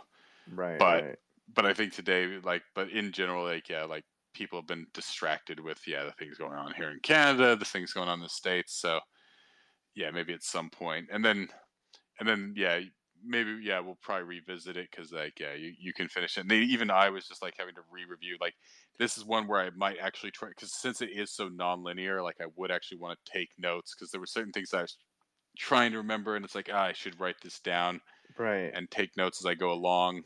Well, yeah, like I found myself like actively going back to like reread bits and pieces. So Yeah. yeah, that's sort of what slowed me down to like it is pretty detailed, right? So I mean, Well, that's the thing. um Like early on, I was doing that, and I'm like, "Fuck it, I'll just have to re-listen to it at some point." Like I just gotta bust through it just to get the gist of it, and then I can roll over it again, right? right, Because right, there's certain things that, like, yeah, once you get to the end of it, and then you come back to it, then you're like, "Oh, okay, so that's there." right.